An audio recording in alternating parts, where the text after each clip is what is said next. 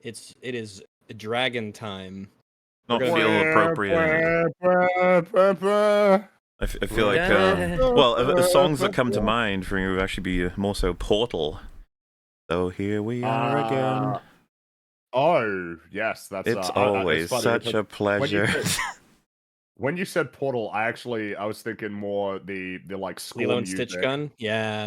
No, yeah. well, there's that. I was Yeah. just, when you say That old Portal classic. soundtrack, I think about the actual score music because it's so good. Oh yeah, well, Portal's got a I love both credit songs, but I don't know if it's just part of my being, but whenever we're doing anything like this, the So Here We Are Again immediately switches over into the song. Like, the notion of that statement, it just becomes the song in my head every time. And I love GLaDOS's, like, you know, just bitterness about the whole thing, which is exactly how I feel. Yeah. Hi, Chad. How you doing? Yeah, everyone. Are you ready for us to be dragging you through this conversation? A fun way to kick off this before even talking about anything would just be pointing out that the live-action remake of How to Train Your Dragon has already earned in the United States $35.6 million in one day. One day. So you guys better prepare for other DreamWorks and...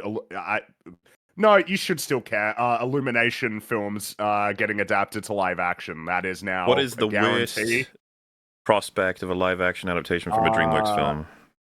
So I guess the funny part is I think Shrek is the one that they would probably be most tempted to do for pretty obvious reasons. Yeah. Shrek makes a lot of money, and Shrek has human characters. Dude, they're probably discussing right now how to do Shrek himself in live action. Should he be fully CG or a big fat guy with some prosthetics? No, he will be fully CG. Don't you worry. He will be fully CG for sure.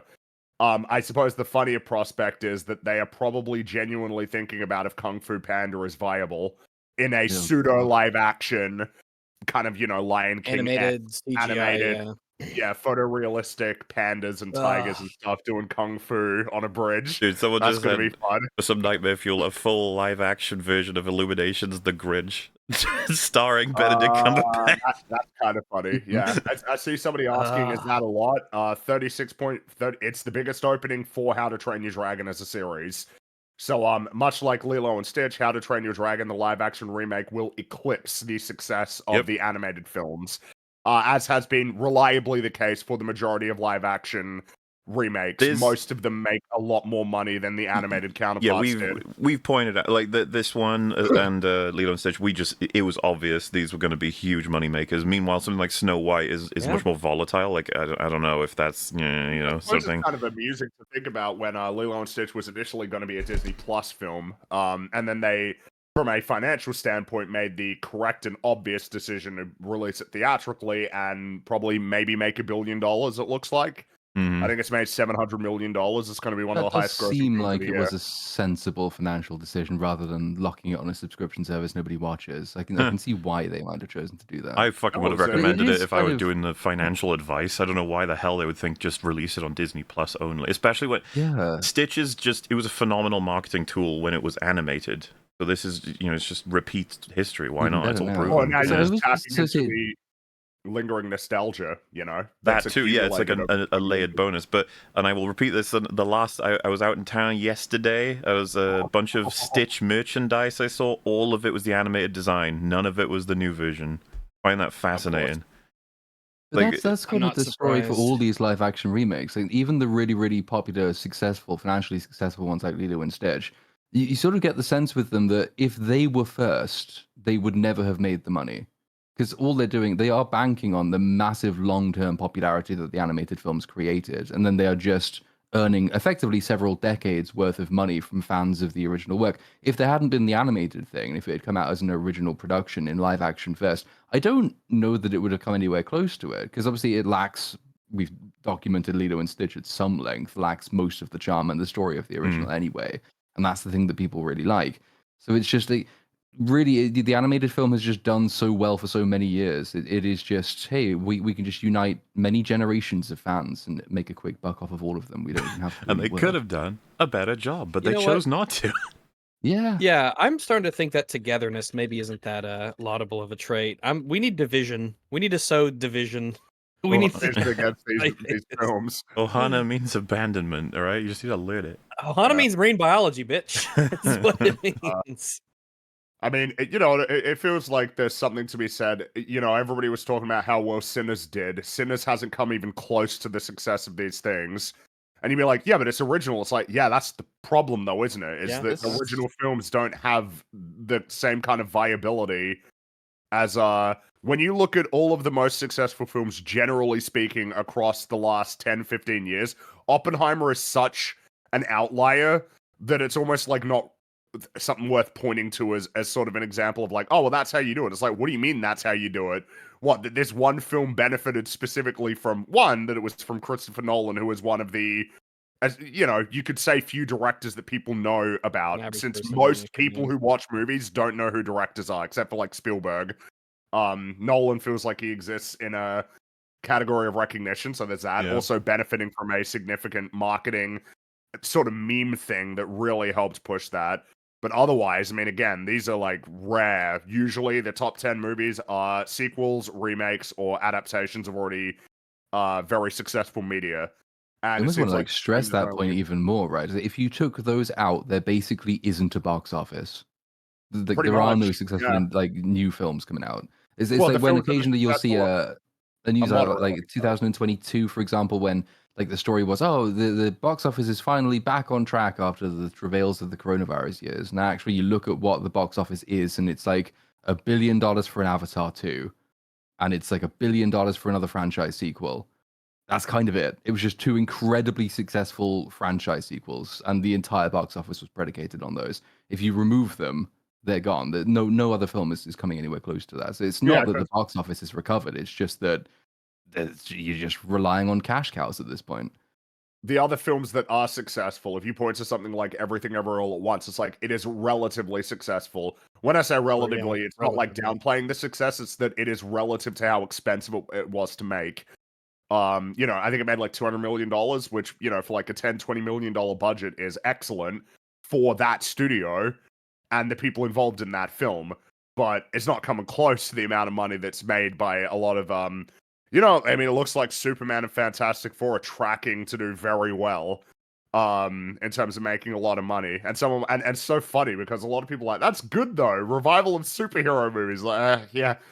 We'll see about that. It's only good if the films are good. That's the only thing I'm interested in. If they're really shit and they make loads of money, I will treat that as a massive loss. Well, I mean, I know this is not what we're talking about, but I mean, is it a hot take to say that a lot of the stuff in the Superman trailer, like, visually don't look that great? I find it weird seeing people say that it looks great when a lot of the shots that they have, like, spinning around look like they're stitched together constantly between, like, CGI and real stuff. It looks very clunky and off and weird. The editing really struck me as being odd. Like, it was kind of jarring and poorly edited, and there were, like, weird audio takes in there, like, with Lex Luthor talking in particular, that seemed unfinished, or they used the wrong file, and it's just kind of rough. It just didn't inspire me with confidence. Also, can people tell me the reason why it is a good thing that the teeth bounce off the camera? Why is that great? I'm not saying there's anything wrong with it necessarily. I'm just saying, tell me why it's good that the camera is recognized in universe as existing. Just tell me why that's good. It reminded me of something extremely distant and specific, and yet when I saw it shit on Twitter, funnily enough, it was actually presented. Someone had posted the clip, and I was like, no way, I wasn't the only one.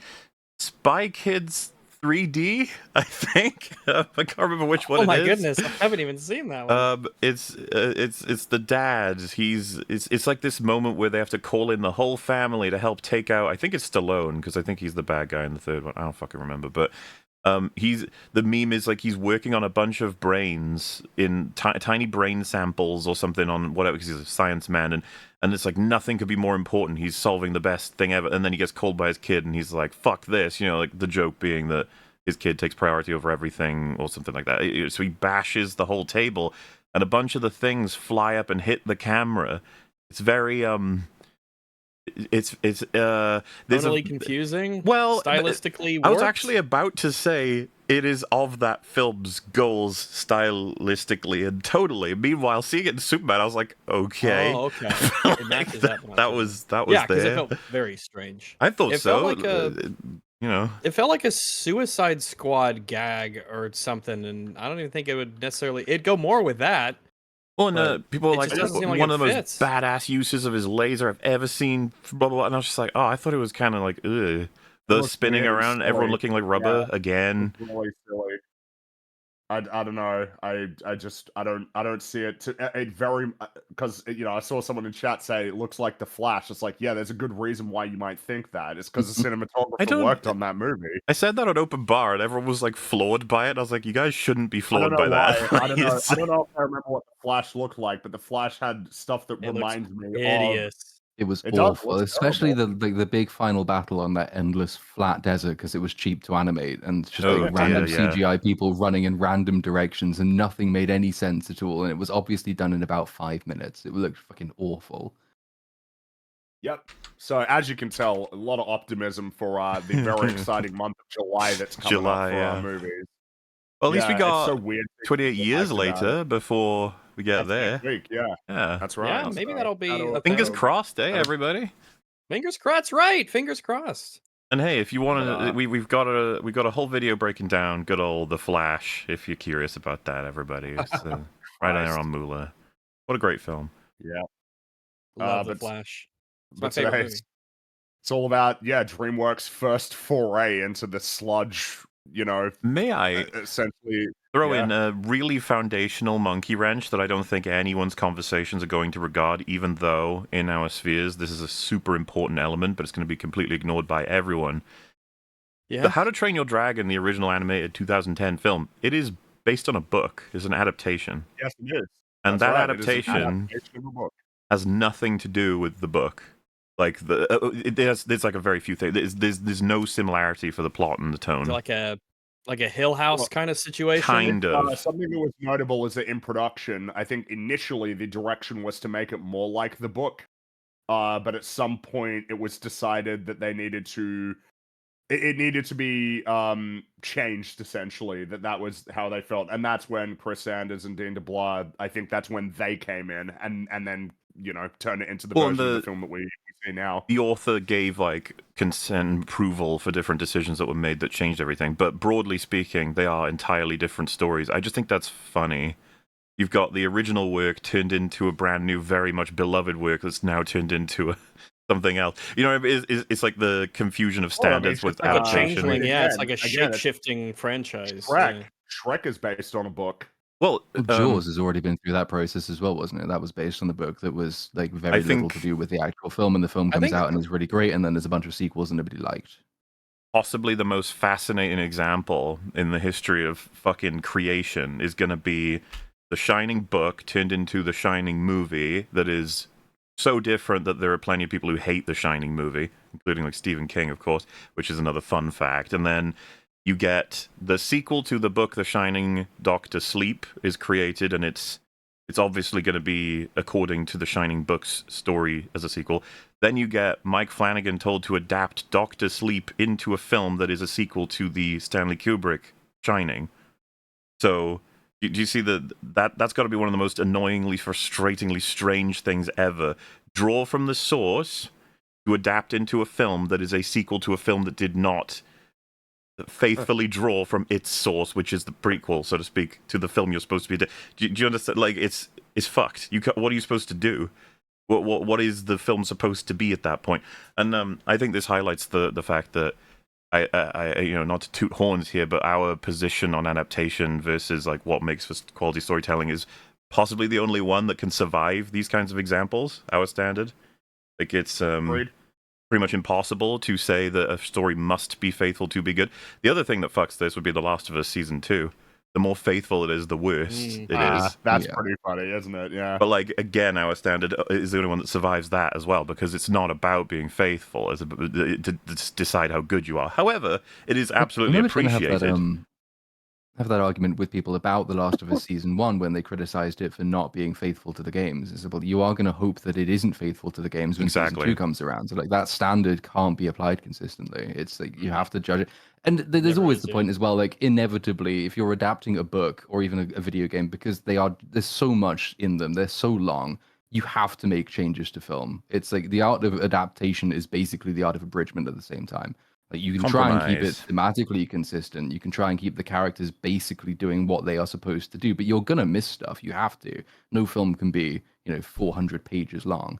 And yes, just to give the concession where it is fucking earned, The Last of Us Season 2 does go off book several times and make it worse, which is remarkable. Pretty funny. Yeah, no, it's and I will say though, I do enjoy that the show has had the same impact that the game had for people who weren't familiar with the game, in the sense that people don't like it.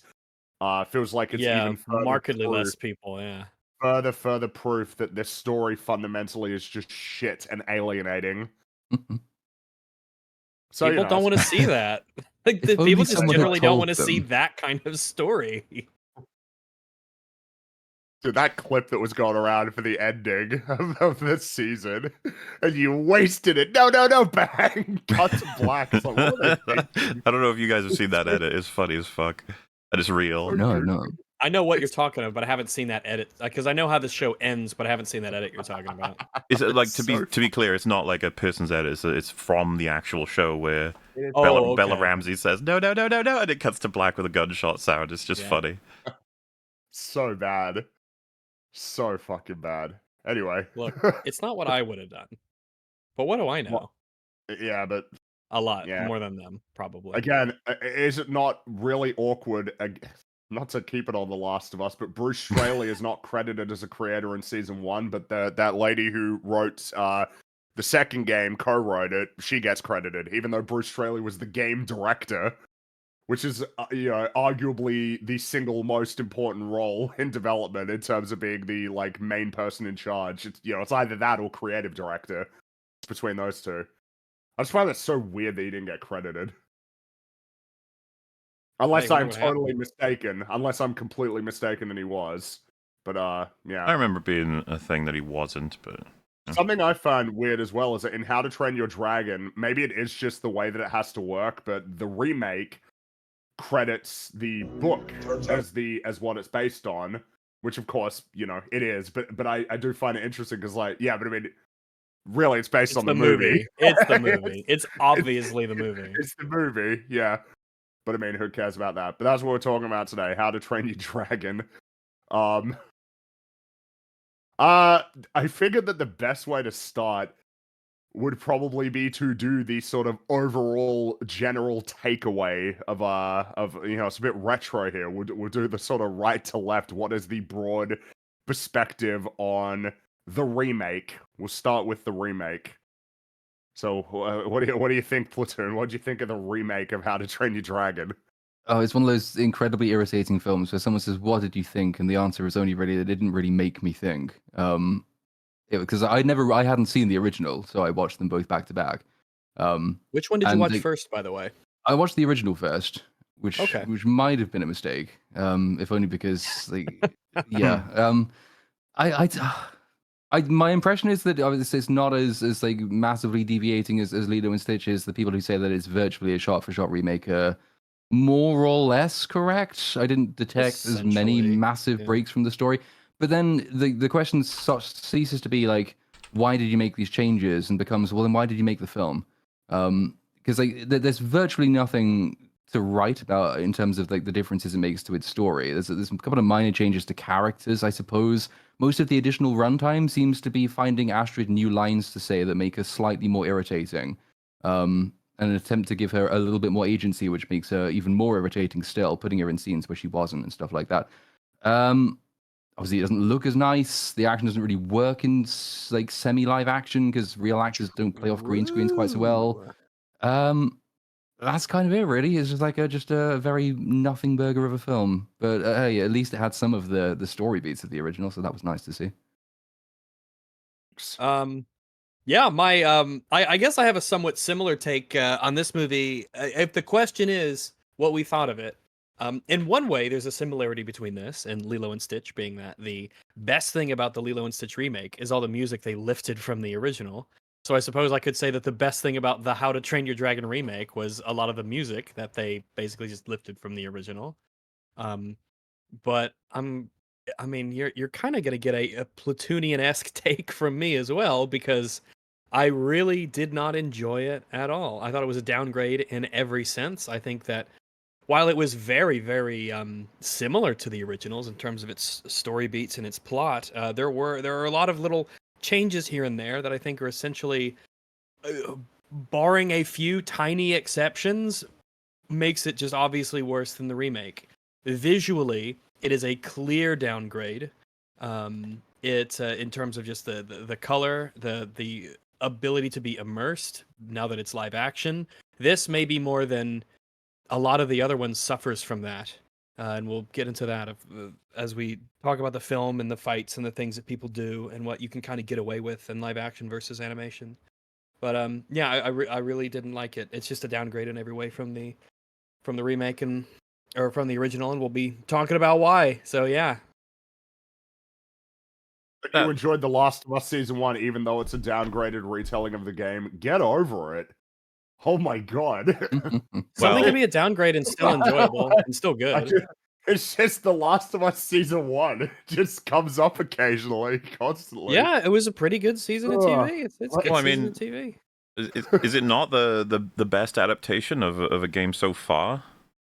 Is there anything that beats it out that's faithful? Got wrecked. Oh, well, yeah, but so this is the thing. There are two categories. Arcane, as far as I'm concerned, doesn't even remotely resemble League of Legends. It's just like not even close. Yeah.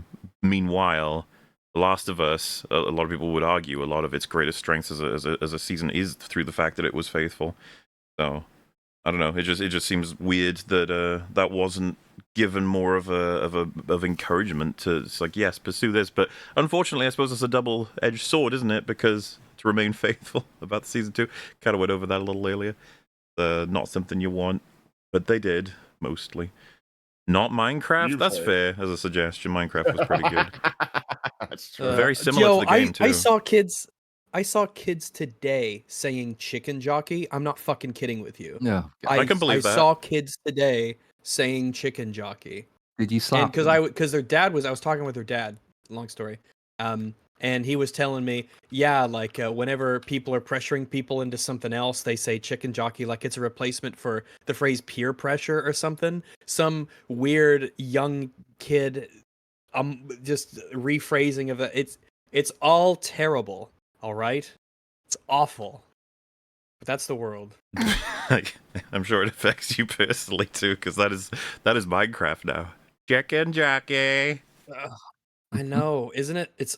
Which is amazing awful. Because Minecraft is has such a huge cultural footprint as the game, but the movie, look at it go. Getting in there. Man, beautiful. It's gonna be. I hate it.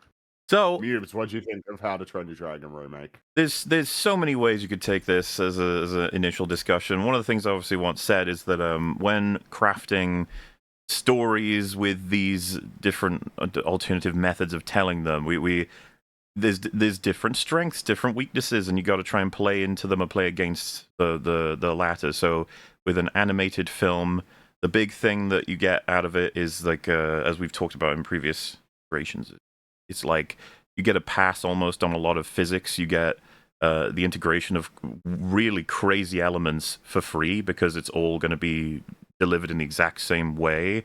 Meanwhile, like other options will give you sort of mixed results. We've talked about how different things integrate. And so when translating, you need to take consideration for exactly why basically every decision gets made, and then what that's going to mean when moving it into different places, as opposed to, well, this was there, now it's here. How do we do it? CG, that's good enough. Let's go. Green screens or whatever have you. It's been mentioned. There are so many different things that pop up that I think are a lot more subtle this time around, but that in a way crystallizes the conversation about live action adaptation and why this is not. I mean, we have bad results generally speaking for a lot of stories that are coming out anyway, but particularly this action, this notion, this conversion has extremely consistently bad results. And if this one is going to be considered the king of them now, for however long that lasts, it's almost good in the sense that we can now talk about the much more specific, fundamental, artistic failures. Because Lilo and Stitch is so awful, so fundamentally fucking abysmal, so possible to be picked as one of the worst ever, that it will distract from a lot of the important, difficult aspects of transferring from animation to live action. So this film, I'm hoping we can touch on a lot of that, because they fail in many significant ways of things that I was actually going to be quite looking out for. So just to give one example, in animation, every last expression that is crafted from any given artist, they have to think about it, they have to put in hours of work. So any word that is spoken, they're going to be like, all right, so they're feeling this way. I can do that with eyebrows here, eyes here, mouth here, nose here, compared to their original model. And then, of course, you hope the voice actors put in the excellent performance. Like that it's all going to be a big collaborative effort, and it needs to be. We've talked about how stop motion is probably going to be the most reliably quality format for storytelling, because it takes so fucking long to do everything. It'll be so much more considered. All things will be thought about for longer. Now, live action is not. It's not like live action can't do that. It's that they have the option to not do it pretty easily, in fact. There's several actors I wish to speak about by comparison to their animated counterparts that clearly were not given, I would say, proper direction, and have created a much less, let's say, endearing and immersive experience. And that would be one aspect of how this is going to already fall apart. And once we've stacked up enough to say why everything is a strict downgrade, and they've not taken advantage of where I was going with this originally, of the format change, that you have a responsibility to try and push all the things that live action can be benefited from, whereas animation maybe can't, and vice versa. You need to minimize all of the things that you're going to be hit for by changing your approach. So, we're probably going to talk about all of them, and that is the way I'm trying to lay out broadly that I did not like this compared to the original, for obvious reasons, despite there is one thing, and I've already told Frankie what I think it is, and I imagine that you'll be able to guess what it is. There's one thing that I think this benefits from, whereas the animated film didn't have as much potency, even though it's a very strong element regardless. There's only one thing that it could be considered an improvement, but it's still kind of a touchy subject in terms of going over exactly what we're dealing with. But almost, I think, everything else, there's an extensive argument to explain why it's a complete downgrade, and that they didn't take care with what they were doing here, as far as I'm concerned. Sticking to the original story, to me, should not be something that we give massive celebration of. I consider that the bare minimum. We're just in a nightmare world where that is not the bare minimum. And so it encourages everybody to give this crazy praise that I think is entirely undeserved, because the standard should be way higher for how good is your story when you're copying an excellent story. And when I say copying, I mean this is the closest to copying we're going to get. You are using the same shots, same dialogue, same blocking, same music, same everything. Everyone has done the work for you with a lot of the meaningful stuff, but it's up to you to make sure you capture all the ways that it could fall apart or gap. And then, of course, what does that mean then? Should people see this? Because we need to say this earlier. Go and see the original. Do not see the remake. There is no fucking point. It is just a worse version of a better story. There's nothing to gain. See the original. Yeah. I guess that's a long way of saying, yeah, there's stuff in it that's good, but it all belongs to the original. So that's kind of how I feel about it, I guess. Since you've already touched on a lot, even though it's going to come up frequently throughout this conversation, the animation thing, I suppose, to kind of summarize it would be, I think that a lot of people's big problem with the existence of the live-action remakes is specifically that they often make changes that they don't like to the story, that, some new writer or director comes along and goes, "Ooh, I can fix this one." And that they reliably don't. And it seems like for a lot of people, that is essentially as far as it goes with their problem with the existence of these movies. And so then when you get something like the How to Train Your Dragon remake, which more so than any live-action remake I've seen, makes a very concerted effort to rarely deviate from essentially all of the beat-for-beat moments in the film, it seems like that earns it praise, because you could say that, a lot of live action remakes could be presented as you give somebody a reference that they need to redraw, and they're like, yeah, I can do that. And then they just make something that looks like shit. Meanwhile, this is more like tracing that reference image, but your hand's kind of shaky. And so Or it's you're using your left hand instead of your right. It's like yeah, exactly. It's like that's a good way of putting it. Actually, you're using your less dominant hand, and so you end up with something that's like, yeah, it looks similar, but it just looks entirely worse. Like I see what you were trying to do. Yeah, exactly. But at the same time, it's like you've got a lot of just generally worse attributes for a lot of the reasons that that Muller has already sort of outlined. But to sort of tie it back to that initial point, it seems like there are plenty of people whose problem with the existence of these films is simply that they change them. I have a bigger problem with their existence in general. Because I think it speaks to a preference that a lot of people in the audience have that bugs me, which is this attitude that if an animated story is adapted to live action, it has been made legitimate. You can even see this kind of attitude reflected in some of the things that have been said. I believe Dean DeBlois, who was one of the co-directors with Chris Sanders on the original How to Train Your Dragon, said something along the lines that he was treating the original film like a test screening, which there are a lot, I think that is essentially an attitude that a lot of people have. How often do you see people advocate for animated remakes of live action films? You might see people advocate for animated spin-offs of live action things, and it feels like they're often treated as such, like that new Predator like anthology animated film. I haven't really seen anybody talking about it. It got released straight to Hulu, I think, instead of getting like a big theatrical release, because it's kind of recognized as being like a secondary piece of content. Even though, again, it's not like it exists in a radically different medium where that sort of thing can be justified. Animation is not a medium.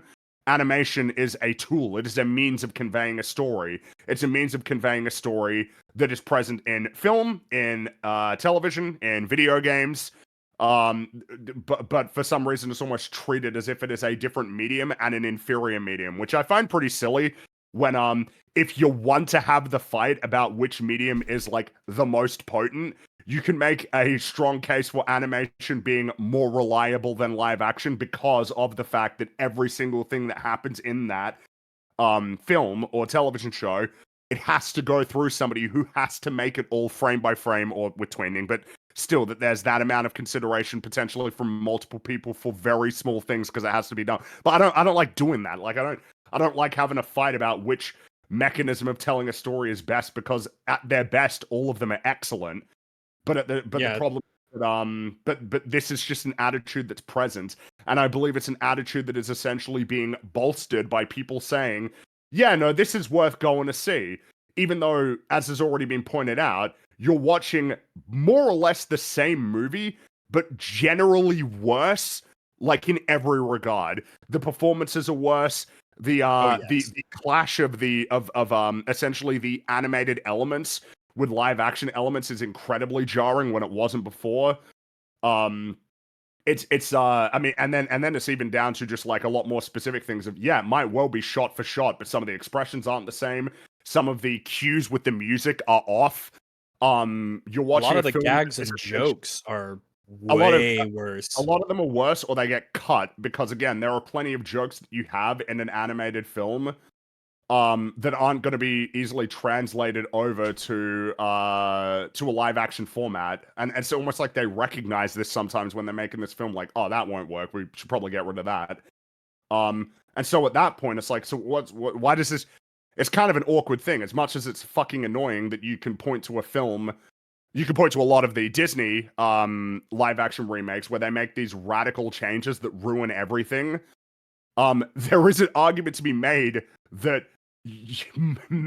maybe you should be trying to make a bit of an effort to make it a little bit different, because if you just make the same movie, why would you watch that rather than the original? It's like the looming sort of cloud, the dark cloud that hangs over this movie is, just watch the original. Why would you watch this instead of the original? The original is better longer than this, and worse. It's longer and worse, exactly. So yeah, I don't like it. even though I would have to concede that because it essentially takes you could say that a lot of the way that the Disney remakes do it is that they will paraphrase the beats in the original film, but the paraphrasing is often inaccurate and bad. In this case, it is much more like they were using it as like a beat for beat. This is how we need to do the story of trying to mirror each of those beats, but longer and generally less efficient. And at that point, why would you watch this instead of just watching the original film? So yeah, I don't like it, even if I have to concede essentially that because they are doing the same story, that what you have at its foundation is solid. But I feel like the easiest way to clear it up is that the original version of How to Train Your Dragon takes a solid story and executes it very well, whereas this one executes it with at best mixed results, and at worst just generally consistently reliably inefficiently. So don't watch it, obviously. Yeah, why? Just watch the original. But makes for an interesting conversation piece, considering this has not quite been done yet, and it's actually embarrassing that I'm saying this. That like a faithful attempt at somewhat faithfully adapting an animated film. It's like that's we've not really had that as of this scale, so it's it brings up new conversations, which I suppose is of interest. It does bring up new conversations, and I suppose it invites a sort of almost like a new approach compared to the way we just had Lilo and Stitch, which was its own Abominable. method of essentially. Well, it's horrible, but I guess absolutely abhorrent. We had our own way of going about talking about the remake and the original. The way that we will go about it this time is a little bit different. And I figure that the easiest way to essentially start it out is to begin by sort of looking at the original film. I figure that that's a worthwhile thing to do because How to Train Your Dragon, the original, is quite good. For many people, it is one of their favorite DreamWorks films. I would say that it is one of the best DreamWorks films. It feels like it's in the conversation with like Shrek 1 and 2, Kung Fu Panda, Puss in Boots 2, Prince of Egypt. It's very entertaining and potent and meaningful. And you can see, I would say, the similarities between How to Train Your Dragon and Lilo and Stitch in certain ways, which makes sense given that the same directors worked on it. But I would also say that you can see the similarities between How to Train Your Dragon and the Wild Robot as well, which was directed solo by Chris Sanders, which I imagine will emerge as a point of sort of inspection as we progress. But I figure that the best way to start is at the start of the film. I would even say it's kind of remarkable how similar How to Train Your Dragon and Lilo and Stitch are when you broaden out their main plot points. It's, yes. I think that all three. I think that Lilo and Stitch, How to Train Your Dragon, and Wild Robot, if you wanted to, you could describe them as being bound by the same core theme. Wild Robot. So maybe I'll I would say that if you could say that Lilo and Stitch, How to Train Your Dragon, and the Wild Robot all deal with the idea that a character that is out of place in a world, or where there is some conflict or friction, or is in some way ostracized or outcast, is able to integrate into a community and learn from the community as the community learns from them, and everybody is made better off for it. I thought you were going to go in the family direction, of which I would still concede that is applicable. You could go with family, but I almost feel like you can broaden it out to community if you wanted to do it reliably, because it's the idea that the connection makes everybody's lives better. Everybody learns from each other, and they integrate, and their uniqueness is thrives and is supported. Because depending on how broad you get, a lot of stories can very easily connect. I was more so thinking about how Hiccup and Toothless, in an absolutely bonding friendship way, complete each other somewhat in this story. Same for Lilo and Stitch. Meanwhile, it's more parenthood for the Wild Robot. It comes across as like I guess mother you could say that say that Roz is completed by Brightbill. And you vice can. Versa. It's just that dynamic of almost brother sister brother parent child is. It's like stepping into roles and accepting them and using them to flourish. Yeah, but there's Um, definitely connection, and there's a reason why this works. It's as a sort of, which is cool as well because of how different all three of them are in terms of like genre and more surface level attributes like aliens So I versus suppose dragons versus robots. it's safe to say that Chris Sanders enjoys critters in his stories as well. Yes. And boy, so That's, do we. More critters, well, yeah, no, please. I do. I think it's safe to say that Chris Sanders is a bit underrated as a storyteller. Yeah. Given what he's accomplished. But I also saw somebody say like, well, would it go against your standard to do comparisons? Like, I No? don't know why you said.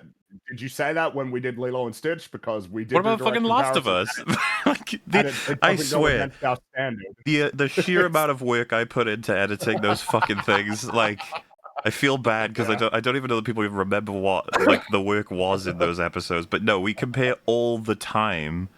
I don't know why this is so difficult to understand. It's like the remake not doing something that's in the original does not make it worse. It is whether or not the choices are obviously worse or better, which is possible. It's always possible. Yeah.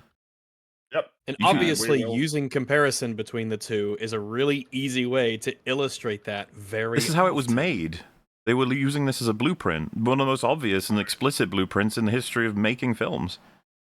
Relevant and potent for conversation. So, Absolutely, yeah, and it gives us an excuse to praise the shit out of the original film. to praise the original, which is something that I am inclined to do. Starting So why don't we do before it even starts, I don't know if anyone noticed this, but it annoyed me. In the The new DreamWorks DreamWorks. logo in the original, Toothless flies across the night sky in the background. They don't have Very that subtle. in the remake. Yep. Why? Yeah. Why not just do that? Here's the thing. Someone decided and said no to that being a thing. Yeah, they did. And I have Maybe- no fucking clue why the answer to that would be no instead of course you ninny. Also, you're Maybe fired because for it's a asking. live action film, you're not allowed to do any fun things with the logo because it seems like fun things with the logo are often reliably in animated films. Yeah, So we. sad. I mean, There it we is. talked about this. Is literally how we started the Lilo and Stitch discussion. Essentially, Yeah, the credits exactly. are Yep. already worse in the remake. Yep. Such a neat touch, and it Um, wasn't there. I was like, okay, fine. All right, Have well, it your way. Yeah, I don't know Though why. I will say, by the way, even though I like him flying there, the OG DreamWorks intro is the best with the fishing thing hitting the water and then panning up to the sky and then revealing Yeah, it. and Well, this yeah. one How come they didn't was use like their Cringe swooping the clouds Avengers away. intro? Maybe the Cringe Avengers one is for DreamWorks Animation, and this one was for DreamWorks, the broader production. Okay. Because they're not the same company, I believe. They're like different subsidiaries. Okay, it's Gotcha. like I think- Pixar and Disney Animation. Well, I think being I different. think I don't know if DreamWorks Animation is owned by Universal. I'm not sure. I think DreamWorks is still independent.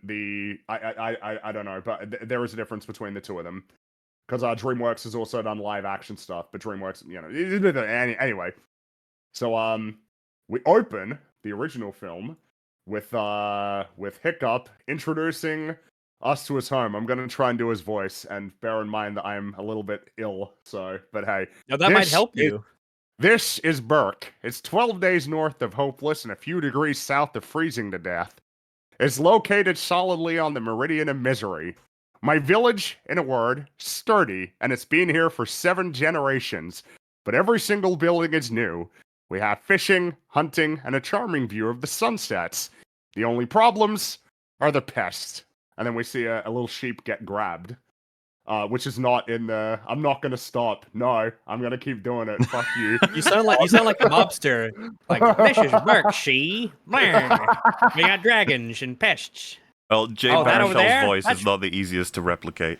No, it's That's not. Bugsy Malone, but we just call him Bugsy. Don't do a voice. No. Hey, look, you wanted the Saw voice. You've opened the floodgates. This is the price. right? This is the price you have to pay. You've unlocked Pandora's box of freaky voices. But already right out of the gate with the sheep and their expressiveness, it's like, oh yeah, you can't do this in live action. No, it would just be a sheep, They're and that's just- probably they're why just they real changed sheep. it to Yeah, something. exactly. That's I thought it was so strange because they changed it to like a trap sheep. Like it's one you grab and it'll activate an A alarm decoy. that turns on everybody like to the notion that dragons are here, which I was just like, I mean, dragons being there is just obvious in and of itself. You don't need like an alarm system that's rigged to a decoy sheep. It seems unnecessary. I guess it's like it's something. I think the reason So why they is hope it goes for that one be... decoy as opposed to the rest of the actual animals that are around. Well, they made him look the most why... delicious. Okay. The actual reason why they did this is because you would be more uncomfortable seeing a photorealistic sheep getting grabbed up by a dragon, whereas with a cartoon one, it's kind of funny. Well, rip, I guess. That's the reason why they You know, yeah. on this notion, the director had said, I don't know if you know about this quote, because it was regarding like the point of all of this, and he said, there's no way to make all fans happy, regardless of the extent of the changes. But, quote, this version, I feel, keeps the best of what was there and adds to it in a good and subtle and significant way. They need to stop saying things like as a this. liar. Yeah. Well, I was just going to say, it's like, no. Like, absolutely not. I will go over why this statement is false, but that's okay. But, they have dragons, all right? That's what they got to worry about. They got dragons, Dang, which we see dragons the in this dragons movie. starting to lay waste to the village with all of the sheep hopping around. And then one of the Vikings jumping up and grabbing onto it, and already it's like, okay, so how are we going to translate to live action like an actual photo, like a human being, like Leaping holding onto into a the dragon, air, bashing them with like a mallet? Well, he jumps onto the grab the sheep that the dragon has taken away. And I'm like, that's funny. That he's like, I'm getting my sheep back. It gives you that kind of attitude. Yeah. As the voiceover says, Vikings are famous for how stubborn they are. As you see the Viking jumping onto the sheep to like try and grab it as the dragon now carries both of them away to wherever. It's like, do that in real life. Oh, yeah. Well, so something Okay. that you get struck by as well is the design of the Vikings broadly. They're like stout and thick. They're very hardy and they move. strong. Yeah. Meanwhile, that's like why Hiccup is so noticeable as sort of being out of place because he's tiny. Moving them to live action means you're going to need, because I know Gerard Butler talked about how difficult it was with what he was wearing alone to build himself up to even remotely come close to what. You know what's funny? My brain, instead of saying Stoic, was almost going to go to Kingpin, and it would be the exact same problem with moving animated, Beyond the Spider-Verse, sort of that Spider-Verse Kingpin into a live action Kingpin. How do you? Which is funny, just again, be a really big guy. Because Michael Clark Duncan is like one of the only people that people agree on is like, man, he actually does have the build.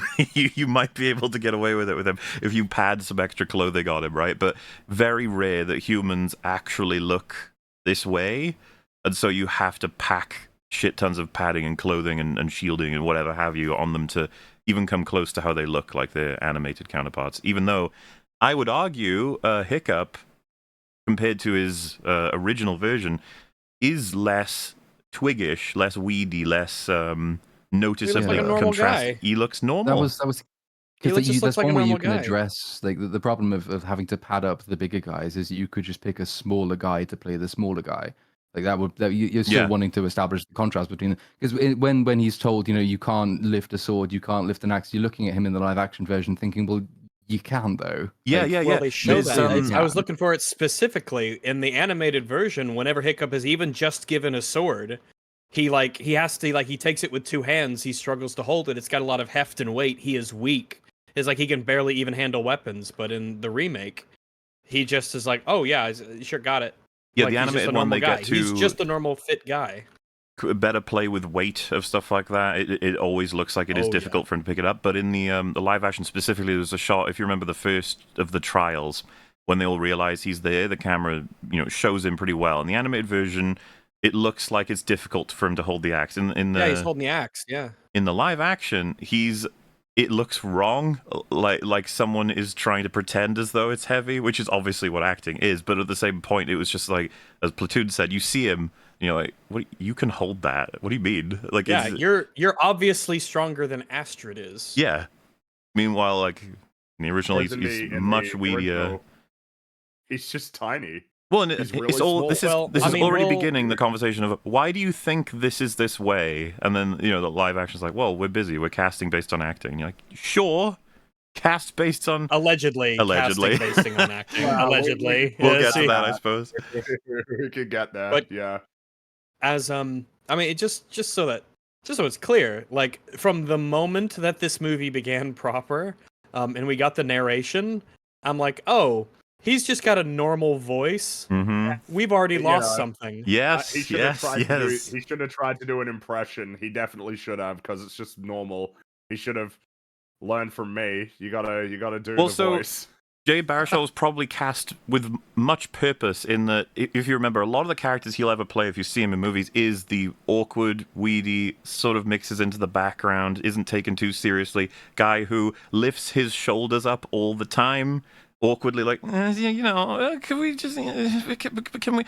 Meanwhile, so the bottom of house, okay? That is translated into the way that he speaks. He's got a very specific voice, which is, it's nice that he got this role to sort of like best benefit the character as written.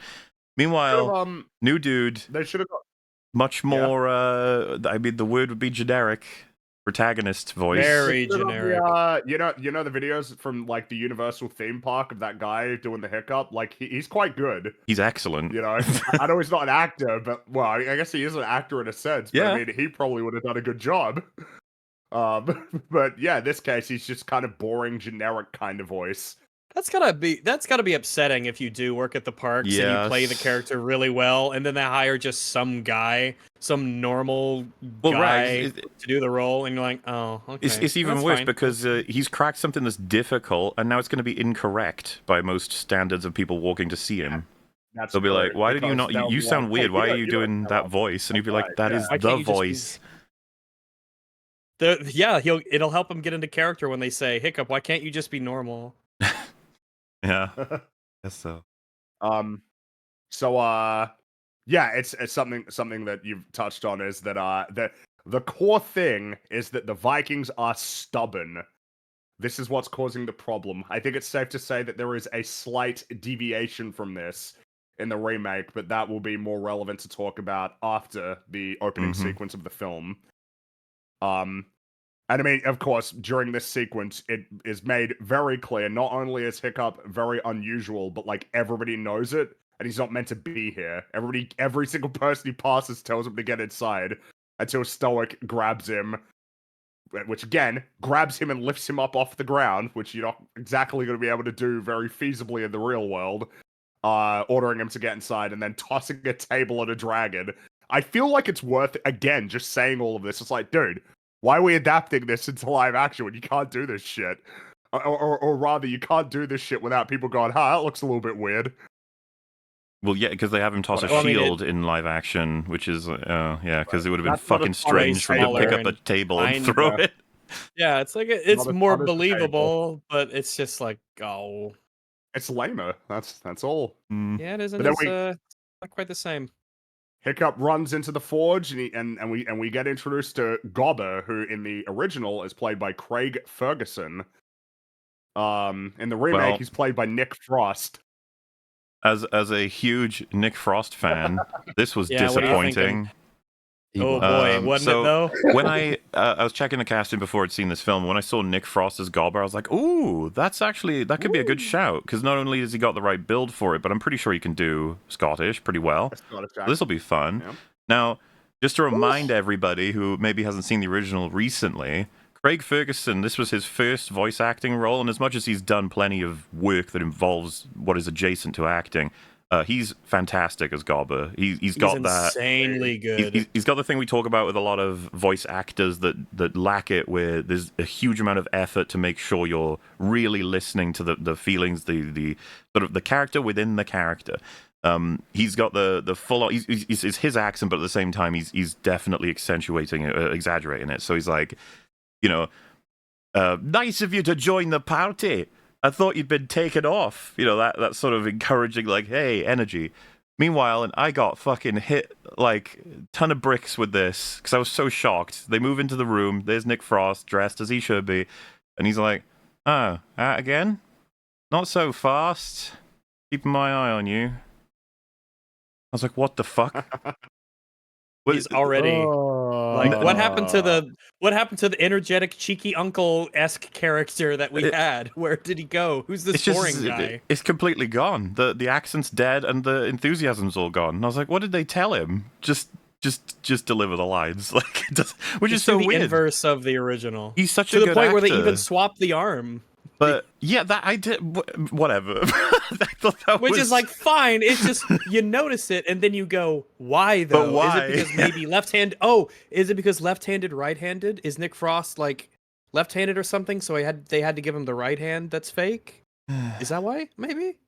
I don't know. Carry on. Least of this film, it's not even like a problem. It's just like okay. I don't know what happened, because there are so many great Gobber lines and Gobber interactions that are just categorically... It was so noticeable for me, because I remembered a lot of them, obviously having recently rewatched the original, that I was just like, oh my god, that's the version now. So, it's a little bit later, but it's like, see, now, this right here is what I'm talking about. You want to get out there and start fighting dragons. You got to stop all this. He's like, you just gestured to all of me. He's like, yeah, that's it. Stop being all of you. It's like it's very engaging, very energetic. The fucking new version's like... And by the way, huge contrast between the two that it helps to highlight, between Gobber and Hiccup as well. Yes, yeah, the completely different characters clashing. But Nick Frost's version is like, now this right here is what I'm talking about. You want to get out there and start fighting dragons, you got to stop all this.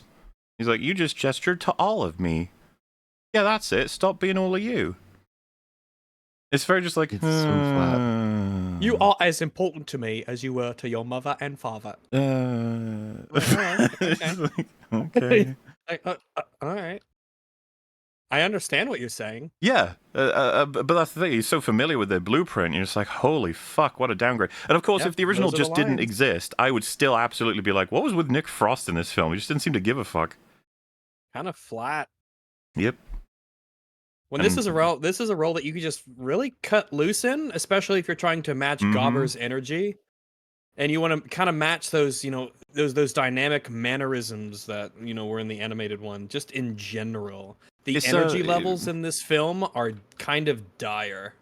And funnily enough, being a bad performance is actually one angle. It changes the character completely. Like, it makes Gobber a more bitter, a more frustrated, almost bored character who doesn't really want anything to do. That's what I picked up too. Yeah, he seemed almost like adversarial with Hiccup, like he actually didn't like him. Yes, in a lot of the deliveries and stuff. Whereas in the original, like I said, he's liked him. Oh yeah, he's the cheeky uncle who legitimately does actually care about Hiccup a lot. And if you're best friends with his dad, you're gonna have that relationship. And you sort of see it. At least you do in the original. You very clearly see it. Just, not to jump too far ahead, but just a really strong example of this that struck out to me was when the...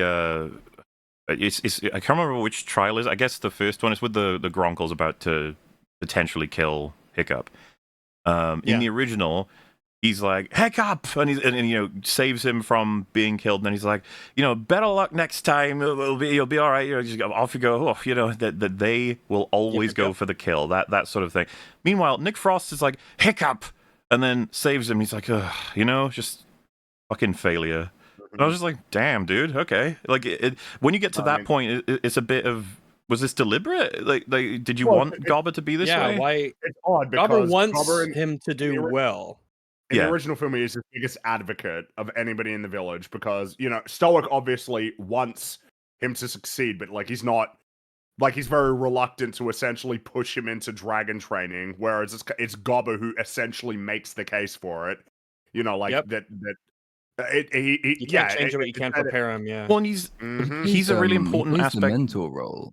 Yeah, it's like the original is textbook hero's journey all the way through. Like every single beat conforms with that. Most of the character archetypes conform with that. Sometimes actually at the expense of character themselves, because they're playing this very well trodden symbolic role that they don't always shine as unique characters as much as they otherwise might have done. But he's the mentor character. It's like saying changing his delivery is having Obi-Wan decide that Luke is a shit and just being a bully to him. It's that kind of thematic change, and he's supposed to be there in distinction with the father, because obviously like your culmination of any hero's journey has got to be your confrontation with the father and either atonement with or overcoming the father. The mentor has to be different. The mentor has to be more kind. The mentor has to guide you through that journey. If he's very much like the father in being hard on the person he's mentoring, you've basically got two versions of the same character, and then neither of them seem distinct, and that sort of detracts from the symbolic role all of these characters are supposed to be playing.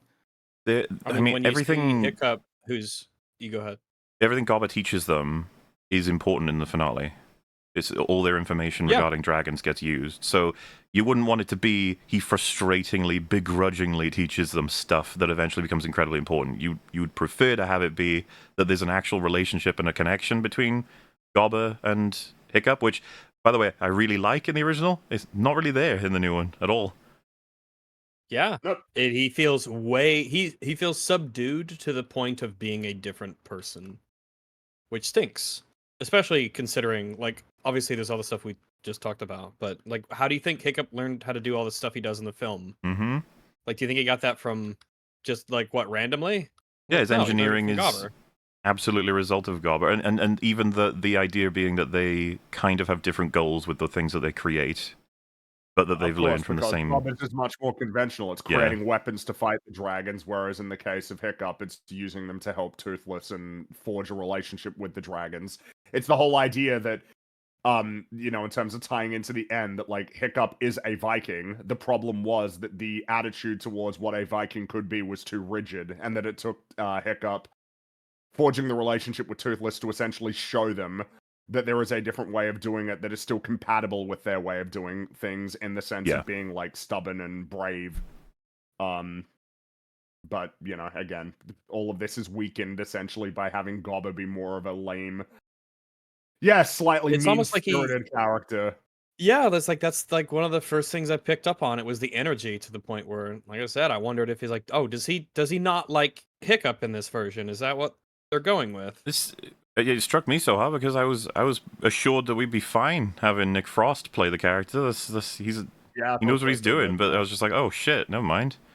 Because if you had asked me who's going to be better at playing that kind of character, Nick Frost or Craig Ferguson, I'd be like, well, probably Nick Frost, because he's been an actor as opposed to a presenter of different. And I know that Craig Ferguson's done other acting jobs. I just mean that I would have thought Nick Frost would be the more reliable choice. Frost, if you were to say Craig Ferguson is a comedian principally, Nick Frost is an actor principally, so you would assume he would be better. But it's not even close. Craig Ferguson slaughtered him in performance. I guess it's because he just didn't give a shit, and Craig Ferguson really did. There's all kinds of things we could argue. Unfortunately, both of the most likely answers are both awful. One being he doesn't care, the other being he was directed to do it this way. Both are terrible. Mm-hmm. And then of course at that point it's like Dean, why? Doesn't one also kind of imply the other anyway? Because if you did care, but you were directed to do this, you would probably say something or try and inject something into it off your own back. And if you're directed badly, and you know you're directed badly because you are a good actor and you know what good direction is, but you still do this, I just kind of suggest you were directed badly and you didn't care. It's because he's playing. Isn't he playing Hagrid in this HBO Harry Potter show? Yes, who is a very jovial character. Yeah, I wonder how that's going to work if his director's like, you're a wizard, Harry. Now fuck off. No, fuck off. Okay. I'm not a fucking wizard. No joy. No joy. Are a wizard. Yeah, well, speaking of which, so... Well, tiny oasis of happiness in this podcast.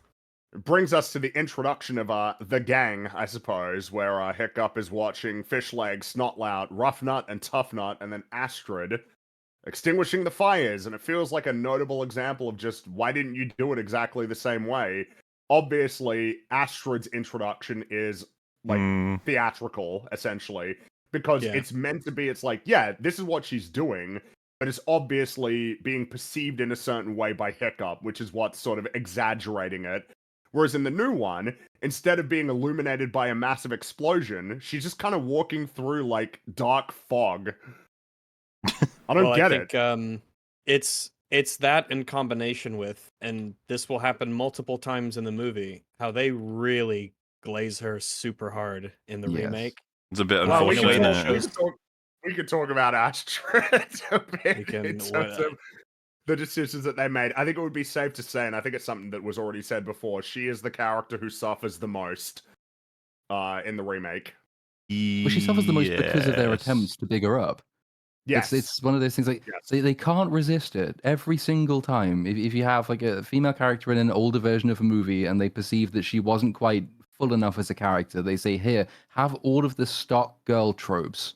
That'll make you a character. It's not how it works. I mean, it's not how the role is played in the original anyway. It's kind of a common thing, again, with Hero's Journey stuff, is that your princess character is a goal more than she is a character, in a sense. Like, you can say stuff about Astrid's character in the original, obviously, but, like, she's clearly there to be a reward for Hiccup, more than anything else. Like, you see her from his point of view. She is the thing that he looks up to and then kind of desires and then kind of wins at the end. That's how these stories typically work. Lots of people don't really like that, I guess, quite tropish deployment of female characters in fantasy fiction, particularly. So they look at Astrid and they say, well, you're not just that. You actually, like, you want to steal his house, and also you give the orders, and also you're going to be chief, and also you're going to do this, and also you're going to do this, and also you're going to do this.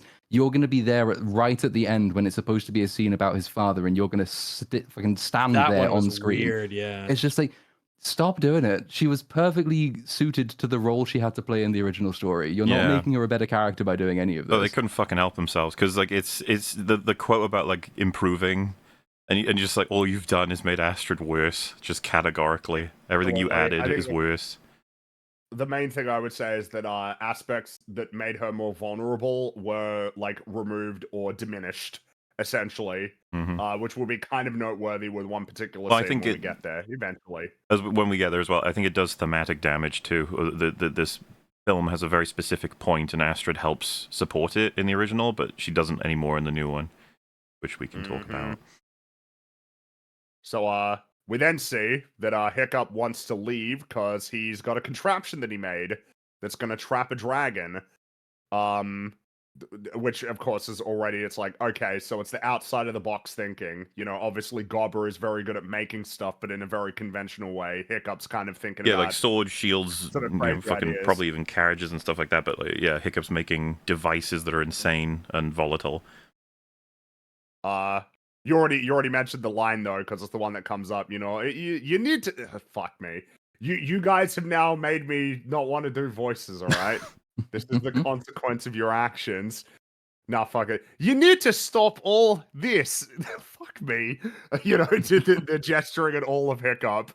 Bit of a running gag. Yeah, and it's good shit, but it's ruined by Nick Frost not giving a shit. Like that's the reality of all this. It is. And then, of course, we get a bit of the walkthrough of all of the dragons, but of course they're all lamer versions of the dragons. The main thing that you will note is that the expressiveness. I think the Gronkle might be the clearest example. The Gronkle in the animated film has really big eyes that are very close together. That obviously gives it a more disarming kind of, you know, compared to the monstrous nightmare, for instance, which is obviously meant to be like a hyper intimidating kind of scary dragon. Interesting. Yeah, note that because the monstrous nightmare, as it stands, I think still has its animated suitability in the way that its face is modeled. In the new one, it is just a scary dragon. That is it. Yeah, well, yeah, because it's sort of something I really want to. I'm going to be talking about Toothless's design, kind of the same as Stitch later on. Yeah. But something that's noteworthy is that the dragons, all of the other dragons, there are meant to be things about them that are off-putting, but there is a softness that needs to be present for all of them, and even the monstrous nightmare has that. You know, there's a degree to which it's like, oh yeah, you know, you're not so bad, even though he's obviously meant to. The point being that the designs are very intentional. But say that specific thing you mentioned, this will come up when we get essentially the reveal of the Night Fury, of Toothless. How when he is originally portrayed, he is definitely, they do not show him in a way that can be really considered cute or amicable. He is definitely still a fierce, essentially, dragon. And then afterwards, they can play into his expressiveness in the eyes and things of that nature. But you can do both with the dragons. You've got that sort of freedom to stretch them a little bit and have them be expressive. The large yellowy eyes that are on the hideous zipplebacks and the Gronkles and things. They have these bulgy kind of eyes a lot of the times. That's just super easy to show you exactly what the dragon's thinking and feeling. And it's lost. It's gone. Now, well, part of the reason why is because they recognized that there was a degree to which it's kind of like the worst of both worlds, because they've changed them somewhat in order to try and better integrate them into a photorealistic setting, but they still recognize that it is in their best interest to try and make them look like the originals. So you kind of have this just sort of weird like middle ground that's just not very pleasant. And it's kind of displayed here in the remake compared to in the original, where it's nice and fun.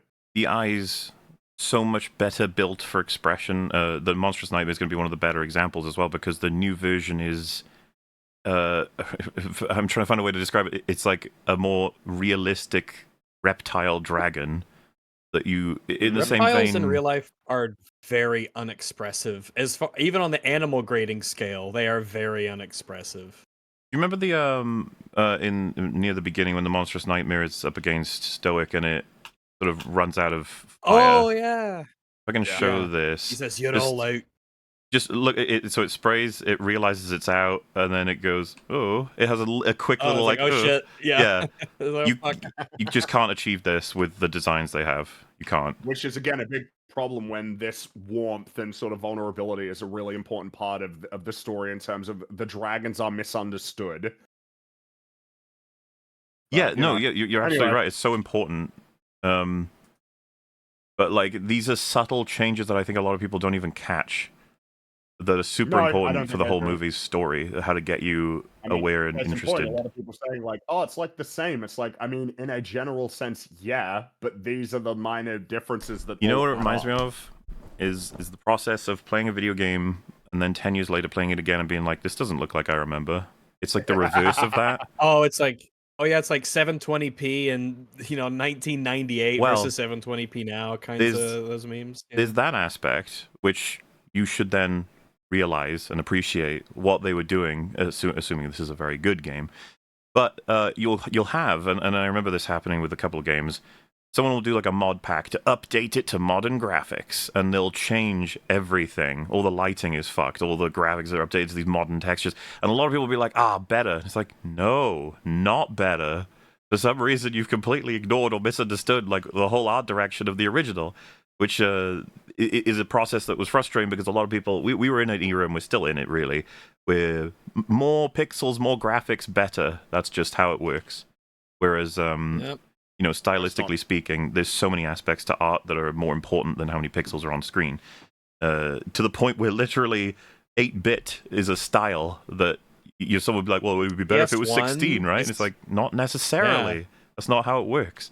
And in the same vein, I feel that this infection has hit so many different aspects of art, and this would just be another example. It's like, you can't have the Monstrous Nightmare looking like the Monstrous Nightmare. It's got to look like an actual live action, how you would imagine a dragon to look in real life. Well, they thought Monstrous Nightmare was literally just the direction of what it should look like in all scenarios. I'm like, oh, okay, yeah, we'll draw something called a Monstrous Nightmare. Sure, right. There you go. Is the name that they came up with. Well, and then the Vikings. Well, the fact they call it the hideous Zippleback and things like that is like, what? Of course, that's what a Viking would call these creatures, given what they know about them. But just to be completely fair, I get why people who haven't seen the original in, let's say, 8 years or something, 5 or 3, just any amount, like when you're watching the remake, you might be like, oh yeah, that's just like everything was. It's like, it's not though. I know you can be thinking that it is, but it's not. So, as I was saying, Hiccup is describing all of the dragons, and that we're going to see, and he's sort of explaining the validation that he would receive if he could take any one of them down.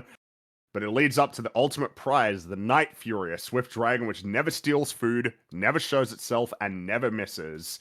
No Vikings ever killed a Night Fury, and Hiccup is determined to be the first.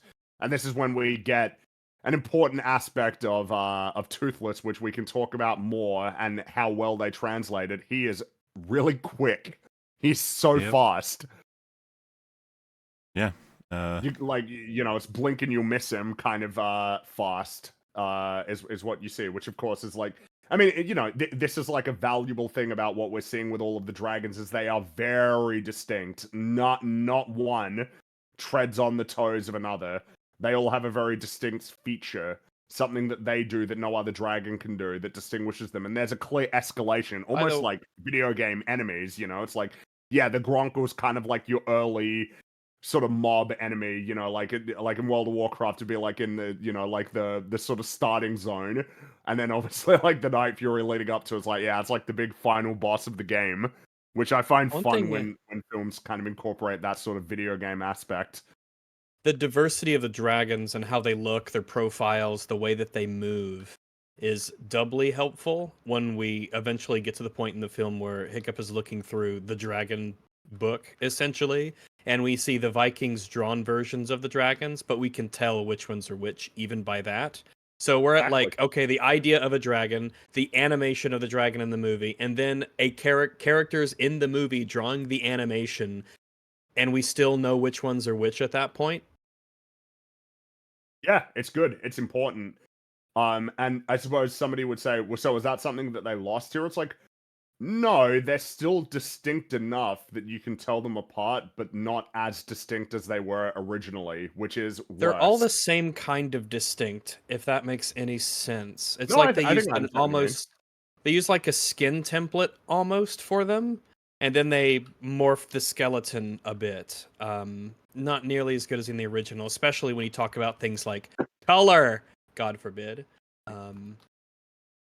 Yeah, and it's worth saying that overall, it's way harder to tell what's going on in this, like so many other bad live-action remakes where, for some reason, I don't even know why it's the case. It's not like live-action films all have terrible lighting, like, but for some reason, all the live-action remakes do. It's like very easy to read what's happening in this in the battle in the original film. It's clear to see what the Vikings are doing, what the dragons are doing, what the destruction looks like. But in the new one, it's all just way harder to tell. The light sources aren't as bright, and the darkness is like that kind of annoying, sort of almost like I don't know how to describe it other than it's just like murky. You know, it's like you smeared mud on the camera.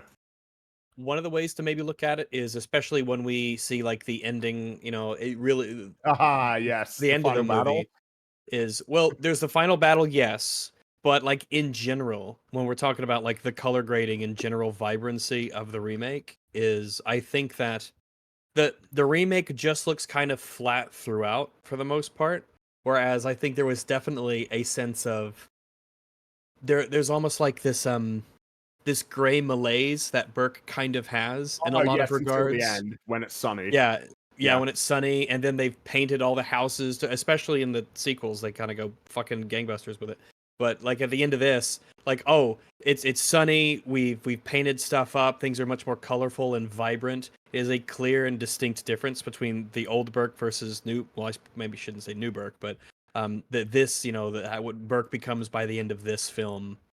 But I feel like in the remake, it's just sort of, no, that's just how it is. It's just, that's just sort of the color grading we're going with. It's always like this kind of. Agreed. It doesn't have a purpose. That's the thing. It's just, that's how it is. Yep. Boring. True. So, Gobber decides he's going to join the fight, which gives Hiccup an opportunity to sneak away, set up his cannon. And he takes aim at the Night Fury. And of course, the neat little thing is that you identify the Night Fury because he conceals the stars in the sky. That's the only way to see him. How fast and dark he is. That's right. Very mysterious, which of course, this is all important because we're putting a lot of distance between the Night Fury and Toothless in the sense that, you know, when you're looking at him from afar, it's like, yeah, he's just kind of scary, and you can't make out any of the details or the. It's funny to say the humanity of the dragon, but certainly the sort of the softer side. It's all deliberately concealed until we get to the reveal, which of course I have to imagine is deliberate. In the Smith there, where he's leaving, and he says, "Stay put here." Like keeps going back because he's but then the new version is stay put here. I'm serious. It's such a like, bro. That's one of those lines that really stood out as being different. I'm like, damn, man, is it gonna be like this for another 2 hours or whatever? It probably will be. God damn it. So Hiccup fires the trap, and it catches the Night Fury, and he watches as he tumbles over into the forest. But as he's celebrating good old monstrous nightmare, climbs up, starts chasing him, and Stoic is fucking annoyed at this. Because, I mean, obviously, through this point, we're doing a lot of important stuff to, you can say it's straightforward, but it's like, yeah, Stoic is hyper-competent, basically.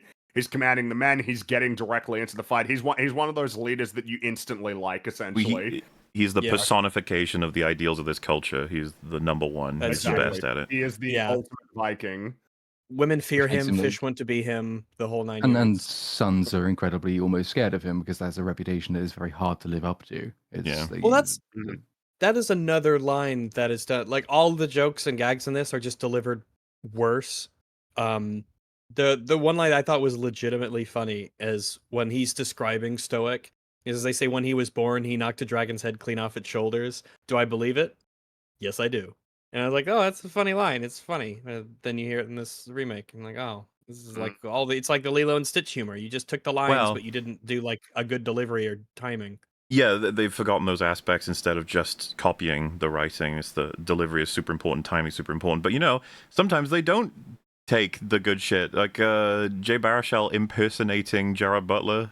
That little joke where he's like, "Oh, lassie, like I didn't order a weedy kid." That whole joke. It's just not in the new version. I was curious. I wonder if it was cut because the guy couldn't do the accent or something. The accent, maybe. Yeah. But yeah, it's amusing, and it's banked on in the second film, so I guess that joke's going to be dead now, as like a possibility, because they are making a sequel, obviously. Him and Astrid, the sequel is already confirmed, 2027. Right. Another few things that I've that you pick up from the original is like when Hiccup goes and he grabs his machine, and he's going out to get it, and he sets it up. When he shoots the Night Fury, he closes his eyes. He on purpose. He doesn't have to. He closes his eyes like he's like nervous to do it.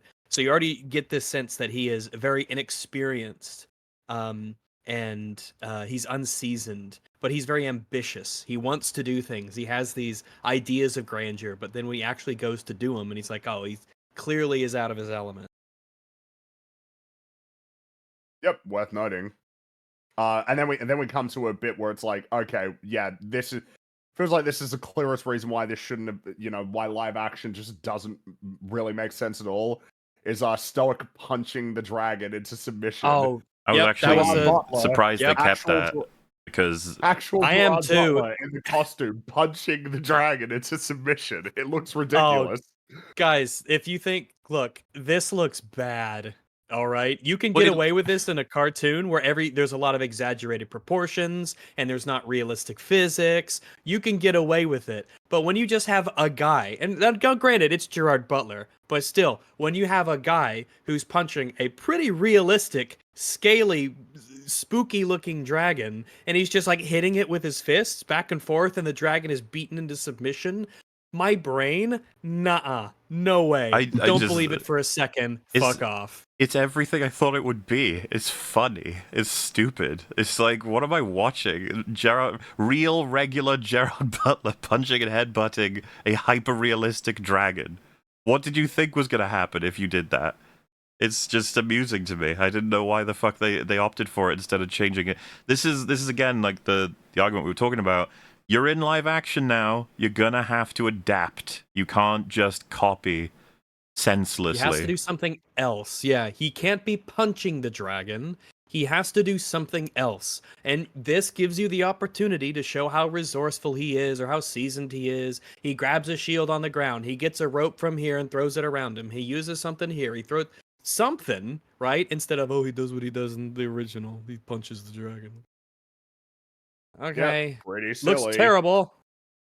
Pretty silly. Sure was funny though.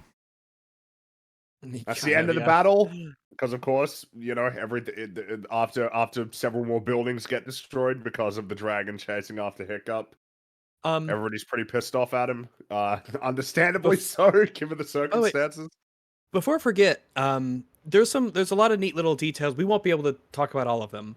But one of the things that was really neat, you might not know that it's important at the time, but they incorporate it later, was when I gotta keep a list of the dragon. When the hideous Zippleback, the one with two heads, right? As we learn later, it's got one to spew gas and the other head to ignite it. You see that in the intro of the fight. There's a zippleback that gets on a house. One of the heads sprays gas all over it, and the other lights it up. And it's very clear you can see it, but you might not know that that's important. And they'll incorporate that later into the the dragon training. But it's good to see that they're being consistent with the dragons and setting stuff up like that. Super important later. right at the end of the film as well. The gas, then the ignition. That's how it works with every dragon. Gas, then ignition, which is super relevant for the final boss battle. Yeah. So the Vikings watch as the dragons flee with a whole bunch of captured sheep. And Stoic. I like how one even drops. They drop a sheep. They clearly just drop it and keep going. Well, again, it's just when they're do that in live action, you can get away with it, but in live action, it's just uncomfortable. So, well, I imagine a cartoon sheep cannot be harmed from falling. It will just bounce around. Yeah, that's what you just do. It'd be like and then bounce off the ground, yeah. exactly, because they're big and bouncy. Basically, the main important sort of thing to take away from the scene is Stoic is he's got big problems that he needs to deal with that are serious, and in his view, Hiccup is just kind of almost like messing around, basically. It's kind of like the takeaway. What happened here is he's supposed to be hiding, essentially. He wasn't, and it's cost them because he had to save him and released some dragons, and they allowed to leave with some livestock. It released a bunch of sheep, yeah. Yeah, so and then Hiccup keeps trying to sort of insist it's like he just has to kill dragons. It's who I am. And Stoic points out that he's many things, but a dragon killer, it's not one of them. And then Gobber is gonna ferry Hiccup away, and all the other kids make fun of him because they're mean. Do we have any complaints about how none of the kids have the same accent as all the adults? I mean, it's not one. I mean, but I don't know what's. I think the reason why is I suppose it's a fair point to bring up. I get it. I get it 100%, but it's like that's kind of weird. All right, moving on. In the original, Hiccup is like almost everyone is Scottish except him, right? From what I recall. Well, no, all the kids are American. All the kids are American. In the original, all the adults are Scottish. But again, it's an exchange program. This has kind of invented a new problem where it's like, well, they're not all Scottish. One of them is just like English. Gobber is now just an Englishman. Yeah. Well, there's there's a variety of Vikings in the remake. Oh yeah, we'll get to that. We'll get to that one. That brings us to Hiccup is at the house and he's complaining to Gobber. So before that, the original has them doing what I would say are regular insults, but what has already been established now is this new angle to make fun of Hiccup for, which makes no fucking sense in the live action version. So as he's walking away, they're like, anyone who did like what you've done would have been booted off the island by now. I guess being the chief's son has its privileges. Which is such a strange fucking comment, because if you remember, the intro to him seeing them is that they're essentially the fire brigade. They're Burke's cool kids. They get to go out there. They get to do everything. He is trapped inside, like, just deliberately told to stay the fuck away. And that, what's interesting is that would be on its own enough to make the point I'm making. But they add some lines to that intro where he's like, wow, Astrid, amazing without even trying, and they would be nothing without her. It's like it's additional to the original, and it's like, why are they there? And you're like, well, and there's a bunch of stuff like, because she has a line, something like, I did it and I came from nothing, unlike you, who is like the chieftain's son and stuff like that. I don't think it's not impossible to write this angle in, because even if like he has a really hard life under his father, who is the chief, who is very almost oppressively commanding of him, that's not necessarily something that everybody in the village is going to see. It's the kind of thing you would probably get bullied for, but you actually do have to write that into the rest of the story in a way that A, goes somewhere, B, makes sense in the direction it's going, and C, pays off something. And it doesn't make sense. It doesn't go anywhere, and it's never paid off. It's just like we've thrown that in for some reason, and we don't do anything with it. It only seems to be a result of trying to serve it's foolishly Astrid, like just crank her up and up and up and up when it doesn't require it at all. I know it's not Hiccup gets actually the a lame criticism. job, and everyone Yeah, that's kind right, of yeah. hates And him, everybody and hates his him and father makes is fun of him. super disappointed in him. Yeah, he's no one not- looks at that and goes, "How incredibly privileged." Yeah, well, nobody's entertaining the idea that he's actually going to become the next chief. There's no fucking way. No, of course Not not. at this Yeah, point, of course obviously. not. It's just a weird angle. No, and to be like, look at you, privileged boy, because if you weren't privileged, you would have been kicked off the island. It's like, well, no, that's just not how it works. You'll either find a use for you, the world will find a use for you, or you fucking die in this world. You don't get like, when is it ever established that they kick off the useless people? Like that doesn't. Yeah, and you don't want to establish that because No. Stoic's like a lad, Yeah. and you don't want to establish Stoic the other is- chief Well, what's actually reasonable exile is you people. will be found a use, and right now his use is you can make tools to help everyone Well, else. Stoics or Yeah. Hiccup specifically mentions like, oh, maybe we need more bread making Vikings and other kinds That's of right, Vikings. yeah. It's like like the you have like they're a very industrious people, and they're also like artistic, right? There's a lot of decorations built into a lot of stuff. Like they'll find a use for you. Well, yeah, and That's you, that seems far more Viking like than, oh, you can't kill a dragon, so you're actually useless and off you go. They're like, calm well, down. and he's obviously not that kind of useless. Like even in a society like that, let's say he had no arms and he legs, is maybe they'd legit. consider doing something. But like he's But absolutely Gobber has of no arms use. and legs, and he's of use. So that's almost speaks to the point. They will find something for you to do. Yeah, and so They're stumped. using that, all of those references to then say he's so privileged, it's like he's really not, and everyone knows No. it. He's the pariah to an extent. You wouldn't change Remember, places with him. When he first walks out of the smith or wherever he is right at the beginning of his house, right? Like everyone is basically like, "Get back inside, loser! Like stop being outside." Exactly. Oh yeah, everyone as he's running Ryan. And "Get back notably, inside, oh, it's you." he's pretty much the only person on the island who's treated that way. So to say that he's Mhm. privileged is just weird. It is really weird. And of And course, again, it not makes that you wonder because He doesn't like, have the this attitude is to match either. it's new dialogue, and you're like, wait, what is this serving? And It's like as Platoon Yeah. pointed out, it's like not only will it not serve anything, it will damage. And then this you will- just sort of this- left. It's like, Dean, why did you add these lines? Did you think that this made the film better? And I guess his answer is yes, which is like, There's all right. There's going to be a number of this instance sort of popping up where you have a line that sometimes has like an exact carbon copy, but they'll change one word or a little Correct part it. of it, and it'll be like, it sometimes it does, and then other times it's like, this is just worse, or other times it's kind of neutral, and you just wonder, but why? Well, so on It's not that- necessarily a problem in every case, but it's like, why did you feel the need to change it? On that note, it's a different experience to the Lilo and Stitch, where almost everything is so abruptly, horribly changed that there's no real need to inspect like why an individual word makes it into a thing.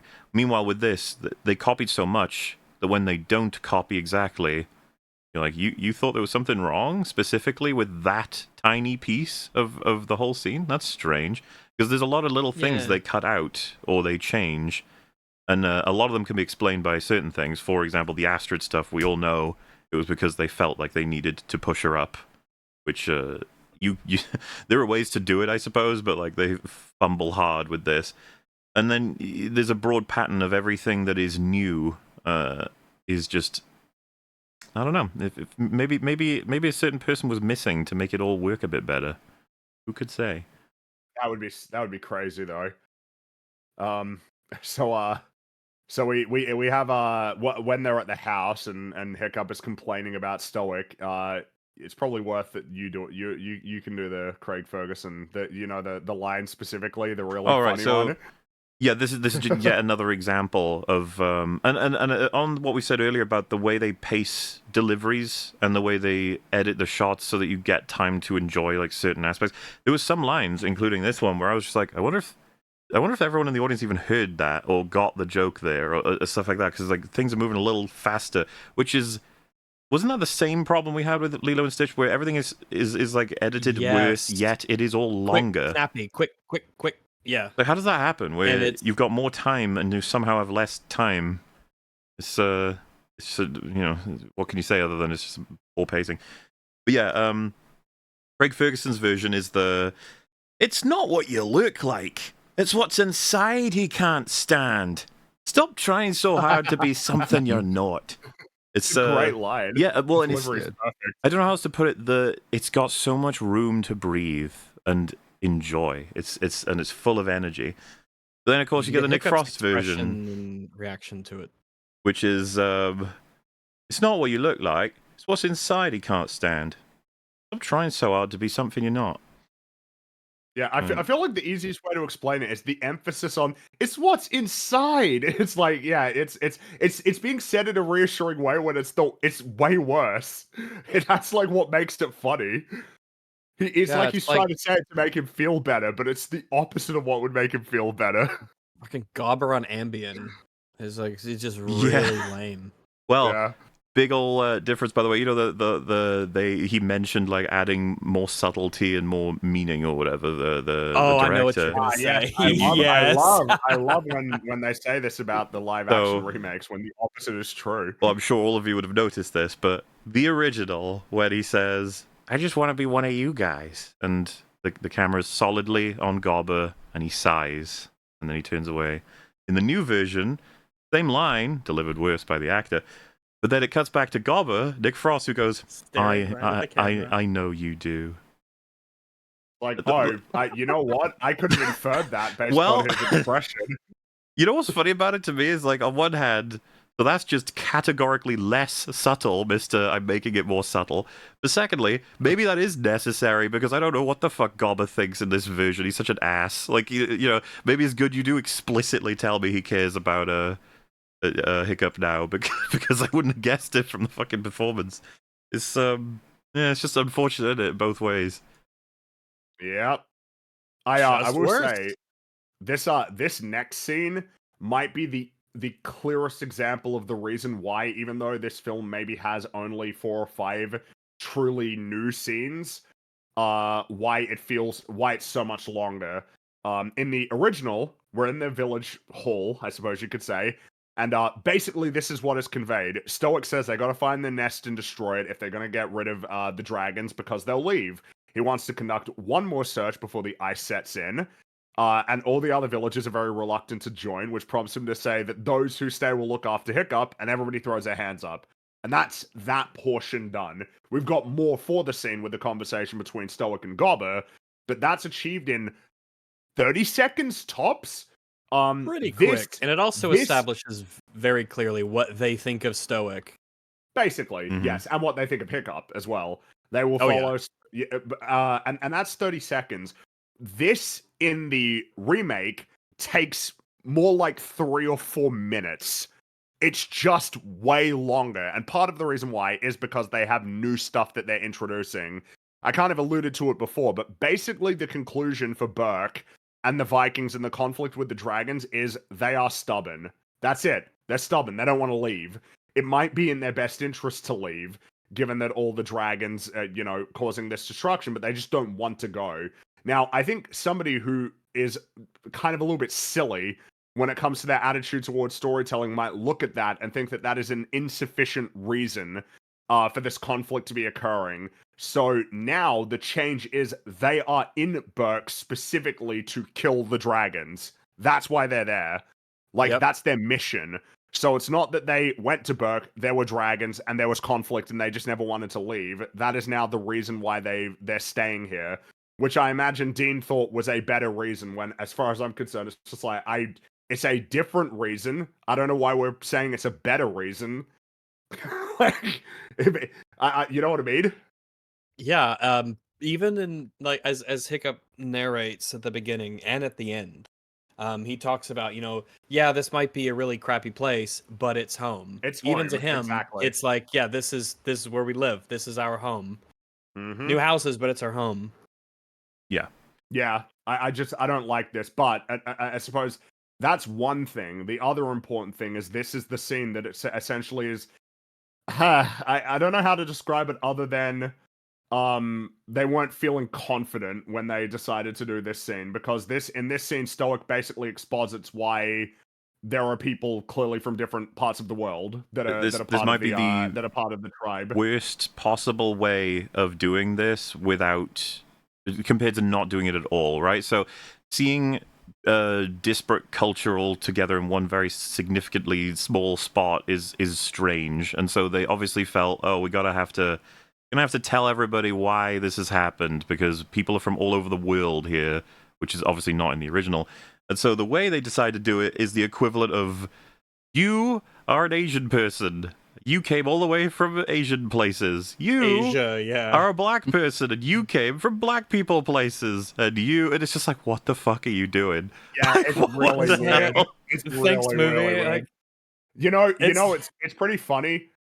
I think you can make the case that the way that Snow White did it, where they just never acknowledged it, is the better way of doing it. Just don't bring it up. Well, You know what the I mean? obvious Like, best try way to was just to be incorporate it like, into why? the story. It's Yeah, like why do it at all? Well, so the assumption Why people give have yourself is the that problem they to solve? very likely were forced with some kind of like you should have more diversity or whatever have you. But at this point, it's gotten so awkward and like insecure to the point where you needed Gerard Butler to announce where they're all from and how they got here. It's just like, ugh.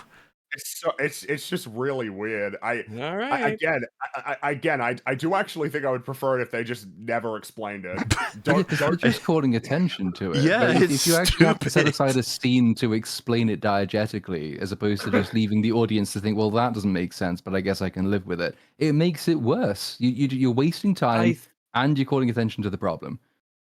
It's weird because it's the half-heartedness of it. Like it feels like it's almost like it has to.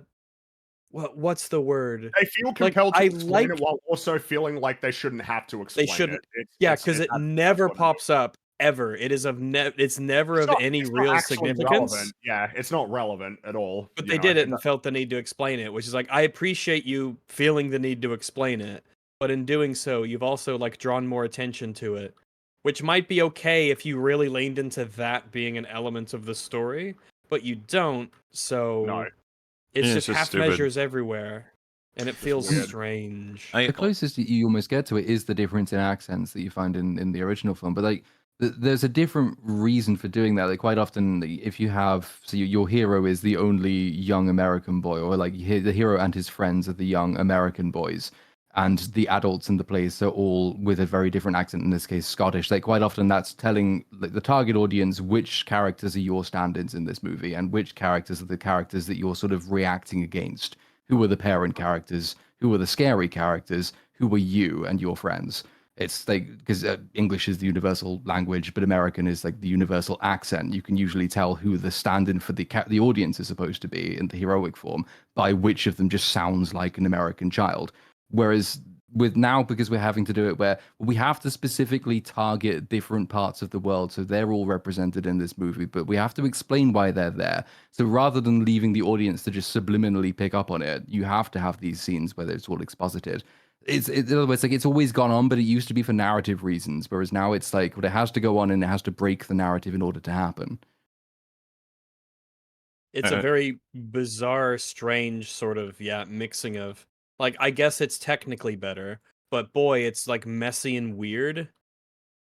And I was like, but you put yourself in this position, so I feel no sympathy.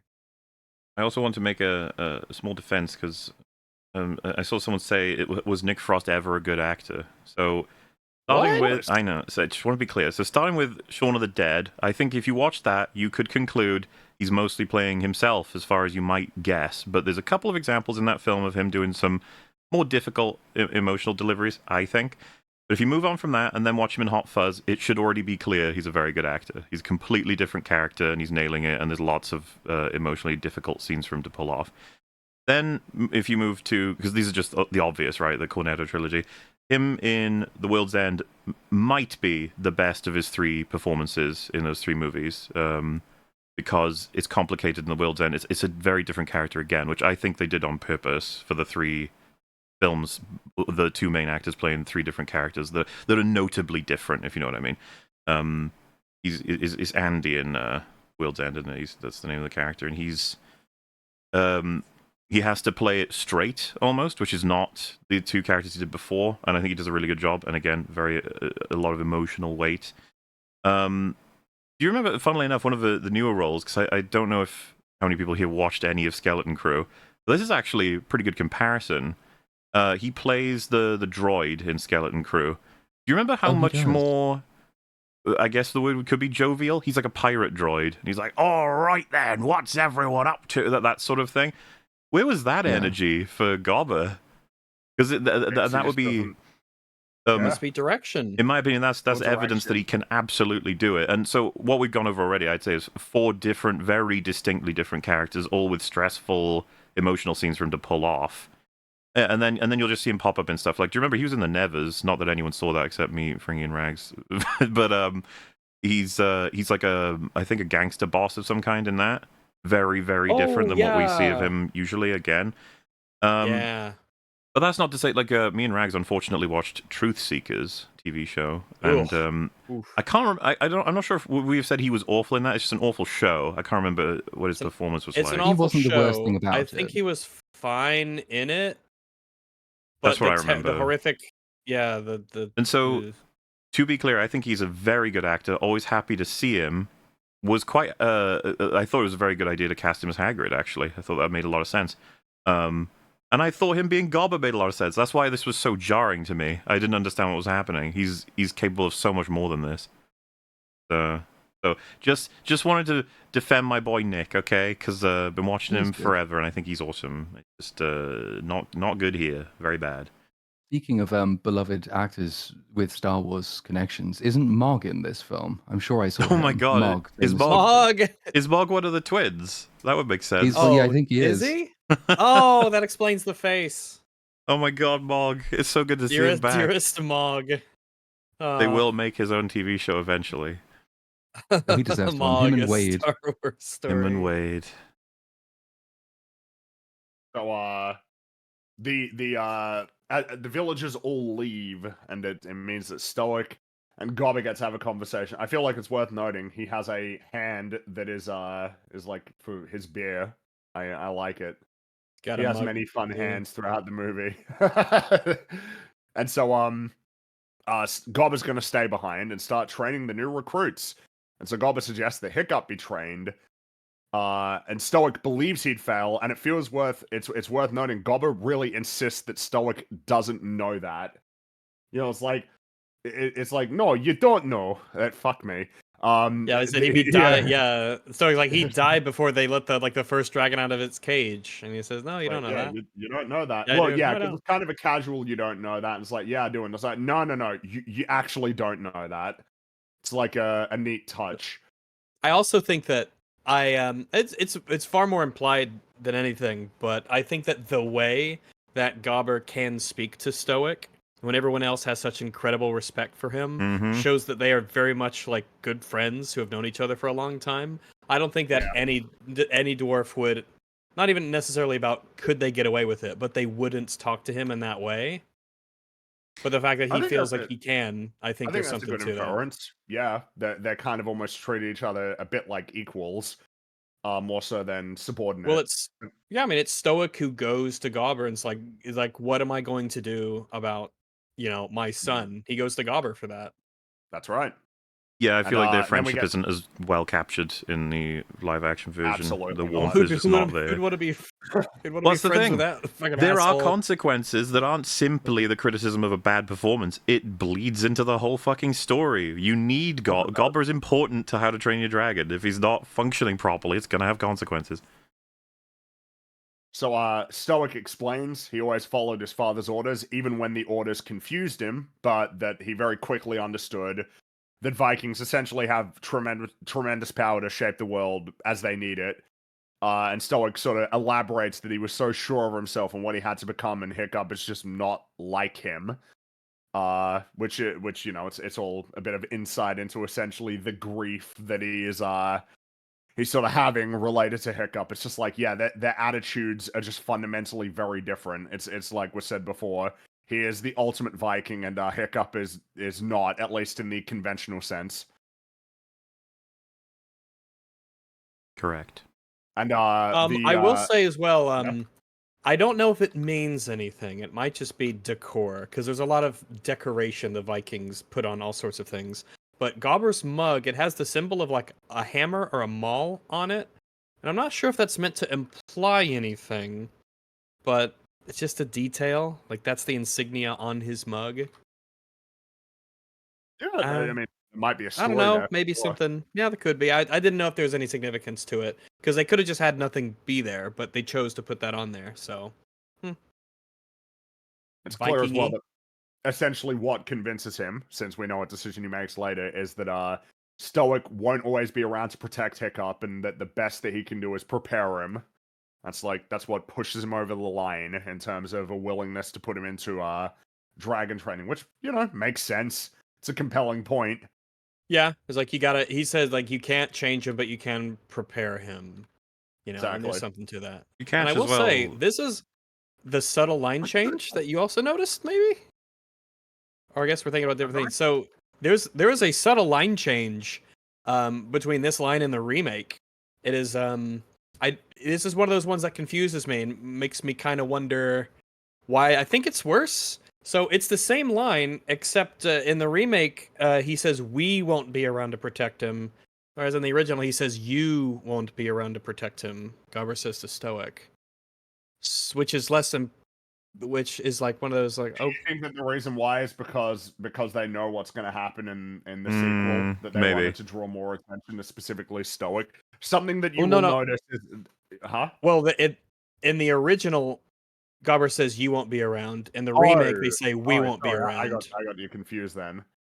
It's just a one-word change, but I don't. I wonder if that means that there'll be some deviations then.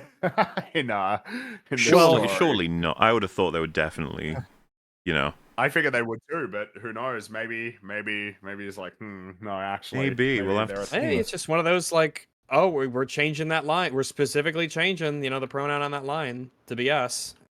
I don't know why, but they did. Well, something I noticed stands out. The sock line is not in the remake, right? If any of you remember what sock the trolls, line is. Yeah.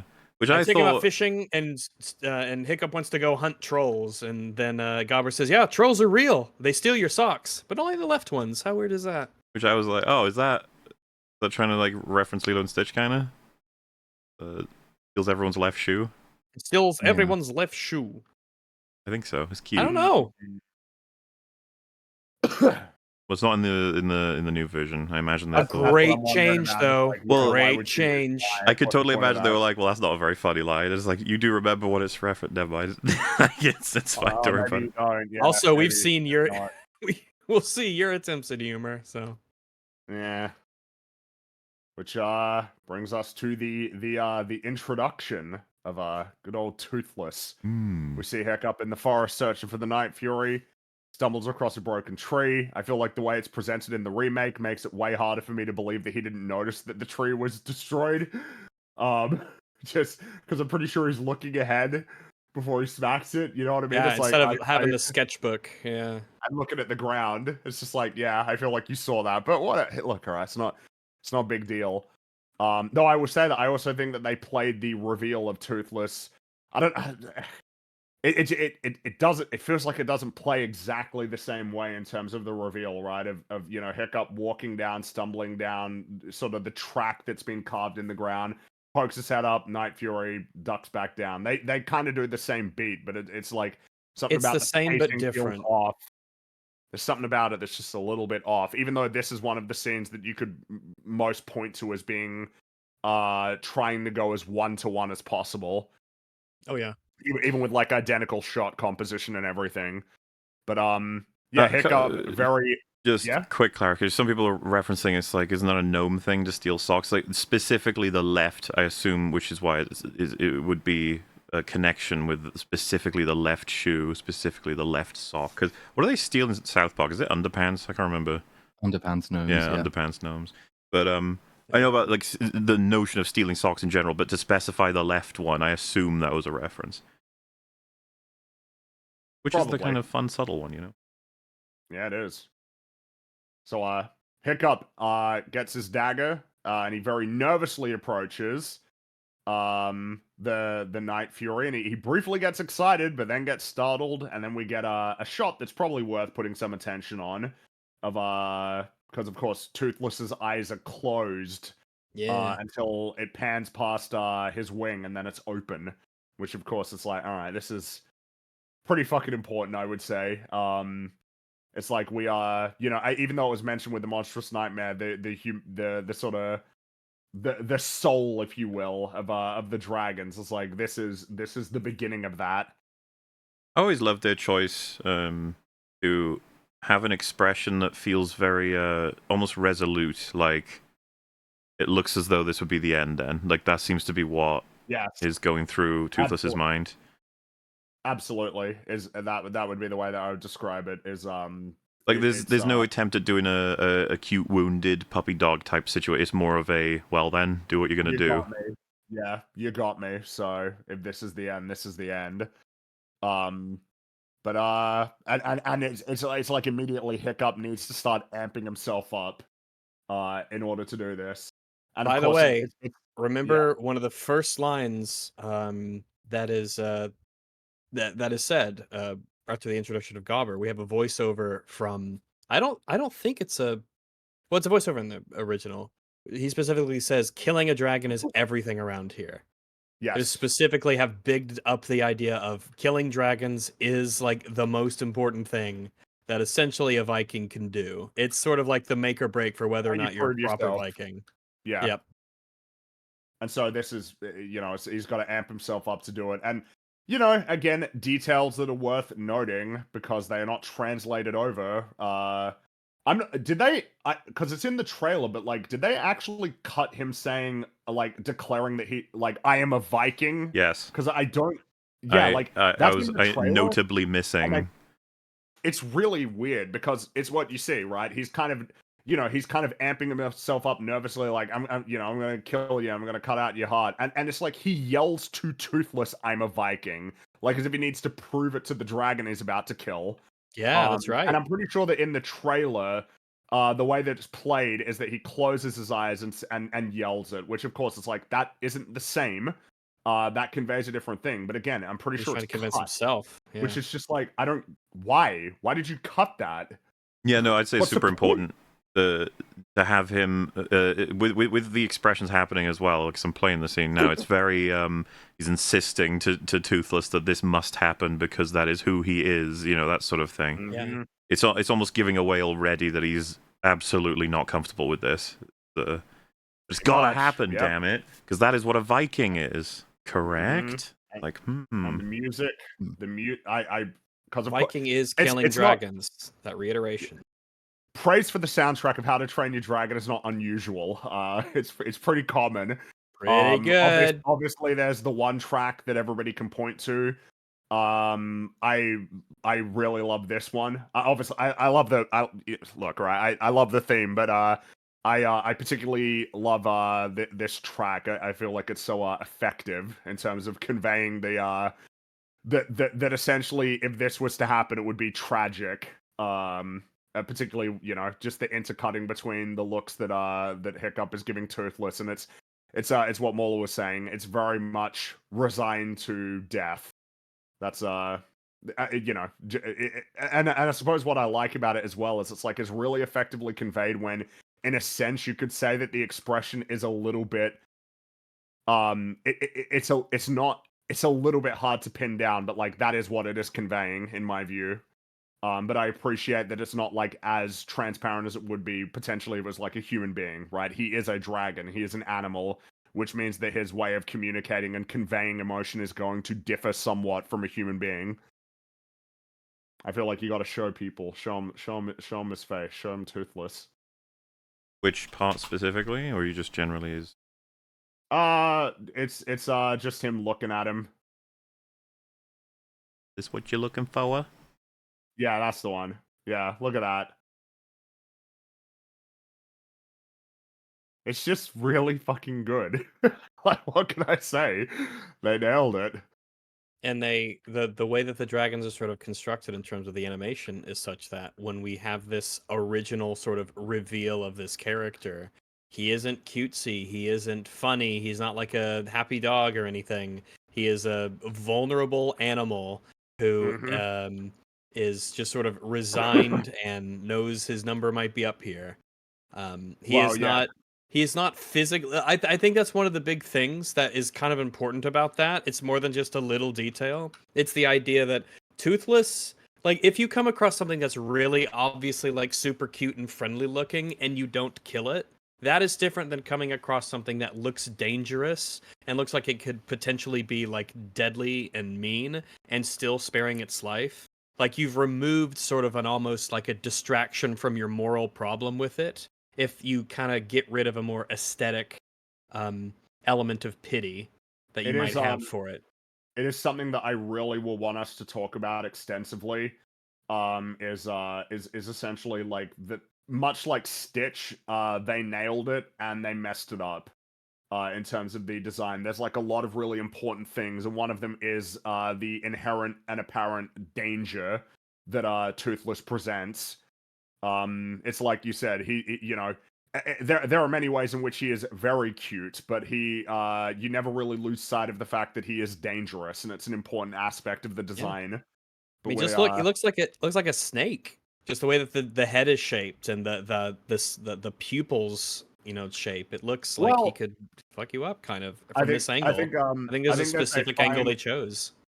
there's a fine balance in terms of what they're going for. I've seen a lot of people point it out, and I would say that it had to be on purpose. Is that he has very cat-like features, in many ways. Obviously, he is kind of like a big you know, he's a big lizard, right? He's like a big goanna or something like, you know, a kind of a critter like that. But it feels like they Joanna definitely get from The Rescuers Down Under. no. Okay, I was curious if that's what you're referencing. I just double checking. Little lizard. But Joanna's a little but lizard. Well, a big lizard, but I a don't really lizard. remember that film. I need to watch it No, again. I really like it. It's one of my favorites. But yeah, it's but we could talk about that a bit more later, because it feels like there's a better opportunity to do that when we see a lot of the contrast. But obviously, Hiccup cannot do it. He can't do it because it's not who he is, and it's something. It's He's something not. He's that no Superman. well, it's something that, you know, both Stoic and Gobber pointed out, and now it's like it's been presented in a very raw way. He can't do this. This is not something that he's capable of doing. Well, and it's And he, I think there's an important bit of nuance in that he can fire the machine or toss certain things or do certain things that could lead to the deaths of dragons. But this is a bit different. He's staring into the eyes of one. It's much more personal. Yeah. Yeah. And Like, it's do like, it, like you know, the fundamental operation is like you just can't, and it doesn't seem right is a big problem. And of course, the similarities between what he's gonna discover about like how he sees himself versus how he sees Toothless here, and he's gonna take a risk. He is going to take a risk. He starts cutting off the restraints, and Toothless is looking at him like, "Oh, what are you doing? You're cutting off my restraints." It's and it's a little bit uneasy, obviously accompanied by the music. But as soon as they get cut off, he immediately lunges at him, pins him against the rock, and I mean, obviously, what we're doing here is just a reversal of what we just saw. I suppose you could say that it's a bit different in that Toothless is, you know, essentially has the capacity and the willingness to do it, but that it's exactly the same thing. He's looking at, you know, from his perspective, like a creature who is terrified. So it's not quite it's kind of a parallel, but it's a little bit different. But essentially, it's close enough to be, because like it's a mutual refusal of the call, right? So in the one instance, you've got the kid who, you know, wants to go on. This is the adventure. The adventure for him and his culture is finding and killing dragons. He gets there, he can't do it. He refuses the call and has to go back. And in the same way that Toothless is kind of the adventure is you go, you kill humans, you steal sheep, and here is the opportunity to do that, to complete your own adventure. Refuse that call because can't quite go through with it either, which is it's a nice little sort of. Most hero's journey stories, like they're always made more interesting by the small variations on the themes. They're all structurally very similar, but if you can find a way of innovating on it, having, and in this case, sort of basically two heroes in the story, because Toothless is just as much the hero, kind of goes on a bit of a hero's journey himself, has mirrors a lot of the characteristics. So rather than being like a magical creature that you sort of use to your own ends as the protagonist, you've met a second protagonist. And like the original did take quite a lot of care, I think, to make sure they had a few mirrored beats like this. Agreed, definitely. And of course, that is an interesting idea. The idea that you have two characters, then mutually going on the hero's journey in their own ways, is a cool idea that feels like you don't see that too often. Good shit. And of course, this is important because based on everything that we've been told so far, it is unusual. It's strange that the dragon wouldn't kill him. Obviously, they'll draw more attention to it later, but you know, that's even at this point, it's like, why didn't he do it? Well, and it feels like there's more opportunity to take all of this information for what it is, because there's no information on Night Furies, pretty much. Yeah, we don't know anything about them. I mean, well, there's something that is notable. It's something that Hiccup says at the beginning of the movie, is that they never steal food. The Night Fury never does that, which is like, it's, you know, it's worth thinking about. So,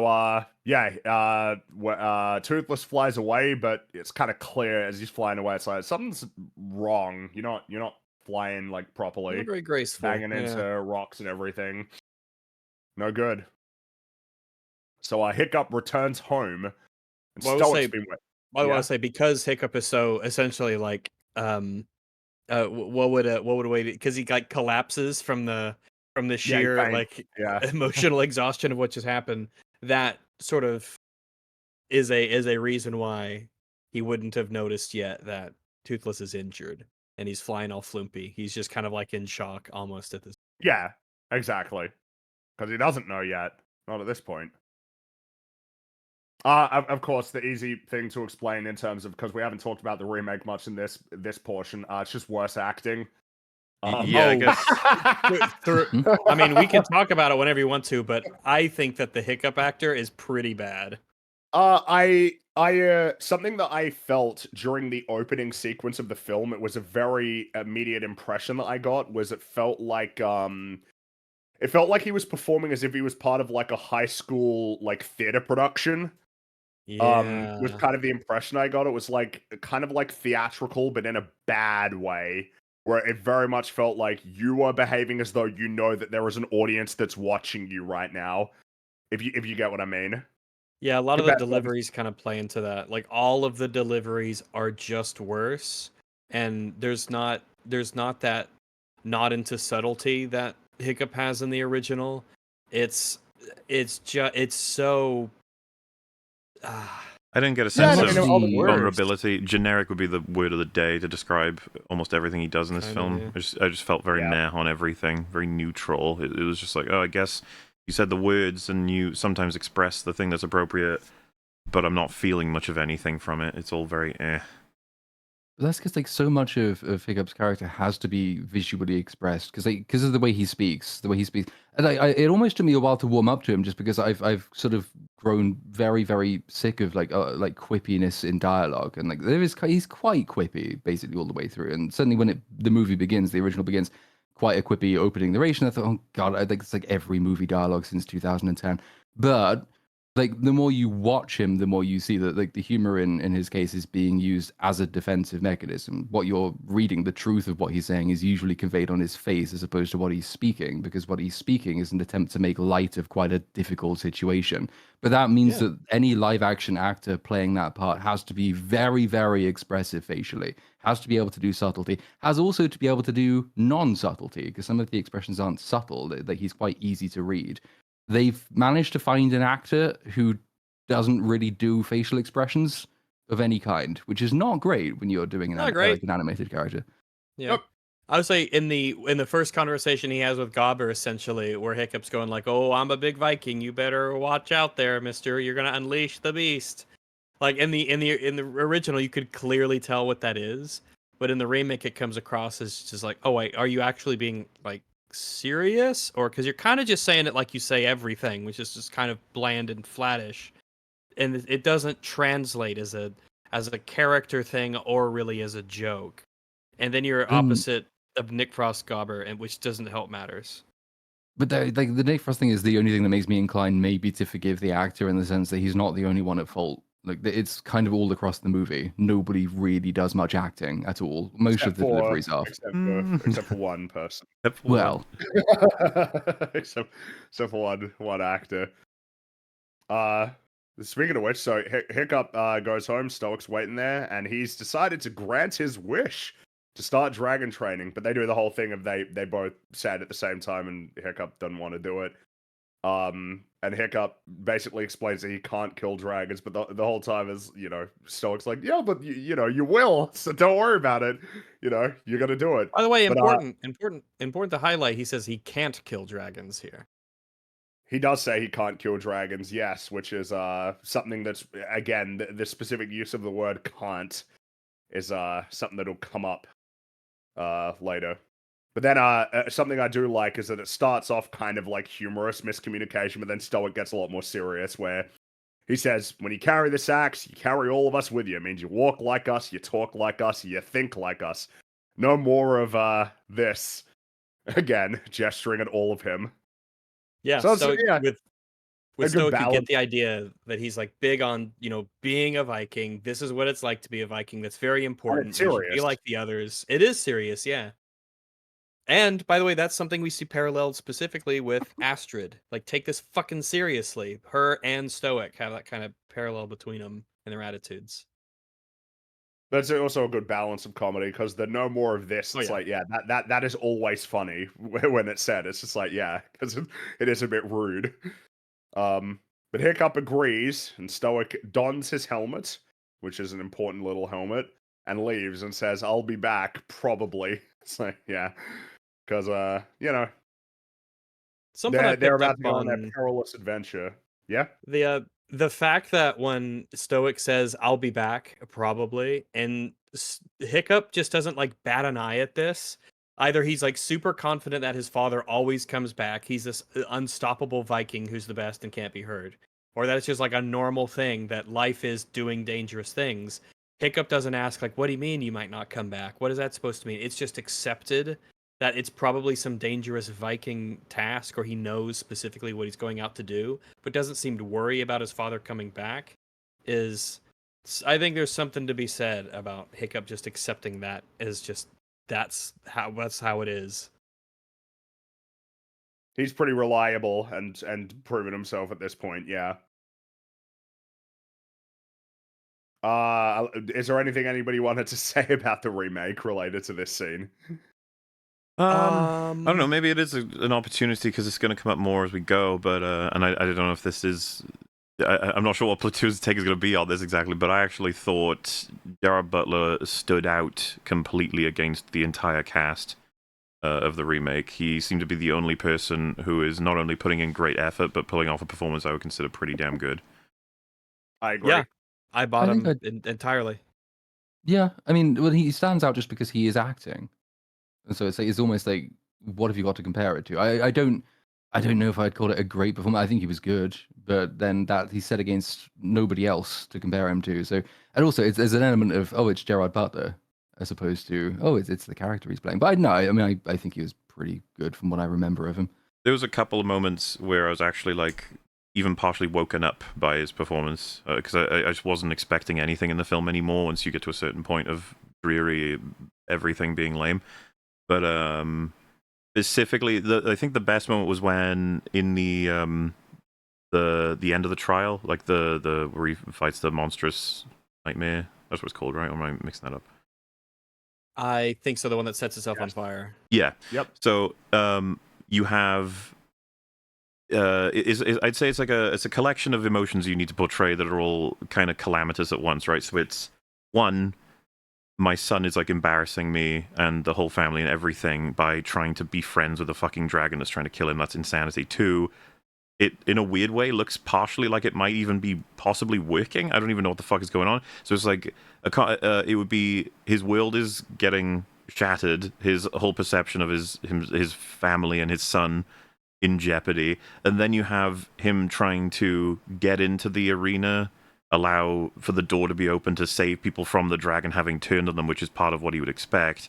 And then when he gets in, he nearly gets killed by Hiccup. Toothless, and Hiccup stops it. It is all of the emotions being had in terms of just like what the for a character like Stoic. And I was quite impressed with Gerard Butler in that scene because he looks extremely stressed. If you remember his, I mean, I don't have a visual for it, obviously, but like he's, all of his hair is messed up. He's extremely angry, super expressive, constantly looking different places, delivering lines in a very exasperated way. And I was just like, this is very enjoyable. I'm watching an actor who's taking this extremely seriously and capturing a lot of what the pressures of this character would be going through right now. Even to the point that Stoic, if I was to judge the trilogy, Stoic's probably my favorite character. For anybody who's seen the whole lot, he's very easy to like, and I just enjoy a lot of the decisions he makes and stuff.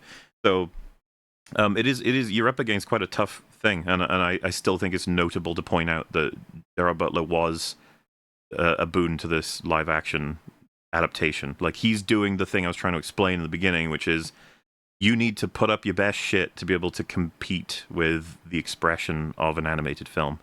And I thought that he actually came through. Which is funny because Gerard Butler, I really like him as an actor, but it's not like he's impressed me in everything he's in. There's some performances where I'm like, he's just there. Movie choices. A lot of bad movie choices is the way to put it, yeah. But, like, no one's going to deny he was fucking energetic in 300. I don't know if anyone's seen him in Rock and Roller. He's fun in that. He's done a couple of roles here and there that sort of point out. But I was really happy with him in this film, notably as well because nobody else gave me anything close to that feeling.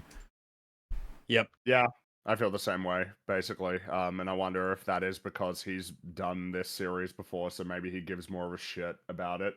Yeah, I wouldn't be surprised at all. He's like, yeah, I'm Stoic the Vast. This is a big role that I did, and it's a great character, and I want to do him justice. It's like I'm kind of tied to this character in a way that other people in this production aren't. Maybe that has something to do with it. Maybe. Which brings us to the first the first dragon training session. Which it was mentioned before. It's Hiccup in this kind of tries to awkwardly integrate himself into the group, and it's just, I don't know, it just plays in a way that's different in the remake, where it's just like, I don't know, you don't sell me as much that you're actually like an outcast. The body language is wrong. It's just wrong, and it's not helped by the fact that the model of the character in the animation is much better suited to being the outcasted, weedy sort of non-Viking versus the guy they cast. He looks like a relatively strong lad. He could pull all this off, sort of thing. It doesn't really, I don't buy it at all, especially with the shrinkage on the front of all the Vikings in the story anyway. I mean, even Nick Frost is a little too small for my liking. Not to say that he needs to be fatter, but needs to be of bigger presence as Gobber. Stronger, I'd say. That for sure, yeah. Gobber's not fat. He is muscular, Well, he can fuck you up. He's like here's what an actual strong person looks like. Yeah. Well, he needs to be, right? Because despite the fact he's lost 2 limbs, he'll happily, without any fear, take on any dragon. It's like, like at the beginning, they need me out there, and he puts on his axe hand, and then he goes out. Ah, good shit. Yeah. So Gobber, think with Hiccup, like to get around the physicality problem, they almost needed to write him to be the pampered son of the chief that they sometimes think that he is, because at least that would sort of like, rather than it being a physical, I was going to say disability, that's not the word I'm looking for, inadequacy, that prevents him from, actually, going along with these dragon attacking missions.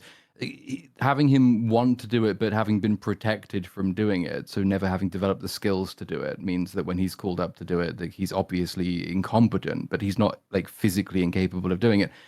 That might have been a way to get around. It would have obviously required quite a bunch of changes to the story to make that happen, but I kind of wonder, like, whether that would have been a good use of the pampered son of the chief potentially thing they threw in. If you can work that angle. That's the thing with all of this. Any change you make, you need to make sure you're fucking figuring out how it comes in, how it will change whatever. Because trying to give him what would justify them saying you're privileged? It's like, well, whatever you end up doing is going to be notably different then from the story that's being told in the original, isn't it? It has to be that Stoic was deliberately protecting him, not because of anything of like, oh, you're like not very good at this. It would be more like, I'm protecting you from it so that you don't have to face the dangers. Like, because there's that. There's also, he needs to be given opportunities despite his failings, right? Like that other people don't get to have, even if they're doing better than him. That's the problem. I want to put him into dragon training, so like it doesn't work. Which Gobber makes clear is something everyone in their culture needs to pass. So it's not a privilege. to have, gotten there where everyone else did. It's not like they earned their position, that he was forced in thanks to being the chief's son. Which, to an extent, what's happening is on more of an emotional, personal level. But him being there is still possible for anybody in that culture. They need to pass it. It's important to train yourself. Because he says, like, anybody wants to fight along with the rest of us, sort of thing. Besides, I mean, I don't see why you would even be remotely frustrated that he is, got access to something that is all about proving whether or not you get access to the next thing. It's like the whole thing is a test. So the only problem, which is highlighted in the original, is that he's not a good teammate. At least you'd assume that. You'd be like, he's going to be shit. Mhm. Point being, yeah, none of that work was put in, so, just worse. So the important takeaway from this is that whoever performs the best in training will get the honor of killing their first dragon before the whole village. And as he starts so as Gobber starts introducing the dragons in the original film, Fishlegs is like announcing their stats like eagerly, like as if they're like video game characters or like part of like a card game. Mm-hmm. They do decide to translate this over to live action, and it's just like, yeah, I can accept this more when they're cartoon characters. The idea that real, actual human beings in like in what is supposed to be a Viking world, and he's like saying video game stats for the dragons. It's like, this is dumb. You know what I mean? It's got that same problem of feeling a lot more out of place, much like a lot of things do, compared to an animated film. Something that struck me worse even than that was the delivery again, and this is another example of me wondering if this is on purpose now, because in the original, the way Gobber delivers the like, will you stop that? Like very, almost with him in sync, like like can we please, we're about to release the Gronkle, can you not? While in the new one with Nick Frost, it's, will you stop that? Which is very like, ooh. Did I piss you off? It's like, okay. Yeah. Which, again, is like, well, that is more in line with the version of Gobber they're doing, but I just don't know why. I don't know, because he seemed really pissed off with him, as opposed to everything in this whole sequence, as well as the rest of the trials. Gobber's very supportive. He's like, for the whole team. He wants them to succeed. And, as much as they'll fail and you'll be like, all right, you're out, you'll still be like, get them next time, sort of lines like that, while Nick Frost is more, leave, you failed. It's like, okay, jeez. Like, god damn. And I'd say energy, Mahler. Well, I know I was giving too much energy there, but on that note, when he actually describes what this situation is, the comparison, as much as there's obviously the energy one, I just want to say, what do you notice about these two? And because it struck me as quite obvious. So, Gobber, the original version, he's like, all right, let's get started. The recruit who does the best will win the honor of killing his first dragon in front of the entire village. And that's that. New version. Right, let's get started. You are the latest to join this time-honored tradition. Everyone who is born into the tribe has to survive this arena. It will be grueling. It will be very dangerous. But whoever does best will win the title of Top Slayer, and with it, the honor of killing their first dragon in front of the entire village. There is no greater honor. What do you notice about these two examples? One is a whole lot longer. One is thrice as long and achieves near the same. It's like, what are you doing? And also, you don't get that, like, dare I say, iconic, like, welcome to dragon training that you get in the old one. It's very much like in a good way, it feels like one of those trailer lines kind of things. It's like, oh, we're boom, new scene, new energy. We're establishing his enthusiasm to get this stuff happening. Like right off the bat, boom, cut, welcome to dragon training. It's there. It's just crazy to me that someone saw Gobber's line from the original and was like, man, he doesn't really say the same thing 3 times. He should. Like, let's just repeat everything again and again and again. And it's Dean. And it's like, Dean, if you felt this way, why didn't you say anything to Chris when you were making the first film? It's so weird to be like, it will be grueling. It will be very dangerous. Like, I got that part from the grueling. Just like, why are you repeating? Stop. And then, just the fact that it's a worse performance anyway. Because if Craig Ferguson was doing it, you know that he would enhance all of the words. He would even the part where you say like the first dragon to be killed in front of the entire village. I'm pretty sure he goes like almost spooky with it. Craig Ferguson, like first dragon in front of the entire village. So that's sort of like and he twists his arm. Yeah, like Exactly. turns his arm like he's killing it. Yeah. There's so much expression that I would argue can be missed very easily by people trying to copy. You got to be careful what you're copying. It's not as simple as copying the words. It's more than that. Right. It does look like they just looked at the script and not like the visuals of the movie and the energy that it had. Like, they were Dean, just... you were the co-director. What's the deal? Do you not understand why the lines were the way that they were when they were initially made? You worked on this. There is a whimsy a long time ago, Fringy. To Craig's performance where there is bitterness to Nick Frost's performance, and I just don't get it. Yeah, bitterness is a good way to describe it. And at the same time, it's like you said, the seriousness is lost because the first one they fight is the Gronkle. Hiccup nearly gets killed. Gobber saves him, and he very sternly says, like, a dragon always goes for the kill. It's stern. It's like ominous. It's meant to instill like I'm dead serious. Well, which pay attention. Very good for contrast, considering he's usually so whimsical, joyful, and supportive. But he's like, no, seriously though, that is a factor. Yeah, like don't fucking kill you. Yeah. Meanwhile, Nick Frost just be like, up as a great setup to the next scene. So true. I will say I definitely appreciate. It's something that I really appreciate is earlier on he says if you have to choose between a sword and a shield, always choose the shield. I always like really appreciate it in like games where shields are very impactful and important, or movies where they stress the importance of armor and shields. Is like, yes, shields, they save lives. Yes, stress the importance of having that shield. Thank you. It's good. And of course, the line always goes for the kill, leads right into the next scene. Why didn't Toothless? Why didn't he go for the kill? Yes, why didn't you? And then we see that Hiccup finds, I don't know what's this, I guess it's a hole? Unless there's like a name for the place that Toothless is in. Yeah, I don't know what that's called. Because I was like, I feel like this has a name that isn't a hole. Oh, sure. It's like a reverse. It's a reverse plateau. Yeah. The point being that he's trapped in a hole, and a pit could. Pit, I think that's it's like a pit crossed with a ravine in some way. It's like because there's water in and out of there, and there's a lot of structures that build up like a cavernous layer, sort of ravine. a crater. So somewhat, you guys know. Enclave, a grotto. Ooh, a grotto. It might be. Whatever it is, Toothless is in it, and he cannot get out because his tail is injured. It's like it's missing a part of it, and Hiccup starts to create a sketch of it, noting that, and he drops his pencil.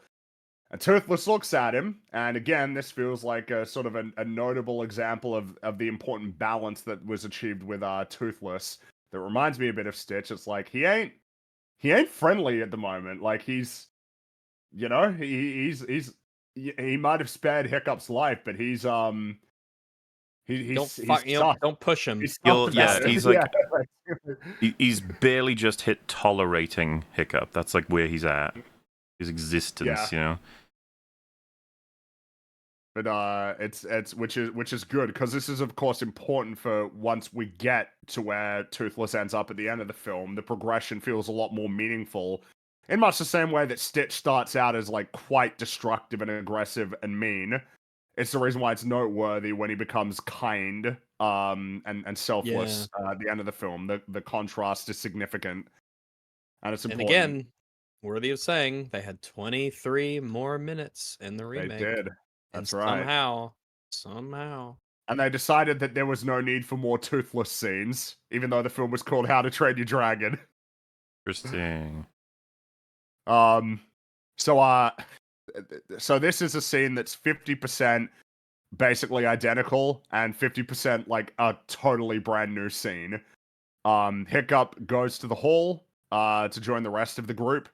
And feels like it's worth pointing out that in the original, Snotlout like goes out of his way to deny Hiccup a seat at the table, which is why he goes sits elsewhere. In the remake, he just chooses to sit on a different table, even though there is room.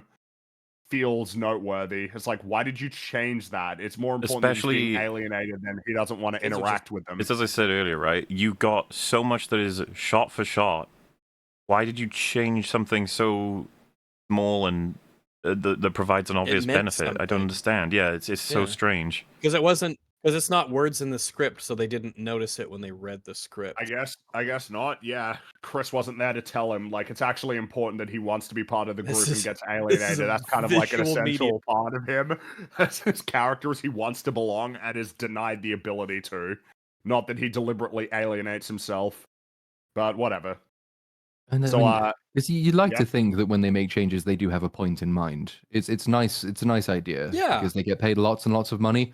I don't know. Like trying to steal. Is it that he already accepts that he's an outcast who doesn't belong, and so he is not even broaching the prospect of sitting with them? I don't think it even makes sense though, because at the end of the scene, just like in the original, he tries to become friends with Astrid. So. Yes. It's just a mistake because Chris wasn't there to say like, hey, it's actually important that he is excluded rather than deliberately excluding himself. So it's like we'll see in the dragon training, like when he's got an opportunity where he can like talk to her, he will take it. It's like at the beginning, he is ambitious. He's just not good at doing a lot of stuff, but he is an ambitious person. I'm not quite sure how to explain it, by the way, because this is a little bit of a jump ahead, but not one that like errors the story in any way. The body language for Hiccup, I feel like this little bit here is really good at capturing it, and it feels like something Jay Baruchel would do in real life. Can you see the way that he holds himself as though he's a weak man trying to be a strong man? He's like not quite there. He's trying his hand on his hip and he moves but he sways and he leans. You can see this weakness, but he's imitating what would be strong stances. It's like he's trying his best to be the person he needs to be, sort of thing. Like I didn't see any of this in the remake at all. No. Nope, not at all. So, Gobber introduces the Dragon Manual, which contains everything the Viking knows about every dragon they know of. And he tells the group to begin studying, but basically none of them are interested. So Hiccup then suggests a lot of good lines in here, by the way, from the kids in the original. True. Yeah, if you want to, stuff like you want us to read while we're alive, like while we're still alive. Well, I mean, this might be a bit of a. I think that the rest of the group decline in terms of what they contribute to the story in the sequels to How to Train Your Dragon. I think they are at their best in this film. Yeah, I'd agree. So the conclusion that we can have for the original is that Hiccup says that he and Astrid should share the book, and then she just sharply states that she's already read it and leaves immediately. Now, we deviate pretty significantly. We sure do. This would be, I think, as much as it could be said that initial scene was Stoic in the hall, basically explaining, you are from there, you are from here, you are from that place. This is probably the first most significant deviation. So again, in the original, Astrid leaves, and then we cut to later in the night where Hiccup starts reading the book. But in the remake, the conversation. So Hiccup in this scene says essentially, "Hey, maybe we misjudged the dragons." It's like, I think this is worse than that too. Yeah, he says a bit more than that, but that's essentially what he says. Is maybe we've got it wrong. Maybe the dragons aren't so bad. It's like maybe it's our fault. This is way too fucking early in the story for Hiccup to be saying this. This is way too soon. Way too soon. He just met Toothless. He hasn't named him yet, really. Relationship yet. And thus far, Toothless is essentially behaving kind of like a semi-hostile animal. Yeah. Basically. Yeah, Toothless doesn't It's like him. it's way too soon. They don't have a relationship yet. And you know, my assumption as to why is because Dean, when he went back and watched the original film, he was like, you know, it kind of comes out of nowhere that Astrid says, like, figure out which side you're on. So we should probably have a scene earlier where he just makes explicit that he has doubts about his side, so that then when she says figure out which side you're on, it's like, see, we set it up. Proved that one. Didn't think of that one, Chris. That's all I can assume, because I don't know why this is here. I've got no clue. I think, like, is it a misreading of Astrid's line when she says figure out what side you're on? Not that he's like a race traitor, but that he's like, he's just not, he needs to get with the fucking program of being a Viking. She's not like, she's never like, you've thrown in your lot with them, which is something that like Stoic will mention later. But for her, I think it might legitimately be a misread that fucking Hiccup is a race traitor. Well, I think it's really weird.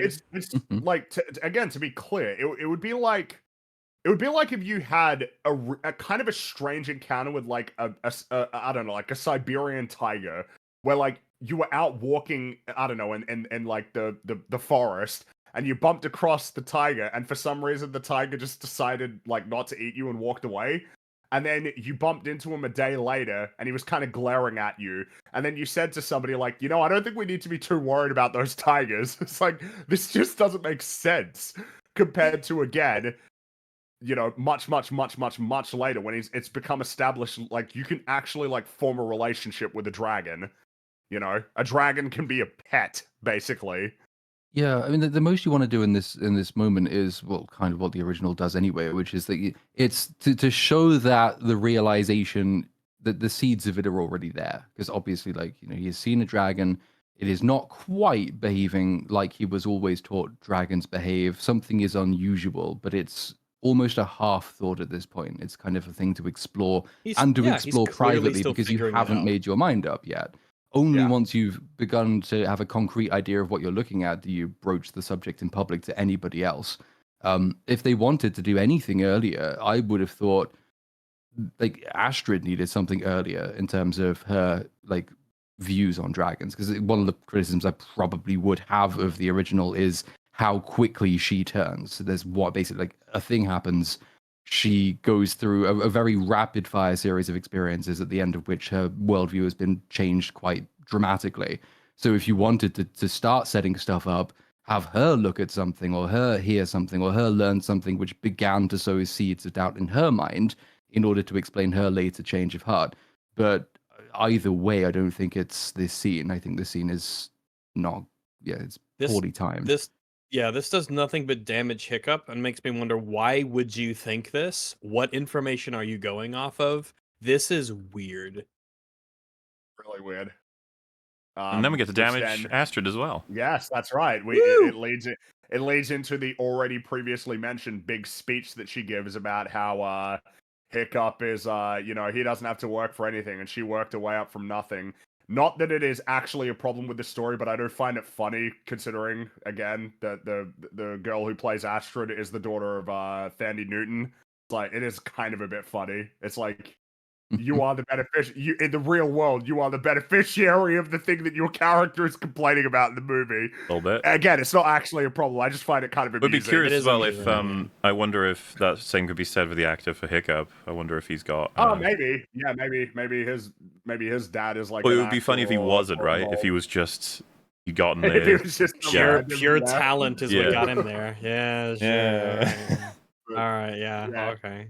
But again, we've already kind of talked about it. This just doesn't make sense to be said. Like, Hiccup is the outcast of the village. The idea that he's in some like beneficial position compared to Astrid is absurd. He is she would never swap positions with him. He's at the bottom of the totem pole, and he doesn't get anything that other people can't get through hard work because he's privileged. That's not a thing. There's no example. Yep. Exactly, and I'm not really sure what the angle. I don't know why Dean thought that this improved the story. Like, I don't. He probably thought that the example was that, like, if he was anyone else, this is why they threw in that line about kicking people off of the island. But it doesn't work. I think that's why the line is there. No, it doesn't work. They think it works. They think that's self-justifying. We've mentioned that this happens, so the fact that he isn't is a privilege. Therefore, he is privileged.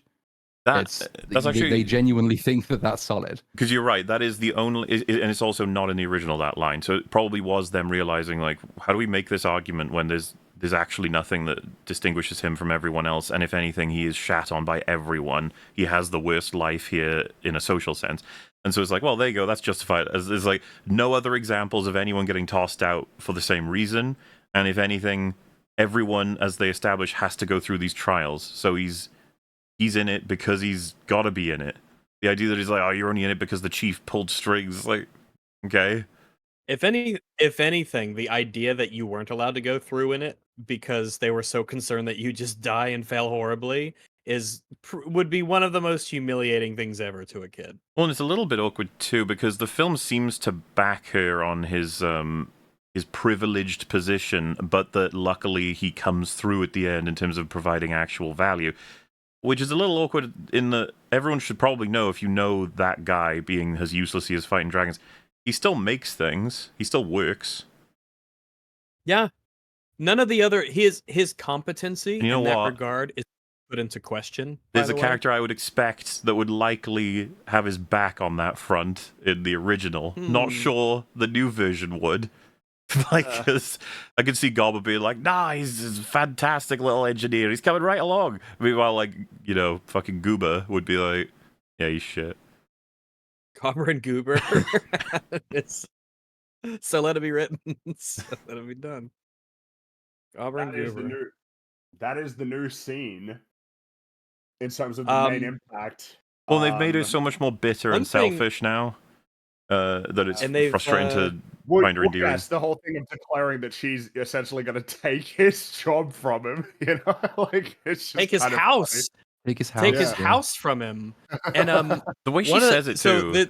I have my eye on your house.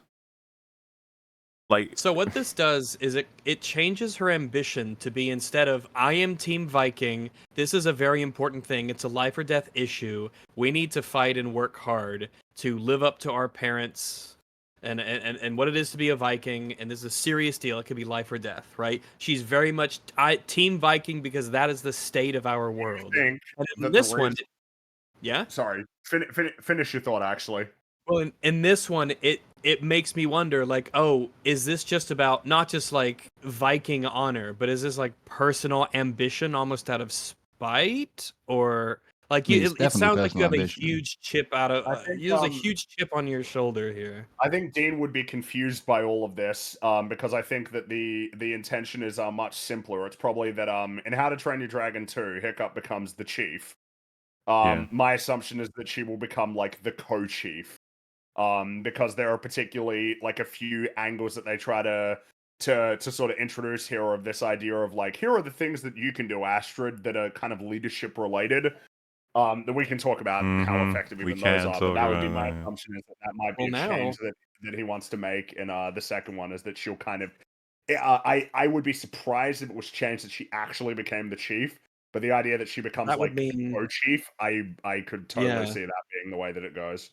Which would be weird, they always do this. They reward the fucking frustrating selfishness that these characters are given. It's like, if you wanted to give Astrid more of an arc, which fair enough, if you don't think that she was, sufficiently characterized in the original, you can do more stuff with her character. But having this be unambiguously a flaw that she has to overcome, just as Hiccup has to overcome a flaw by the end of the movie, you start her off being selfish and self-obsessed and actually not understanding that the point of being a Viking is to be a Viking. It's for the good of the community, not for the good of yourself. Have something happen later on that shows like she was too rash, she was too egotistical, she gets knocked back because of this, and then she has to realize what the parents already know, which is that you sacrifice for the group. It's not about you. But they seem to give her this line because they're kind of sympathetic to her. They genuinely think, yeah, like, he is useless. She comes from nothing, and all people who come from nothing and work hard naturally desire and deserve to be the president. And it's like, that's just, it's so boring, and it makes her so indistinct from so many other female characters.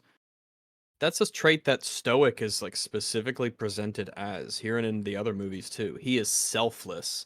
He's not about personal glory, personal ambition. He's always thinking about, the rest of the people. And this plays again and again. in this movie and also in other movies how important it is that he was that way. Tell you what, my impression is that Stoic would take a bullet for any member of the entire island. Like, that's the kind of person he seems to be. Meanwhile, curiously, I got the impression watching the remake that Astrid might have deliberately tried to coax a fireball out of a Gronkle to hit certain people. Like, it looked a bit weird. I'd have to rewatch it, but like it came across as though in the trials that she was trying to desperately eliminate her competition, so to speak. Oh, when she was and she's like, it's just us, no me. Yeah, I think I know what you're talking about. It was a bit of a vibe, and just with what Platoon just said, is like, yeah, that's pretty big opportunity you have there to have her realize that is some bullshit, and that you should be supporting your fellow man, not trying to climb over their corpse. I would also say that this sort of plan. Some advice to everyone, some life advice, right? Trust me, a friend told me this, right? If a woman comes to you and she's really bitter and angry and says, "I'm going to take your house from you one day," and then in the next movie, and then maybe the next movie after that, it turns out that she really likes you and she wants to marry you and she wants to be with you. There needs to be a like, okay, all right. If it was an aspect of the character in the original, it cranked it, the bitterness and the selfishness, which I don't think was wise, especially because the film doesn't seem to take issue with it by the time we get to the end. It mostly just has her. The thing is that Astrid is like in the wrong for a considerable amount of the original film, basically. It's the point. It shows that she puts in the hardest work out of all the kids. And she has a lot of respect from them, and there's an element of frustration as to how Hiccup is doing so well when it seems like she's doing everything she can and he's somehow coming out on top.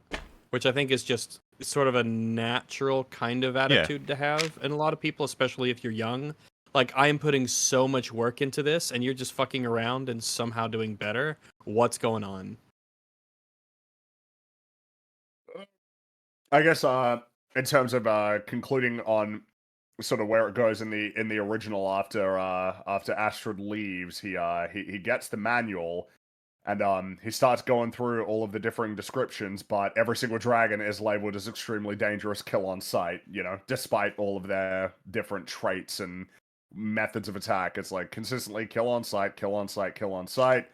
But then the Night Fury entry is notably bare, describes the Night Fury as the unholy offspring of lightning and death itself, and never engage this dragon, which again, in much the same way that always go for the kill, it's like this, again, this is like contributing to, this doesn't seem to be accurate though, in terms of, like, based on the interaction so far. It's like gradually testing the logic of the society. I think that the runes that they use in this are kind of based off of actual runes in the sense that they just kind of use like a simple alphabet. Because if you like pause it and you look where it says like Night Fury and like some of the stuff, you could see that runes and symbols are used for like sounds and like ours is. I don't know exactly what version they use, but it isn't just random scribblings. It does seem like they use some kind of a system. And I think someone, in fact, let me see if I can find it here. There was a link I found on Reddit because I was curious when I was looking at it. I was just wondering. I mean, it's not a copy paste from the Wikipedia like we got in Batwoman. But I was very curious. In fact, let me put this here from just how to Train Your Dragon Reddit is where it popped up 4 years ago, and someone was talking about comparisons between real runes and it's just sort of like just like how it would sound sort of based on how it's written. And it wasn't random. They kind of put some thought into this, even though it pops on screen for just a moment. And that's the kind of thing I really like. I approve. Hooray. So the next scene that we have, Stoic is leading the fleet towards what they think is the Dragon's Nest. There's a big thick blanket of fog. Helheim's Gate. That's right. And then when they enter the fog, there's like a flash that illuminates the silhouette of the monstrous nightmare. This might be too soon to talk about the differences generally in the cinematography, but like you have this, which is great. It leaves it to be inferred, right? That makes it it's more a good ominous little and spooky. It's a good jump too when the lightning hits and Yeah. you see the silhouette, because the How to Train Your Dragon the original, it's got some jumpy moments, not jump scares, but like they're clearly like a sudden thing happens and it can be tense and then there's a letdown. Yeah. Um, but yeah, I know what you mean. Also, thank you for calling it frog and not mist. I assume there's a difference. I don't know what the difference is, but yeah. Yeah, if you can Um, see more than a kilometer, it's mist. If you can okay, see, you can't interesting. see I a did not know kilometer, it's that. fog. Yeah. The reason why I point this out though is because in the remake they don't do it like this. They like go into the fog and we see them in the fog, and then like a fight begins. I don't know why it was changed. Yeah. I don't know why Dean thought that this was a good improvement. But I guess he Action. did for some reason, even though that the way that it was before is way better. We don't need to see the action. Inferring it essentially is way better. Yeah, So, yeah, yeah. absolutely. Don't know why And he did this. I think we also, because we haven't talked about it in the remake, maybe we probably will at some point. Do you think that there is a Viking that is standing next to Stoic when they're on the boat, starting to head towards the fog? Um, and the Viking looks, and I don't know if this is intentional, very much like the father of one of the kids, the meathead kid. I forget his name. Is it Snotlout? I know you Snotlout. have thoughts on this, don't you, Mola? Oh yeah, I don't know if we're doing it yet. No, We can do don't we need can do to, it whenever you want, you're but asking it- it's Peter something. What's his name? That's who it is. Peter Serafinowicz. Yeah. I don't know if it's intentional. Maybe it's just an element of the animation, but there is a Viking standing next to Stoic that looks very much like Snotlout. Yeah, I And I think didn't know if that's that was probably on supposed- purpose, and that originally that is supposed to be his dad. I could totally 100% buy that. It's just that there's not really any interactions for it. Oh yeah, we assume that all the kids have parents Yes. because but it was like he looked conspicuously like Snotlout. So I'm like, oh, is that supposed to be his dad there? Like, okay. Well, Just something. I assume you're bringing this up because of what they do in the remake, right? No, or But well, I didn't mean to have it. We can do that whenever we want to. I just brought it up because I didn't know if that was intentional or not. It's just like something I noticed about the character who was on the boat with Stoic. So just one of those like attention. It's probably things. worth talking about later when it becomes more like plot sort of. well, we can just wait until Yeah. the final reference, because then we can talk about it as a whole. Because it's Yeah, talk about the whole thing. yeah. True. All right, So, sorry, chat. Sometimes things have to go chronological. Okay, you gotta wait. That's right. Yeah, Yeah. chat. Chill. Chat, We got jeez. another training Chill. session with the Natter, which will eventually become Astrid's dragon Stormfly. I saw a I don't know what it was. It was like a it was like a thing, one of those interviews where they're like, you know what'll make it a fun interview is getting the actor to do something kind of like eclectic or something, a little bit unusual. And I think it was asking the actors for Hiccup and Astrid to draw Stormfly, and I think the actress for Astrid, if I'm not misremembering, kind of wondered which one that was. And the guy who plays Hiccup says something like, "You should know it's Astrid's dragon," which I find somewhat amusing. That's amusing because I don't know. I just feel like I would immerse myself the fuck into this character. Well, if it makes me, I not that it gives you huge points, but I guess I appreciate that he knows the name of the dragon, but it's a little bit awkward that she doesn't. She didn't go to Wikipedia and learn the lore like Tony did. I suppose the funny part is someone might be like, well, I mean, is there a reason why she might not? It's like, well, I don't think it's called Stormfly yet. That's the name that that is given, or at least that you hear in 2 and 3. But at the same time, it is kind of one of those things of like, you probably should know that. It's a little bit awkward that you don't. Like I said, unless I'm like misremembering this, but I saw it somewhere and I just found it really funny. So one of the things that I kind of like, and I assume that this is intentional because especially when it comes to animated stuff, like you mentioned earlier, you just kind of like assume everything's intentional because of the care and the sort of the process of making it. So natters, yeah, it's described as me, quick and light on their feet, right? And that is the dragon that, as you said, Astrid will eventually get. and Astrid is notably acrobatic and agile. And I think that is a specific thing to be like, oh, we're gonna give her the dragon she gets is specifically the one known for its agility and its quickness. This applies to everybody for sure. Because there's that. Obviously, the Gronkle, Fish Legs gets the Gronkle, and they're both kind of like chubby and a little bit awkward. Boys, yeah. Obviously, the twins get God damn it. The twins get the hideous or the fuck. It's the hideous Zippleback. That's right. Yeah, they get the Zippleback, and of course the Snotlout, who is the most brash. One of them gets the Monstrous Nightmare, which is kind of like the loudest dragon. You know, it's like everybody gets the dragon that feels most appropriate to them, which of course is definitely intentional because artists would have had to sit down and think about what the dragons look like and probably had conversations about this. So, you know. But yeah, no, that's that whole sequence is happening, and in the middle of it, Hiccup keeps asking Gobber, just questions, kind of like, hey, is there anything I need to know about, the Night Fury? It's kind of confusing, that's and yeah, he's just not paying any attention.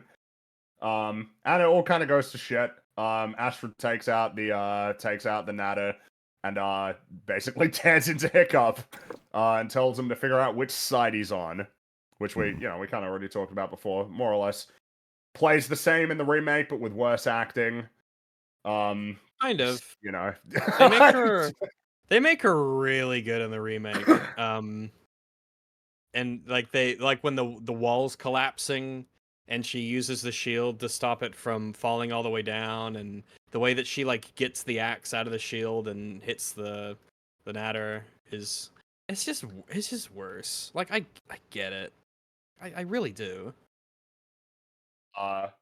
Which brings us to one of the great scenes in the. I mean, there are a lot of good scenes in the original film, but this is. I think you'd agree. Surely, this is kind of the initial bonding sequence.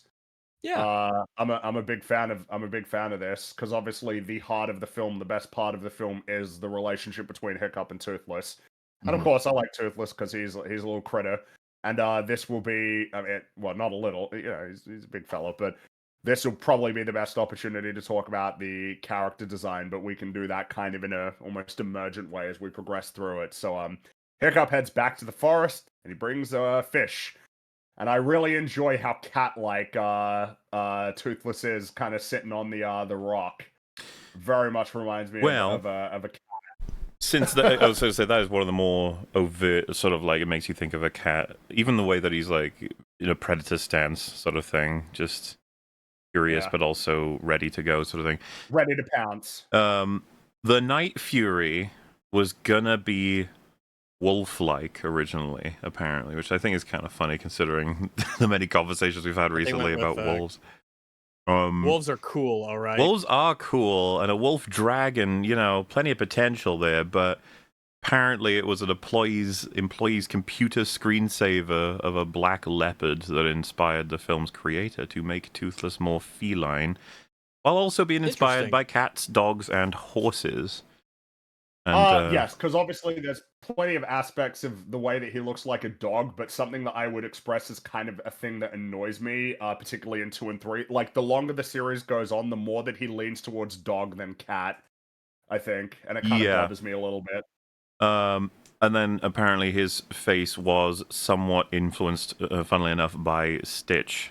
They were. Yes, that makes perfect sense. Oh yeah, I can see it. Absolutely, you can see it. It's often the way. I mean, first of all, it's that they've kind of got wide, kind of flattish sort of heads. Obviously, Toothless is a little bit more aggressive in that respect, whereas Stitch's is more round. But at the same time, I think the clearest way to convey it is that when Stitch looks down and when Toothless look down, they have a very similar sort of silhouette. It's like you almost can't see their mouth, and it's very much a strong impression of their eyes and their snout, I suppose you could say. You can definitely see the similarities. Obviously, their teeth as well, that they've got very sort of aggressive, bold teeth, which is pretty funny considering it's called Toothless, but when the teeth come out, right? I don't think we talk about it before I forget. Gobber's fake tooth. That gag isn't in the remake. Yeah, when it drops into the When it falls into the drink. Yeah. Yeah, and he has to like put it back in, and even like hammers it in when he puts it back in. That's a fun little gag Viking stuff. That's not, you can't do that in the original because it's weird. the That was the dragon in How to Train Your Dragon, the book, by the way, not at all like Toothless. It's kind of amusing. Just so you know. Oh. Oh my god! Yeah, Oh no, my god! It is interesting to think about. It is interesting to think about because I always enjoy when you see these sort of bits of concept art. But I know that this isn't an early early piece of concept art for the film for Toothless, so you can see the essentially the decision made, right, to deviate a bit. Well, I wonder I wonder what the wolf-like version would be compared to the cat-like version. If that got off, I thought that got off. I suppose I don't have any doubt that the artist would have been able to find a way to make it work, but I mean, I'm glad it is the way I believe it is. Yeah, Toothless to me exists in the same category of Stitch of you nailed it. You really did. Like you got it perfect. And not just from a commercial standpoint of like this is a design that's very appealing and very marketable, but just that the design is very in sync with the storytelling. Perhaps to the point that a lot of people don't actually understand how intentional and deliberate a lot of the choices were with the way that he looks and the way that he moves. I'm trying to imagine the book cover version in live action. I think it would look quite funny. Maybe even in animation. But yeah, can we? Was this good enough to start talking about maybe the expression differences? Are we allowed to do that? Yeah, because there's a lot of different expressions that you can sort of filter through, and this is a reason why I think that this might be the best sequence to talk about it, because Toothless goes through so many different expressions. So if you want to, all right, do that by all means. If we do first, and these are all going to have to be. I'm limited by the technology of my time. I don't know what I'm quoting when I say that, but yes, Aren't we all? In any case, we've done this scene already, so this is just let's call it a baseline comparison of the two designs we're talking about here. It seems the problem's already been noticed. It's like, why is it that they do this all the time? They change the design but do you notice how it's changed in such a way that most people will be like, no, it's not. It's exactly the same. It's like, look at it again. I think you're blind. It's changed in exactly the same. It's so similar to live action Stitch.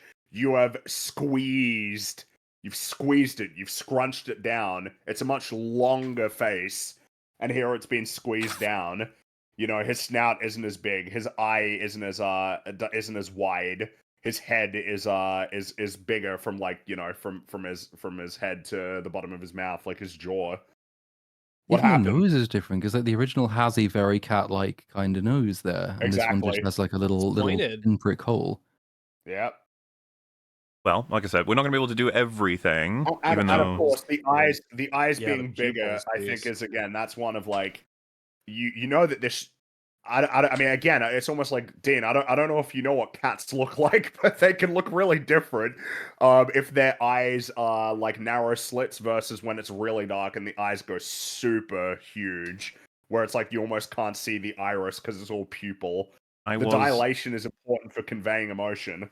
Able to so like that's the we'll cover obviously as we go the broad differences with these images of how they've changed the face and everything, but you can still, whether or not you've changed the face completely, how you do expressions is still down to you guys. You are animating, and they animated prior. You are animating once again, and this time you have a blueprint that you can just copy.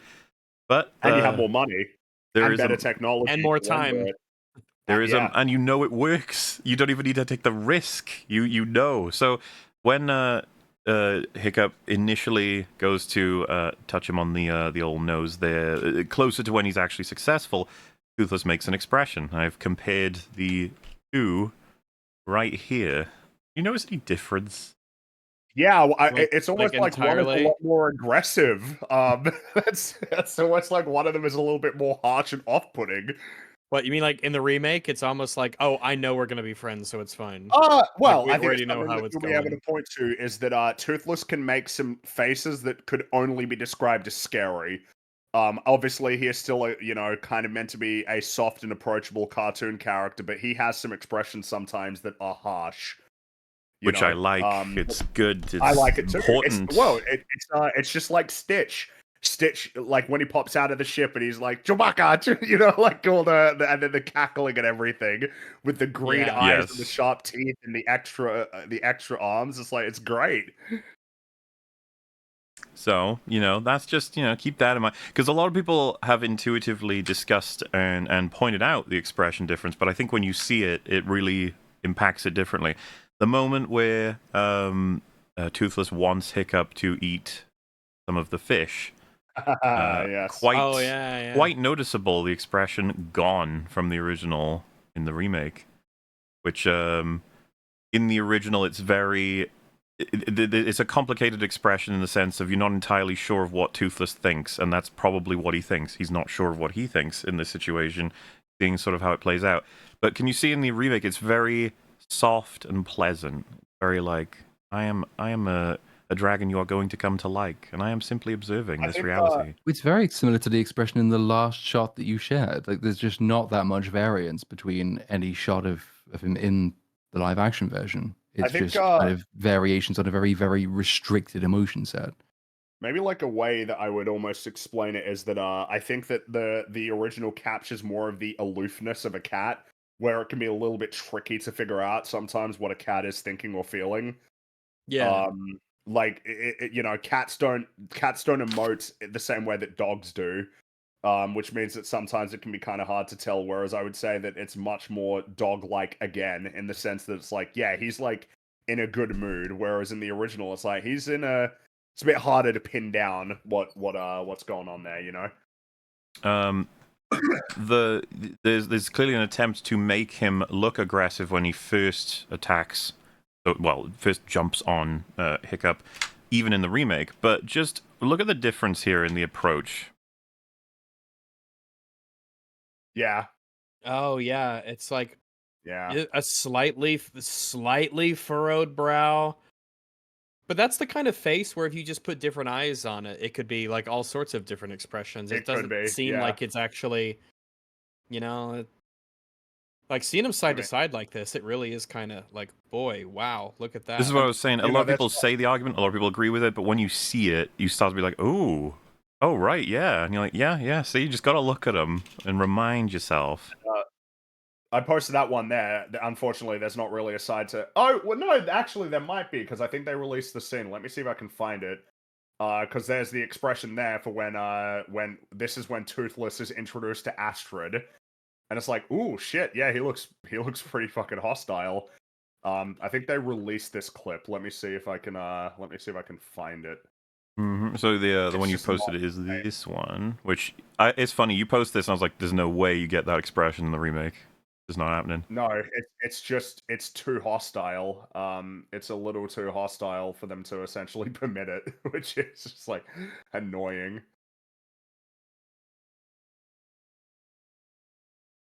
It's just like, yeah, he looks like you don't want to mess with him. Also, damn it. Someone just mentioned it's not potentially fair because they're not in motion. They're both getting compared on this. It's equal playing field. It's not about how they appear in motion. I'm not gonna say the animation on the dragon itself is like horrible or anything. I'm talking about the way they have him express his emotion. Problematic to say the least, and it made me thoroughly much less enjoy Toothless as a character because he was much more obviously worse. Yeah. It's just, but it's not even remotely surprising because this is what they would do. This is exactly what they would do. It's like, oh no, that's a little bit too scary. You can't have that. We've talked about it before. This idea that like a lot of recent films aren't like willing to essentially let you experience any emotion particularly harshly for too long. And this feels like a clear example of that. It's like, yeah, we don't want you to not like him. We don't want you to actually be kind of scared by him. That's like no good. We want you to like him. So yeah, because he's toothless and just another example. When he's first reaching out and like the aggressive sort of get away from me. They have it in the remake, but just look at it's so much more muted. Yep. It's like he's not allowed to. The emotions aren't allowed to be exaggerated, much at all. And then this for oh, are you posting yours? Well, you can do yours first. It'll take me a second here. So just give me a just second. a comparison of happiness. This one here, okay. Oh. Wow. All those millions, and you couldn't compete with 2010, animation. You couldn't do it. You with your pride. You just look at that and you just think they just couldn't be bothered. It's the process of making these things is such that it's got to be deliberate. Yes, it is deliberate. The deliberate thing is like, don't make him too scary. That's what the answer is. Don't make him too scary. Can't do that. Which again is a little bit annoying because you look at a tiger, it's like, wow, that's pleasant, but a tiger that's fucking angry, it's like, yeah, that's a scary animal. Same with a wolf. A wolf can look pretty pleasant, but like when they're snarling, it's like, oh yeah, but that's like the point because it's meant to signal to you, leave me alone. Don't come near me. Don't approach me. Don't mess with me. It's saying fuck off in body language. Go away. When I was looking for the trailer, I saw a thumbnail from some site, it doesn't matter, but they'd, I guess, grab something to be like, official trailer, and I was just struck by like, oh god, he's just not photogenic, is he, anymore? Yeah. Like, ooh. Yeah. So hopefully, that selection grabs... Yeah, I'm hoping this makes it clear why it gets annoying when people are like, yeah, it's like 1-to-1, and in fact, sometimes the dragon stuff is actually better in in the remake because it's more like realistic looking. We haven't even talked about the way that he moves yet, that extensively. God, it just bothers me a lot. Like it's like how can we not notice this? How do we not notice that this is different and worse? Yeah. You just and so many.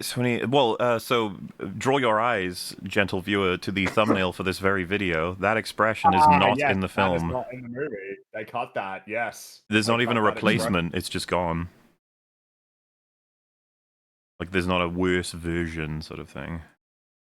No, they just gave up because I guess they decided, no, we can't do that, and that's not going to work. So fuck it, just give up. And of course, yeah, then we can talk a lot about the nature of how he moves, because the reality is that there are a lot of very subtle things that Toothless needs to do in this scene. Because of course, beat by beat, he very cautiously approaches, because Hiccup's brought him a fish, and he kind of approaches initially with a bit of curiosity, like as if he's kind of ready to, and of course it's conveyed pretty clearly that his pupils dilate, right? That's the easiest way to tell. When the pupils dilate, he's getting more comfortable, and when the pupils contract and they become slits again, it's like, okay, yeah, it means he's mind controlled. That's true. Yeah. So he approaches and then he starts snarling because of the blade that Hiccup's got. And so Hiccup tosses it, and then that's when you get him sort of again becoming a lot more sort of approachable, when he sort of sits back.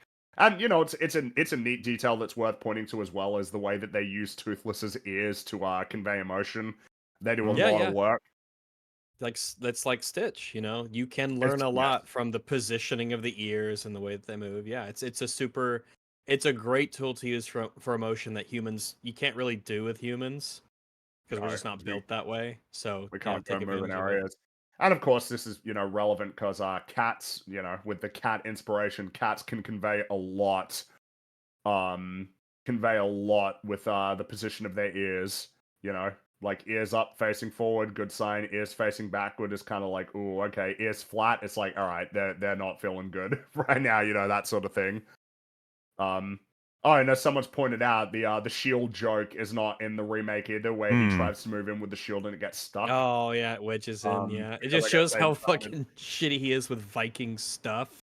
that even the shield thing he fucks up. But whatever. And so then we have Hiccup, not Hiccup, Toothless. He wants to grab that fish. He's got no teeth, but then he flares him because he's got Wolverine teeth, which is kind of like an interesting angle. And of course, that's another example again of like he's pretty aggressive with the way that he eats it. It's not calm. It's like, remember, we need to emphasize that there is a degree of inherent danger that's posed by Toothless, even with aspects of him that are more warm and approachable. This is all important. And then he very much approaches him in a very, again, very, I'm going to sound like a broken record, but I very much appreciate the cat influence. And I do wonder how much of it is that Chris Sanders felt like mixing it up, right? Stitch is kind of a koala sort of looking fella, but obviously he's trying to pass as a dog. Toothless has dog-like qualities, but if you ask me to lean more one way than the other, I would say he's more like a cat than a dog. And then of course in the Wild Robot, the birds, Bright Bill, that's like more of the influence. So it kind of feels fun, it's like dog, cat, bird, hitting all of the different sort of main critters. So then Toothless vomits up the food. And basically gestures at him to devour it. I feel like there's a few different expressions to highlight. The first one would be this sort of very subtle glance down, conveying like, eat it, go on, eat it, do it. And then the second one is the little swallowing gesture to be like, no, swallow it. Yeah, it's a fun way of, because it's really like very faint. Like the movement is not significant at all, which I appreciate. It's very subtle. Even though it's not something you're likely to miss, but at the same time, they could have gone more aggressive with conveying it. Yeah, he just sort of moves his head a little bit as he swallows. It's good stuff. The fact he's sitting back and his head's propped up like that, and he's just staring. He looks great. Yeah, and then Hiccup does swallow it, flashes a pretty silly smile, and then we see Toothless kind of trying to emulate a smile, which is so it was reminiscent of T2. It feels the same. It's I guess it's Toothless, Arnold Schwarzenegger. He ain't doing a great job of it, but obviously the fact that he would try to do this is very strange for an animal that's supposed to be trying to kill you. It's not only is he not doing that, but he's trying to mirror you. It's like it's two back-to-back instances of this creature being like social and generous. Like he is giving you food, and then he is like emulating an expression that you were doing, even if he doesn't understand the context of it. It's two back-to-back, like, oh, these are very social creatures.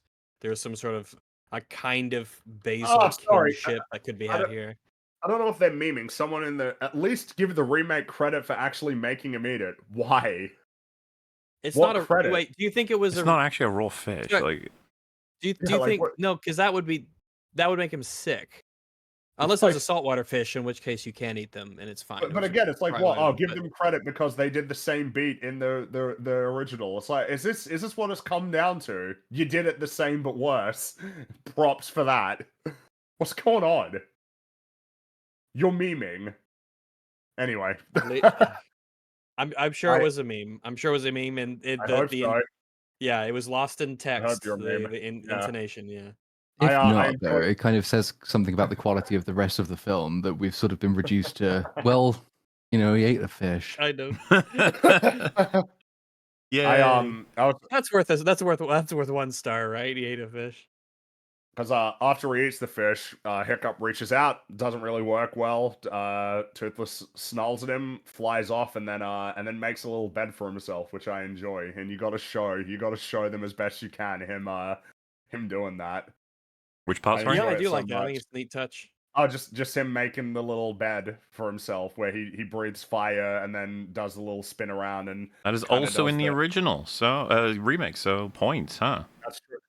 Yeah, but you know what isn't in the remake? The exact expression that he makes when Hiccup approaches, which you definitely have to show, where he kind of like very lethargically kind of rotates around and very unimpressed. And then, I mean, I like he sees the bird. He looks here. Genuinely the bird. Like it's not interested, curious, and then sees Hiccup and is like, this guy's still around, I guess. I think there's something that that's because I looked through the bird thing. I don't think it's in the remake. And so I was thinking, oh, is this supposed to be an element of not just that he's like looking at things, he's curious about things, but like, oh, the bird can fly and I can't, and I'd really kind of like to. Like, I'll remember when I could do that, and he's kind of watching it. Yeah. You wonder, yeah. Impression. But that's not in the remake. That little couple seconds of him seeing the bird fly again, away when he like, can't fly, and it's not in the Dean, remake. Why didn't you put it in? Was this Chris's idea? And that, Well, as like, he what's said, he's made your- only improvements and more meaning and more. So that must have been one of the things holding back the original, I'd say. He knew that we would know that the idea here is that Toothless is the bird in the cage. And My that God. in the original they had to be explicit with it. Mm. But here he knows that we would pick up that Toothless is the bird in the cage. So there we Whatever. go. Yeah. So I do like though that it's because it's another example of like inverting tropes or subverting tropes a little bit. Is because like normally this is like the belly of the whale stage of the journey, and it's like normally a way more conventional story has like the magical creature transports the hero out of the real world into whatever the new magical world happens to be. A boring version of this story has Toothless just carry Hiccup off somewhere else, which is magical and wonderful and really exciting. But actually, the fact that they're both in exactly the same position, coming at it from opposite directions, they're both in their belly of the whale moment. Like this is the world that they are going into is the same change for each of them, but like one of them sees the dragon is not the fearful enemy, and the dragon sees that the human is not the fearful enemy. So it's kind of another of those like parallel examples that make the story pretty interesting from that kind of perspective. agreed. It's just often it will present differently. The apprehension, Hiccup is more afraid, Toothless is more, aggressive, like back off, sort of to like sort of test each other's boundaries and figure out how they can and can't interact with each other. So we cut to later in the evening, and Toothless is hanging off of a tree, but he sees that Hiccup is drawing something.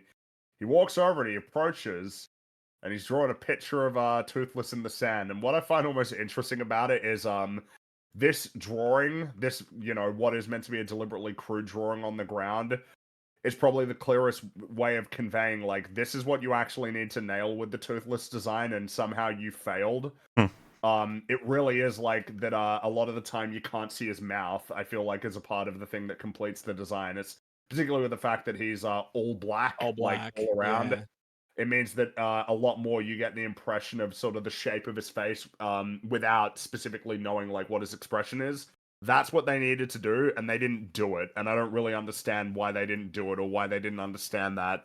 I don't know if Dean didn't understand that. It'd be weird considering that he was the co-director on the original film, or like I don't know what happened.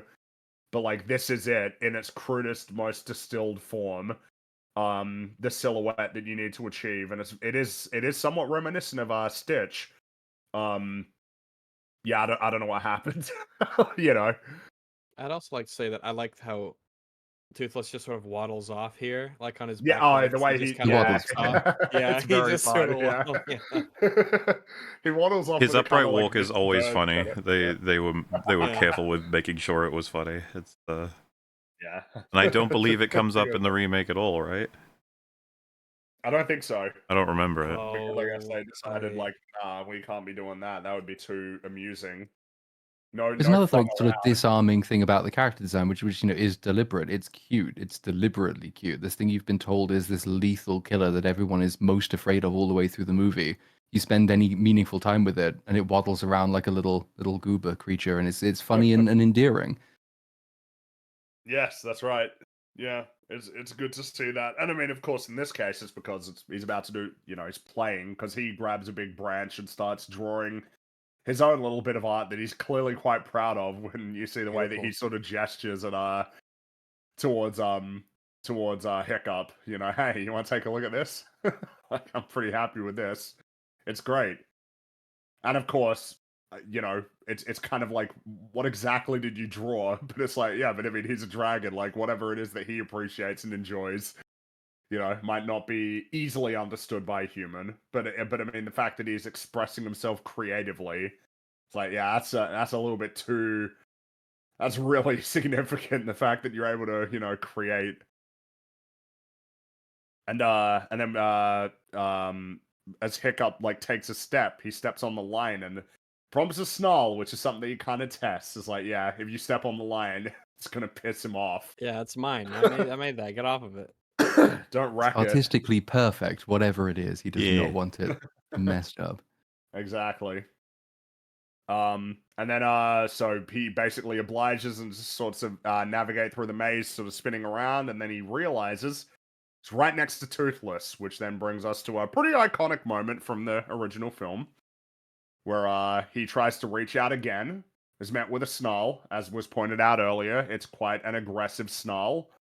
It's a little bit like uncomfortable compared to the one in the remake, where it's kind of like he's more like, "Hey, I kind of don't like that," compared to like, "Hey, watch it." And then Hiccup gets an idea, closes his eyes, turns his head, and reaches out. And a detail that I really, really like is not just how Toothless sort of examines that, but before he moves forward, it looks like he moves a little bit and kind of hesitates before committing to the action. Did you know? It's a really notable detail. Do you know why that's there? Why don't you tell us why that's there? Wait, that pause, that little hesitating pause? Yeah, that was not intentional. That was an animation error. Oh, it's like a reverse frame. Interesting. And like they where it draws back a little bit. Yeah, instead of correcting it, they realized like, shit, man, that looks good. It's good. I like the hesitation because he is sort of taking a bit of a, from Toothless's perspective, this is a bit of a gamble. But they're both making a gamble, right? That's what's good about it. And of course, this is not to again draw the cat comparison, but I mean something that is often noted with cats is that you should let them come to you. In terms of like essentially letting them make the decision on how they want to interact with you, even if it's just put your hand out or hold out a finger and let them decide if they want to, do something. But yes, this is iconic. And obviously it just broadly looks worse in the remake because the design of Toothless is kind of compromised. They're clearly not in this location. Be like, yeah, but they're not in this location here. It's like, yeah, but they're also not real. So there's no dissonance. Nothing's in any location. If we're getting anal, right? No one is anywhere in the original version. It's integrated. It looks better. The music is great. It's a really excellent moment. There's a reason why it's so iconic.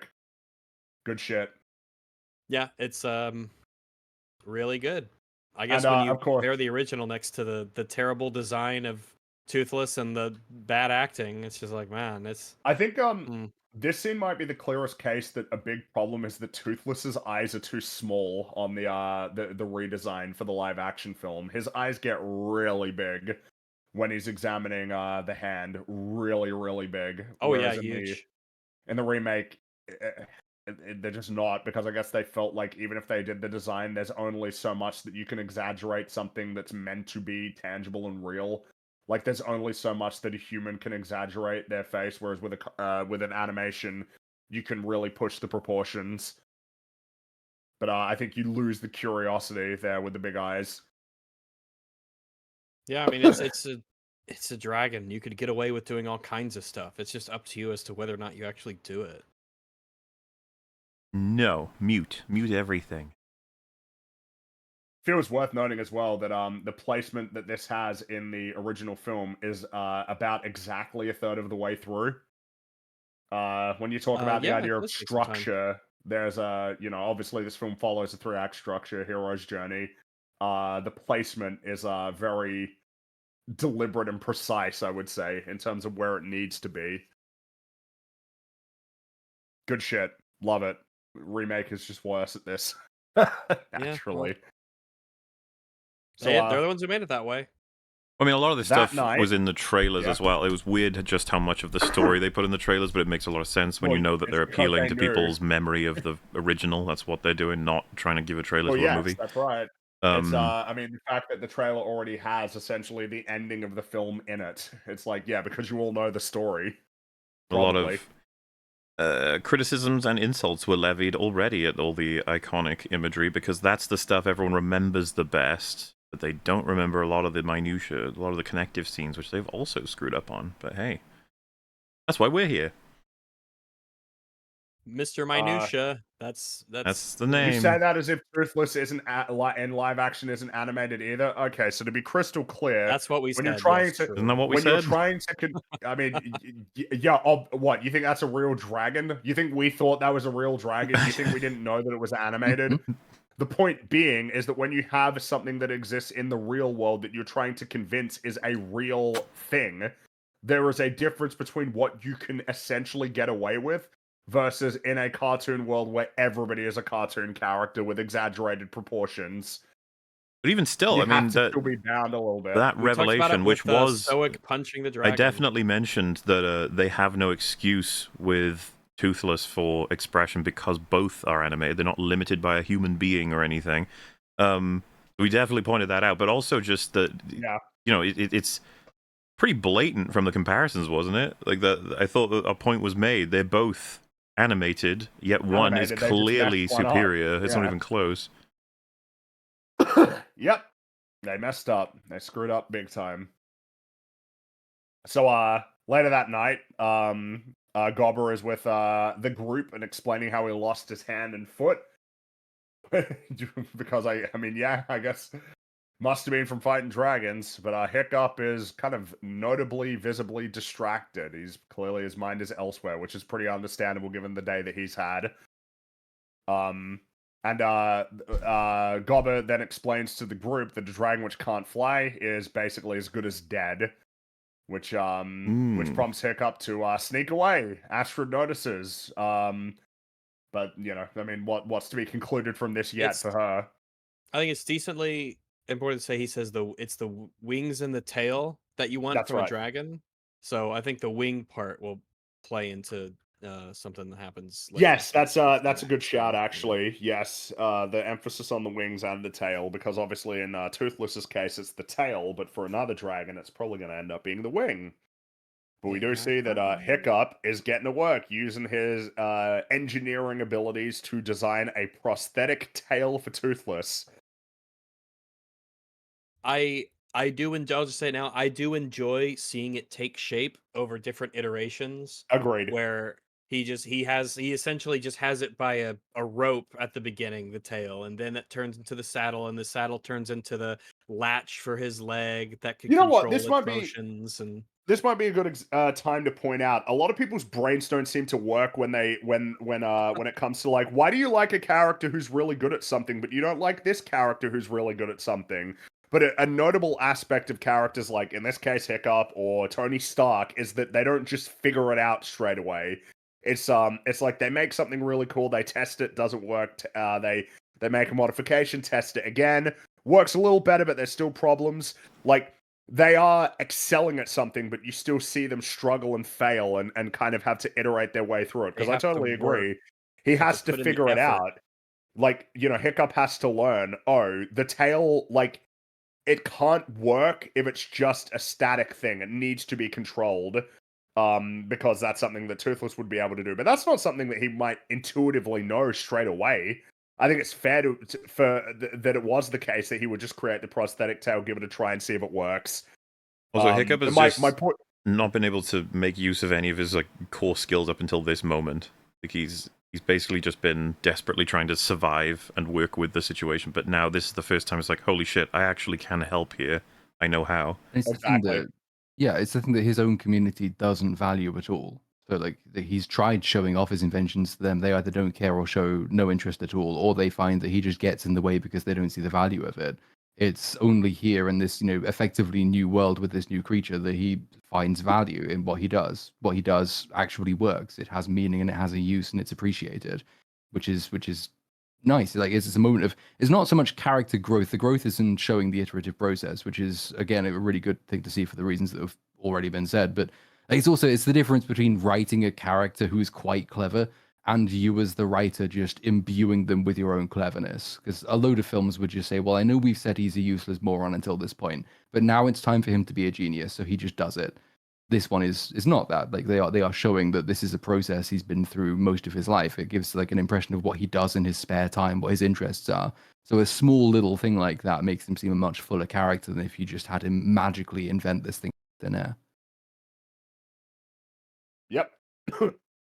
And he goes to see Toothless, brings him some more food, including an eel, which Toothless really doesn't like. No. A bit of a Tosses it away. clue. That'll be yeah, that's right. A little bit relevant later. And as Toothless begins eating, Hiccup attaches the prosthetic's tail, and I really enjoy the expression that Toothless has when he realizes that that's been put Yeah, on. there's something on Very If- much like a what is? Yeah, it's like a What is shock, happening? and then a curiosity, and then I gotta test something out here. I love it. Yeah, the wings starting to kind of lift up, and this Dude, I love expression that is shot, and I think it's not just awesome, it's also kind of meaningful, right? This repairing of Toothless doesn't just give him back flight, it gives flight to Hiccup. So having the wings reflect on his own back is like, it's kind of cool. This is the non-cringe version of the Daenerys one, by the way. Yeah, absolutely. This is this a shot should be non-cringe one. taught in every Yes, this every one should be Yeah, taught, not it his. should. school, It should yeah. for sure. I mean, this film And, should, yeah, but Something by the I way, enjoy. Oh yeah. specifically, this is one of those little things, but it does make me wonder. It makes me scratch my noggin here. So throughout the entirety of this sequence in the remake, Toothless is in the shot, whereas in the original, we see the front of like Hiccup in terms of like he just has the rocks behind him, and all we see is Toothless's tail. But they flip the camera in the remake, so you always get to see Toothless as he's eating the fish and going in there, and you can see him back there. And I don't know what to make of it. Maybe it was just a matter of, oh, keep showing Toothless, show more of him, because here we can only see his tail in the original. So let's flip the camera so we can see Toothless all the time. I don't know if that's what it is, but just one of those things that I noticed that they completely flipped the camera. Dean has an explanation for that. Huh? I'm sure Dean has an explanation for that, is what I'm saying. Oh yeah, in the original they would have, but it takes some of the, I guess, the degree of tension while you can't see the face. Like while like he's working on the tail, you don't necessarily know what the response will be or what's going to happen next. Yeah. And Like it kind of how shows you Hiccup getting is so lost in your focused. work that you don't actually pay Yeah. attention to the consequences. Maybe, yeah, there's something to that. It's one of those things that maybe it means nothing, but it's one of those things that I just noticed. Yep, I think it's fair to point it out. Something I enjoy about this sequence, aside from the fact that the tail doesn't work, is that Toothless decides to ditch Hiccup. He tosses him into the lake. Yeah, he like looks at him as though he's like, "Hey, like, get off! Like, what are you doing?" Yeah, it's early enough in the relationship that he is like, I am okay with getting rid of you. Like, Yeah. I don't need you in my life. You know, We're not friends, all right? Just to be clear, we're not friends. No, yeah. we're not friends yet. And I'm kind of surprised they kept this in the remake. I genuinely thought they'd cut it because it's a little bit mean. But no, they did keep it. So hey, there you go. So the next day, all the kids are facing the Zippleback. And none of them fare very well. It's kind of interesting that the whole arena fills with like smoke, but I don't think it's not like the mist that catches on fire. It's almost like Gobber set it up on purpose. Gobber's like, yep, I'll set this up so that you can't see shit, like just to mess with you. One thing that I really like in the original that isn't as good in the remake. I should have a button that just says that phrase. But in the original, this version, it's in the remake. That's our button. So there's a so the igniting head. I really like the effect that it has when it's like it's like, I mean, dare I say, it's like flint and steel, but it's snappy and it's energetic and it makes that sound and the sparks come out of the mouth that exit, and then the whole head like bobs when he does it. It's like he's snapping it almost. It makes that kind of motion. And I think it's really neat, and it's not really present in the remake, which is, a bit of a shame to see, because it's just one of those little things that adds up, the way that the dragon heads kind of work. That I just thought it was really cool. Thought it was really neat. It's a cool detail, seeing it kind of spark up, kind of like a stovetop. It's like, yeah. Cool. It's fun. And it looks like Toothless is Hiccup's going to be in trouble again. Gobber's about to save him, but somehow, miraculously, he is essentially commanding the Zippleback to get back in the in its cage. Hmm. And of course, Shocking. everybody's very perplexed because this is weird Hiccup. and strange, and this is Hiccup. But the reason why is because he's got a little eel hidden in his jacket. So it's like, see, he's learning and he's getting better with all of this newfound knowledge that only he possesses because he's the only one who's trying to go about things differently. It wouldn't have been that intuitive to have learned that from a perspective of only killing dragons and trying to prevent them from stealing food. It's not going to be something that just you naturally learn that they don't like eels. You might figure they don't eat eels, maybe, but you wouldn't have thought they'd be afraid of them. All of the only information that exists in that dragon book is what do they do to us and how do you kill it? Yeah. And that's essentially all of the information that they're ever taught. Like, even in all the training sessions, like, oh, everyone has a blind spot. One of the heads does this, the other thing does that. Hit your shield to confuse them. All of these things they only understand dragons in terms of how does it kill us? How do we kill it? Yeah, which means that that's preventing them from access to this knowledge that now Hiccup has unique insight to, which is all of the lessons that he learned are about to play out in the montage. Remember, you always get better in a montage. I can't remember if it fades out though. More time passes in a montage. Anyway, it starts off with Hiccup creating a saddle, which Toothless is not really one to wear, which is to chase him with it. Yeah, he kind of runs away a little bit from it. Yeah. And he attempts to control the prosthetic tail with a string, like he's trying to use it in his hand, but that doesn't work very well. So then he realizes as well that he needs to create something to attach himself to the saddle, as well as a different way of controlling it, by tying it around his foot, but that doesn't really work well either. And this might be, again, another example of how in animation you can get away with it, but in the remake it looks insane. They crash in a field of grass, and in the remake they do the same thing, and it's pretty violent, and like Hiccup just kind of walks away from it unscathed. That stood out to me as being like, oh, he should be many seriously injured. Yeah, he hit the ground really hard here. But this is actually this is the only one that they changed in the remake, I believe, in terms of dragon facts. This is the only one that they changed. They changed it from how they really, really like the grass is like a depressant to them, like a catnip kind of thing, but like an inverse catnip, where it just makes them chill out, like it's a drug.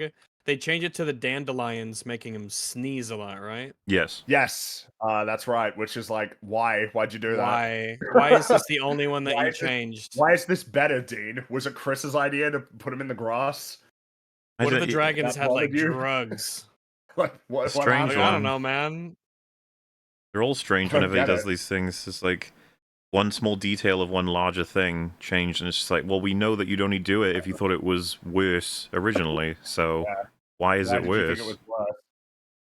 I don't get it.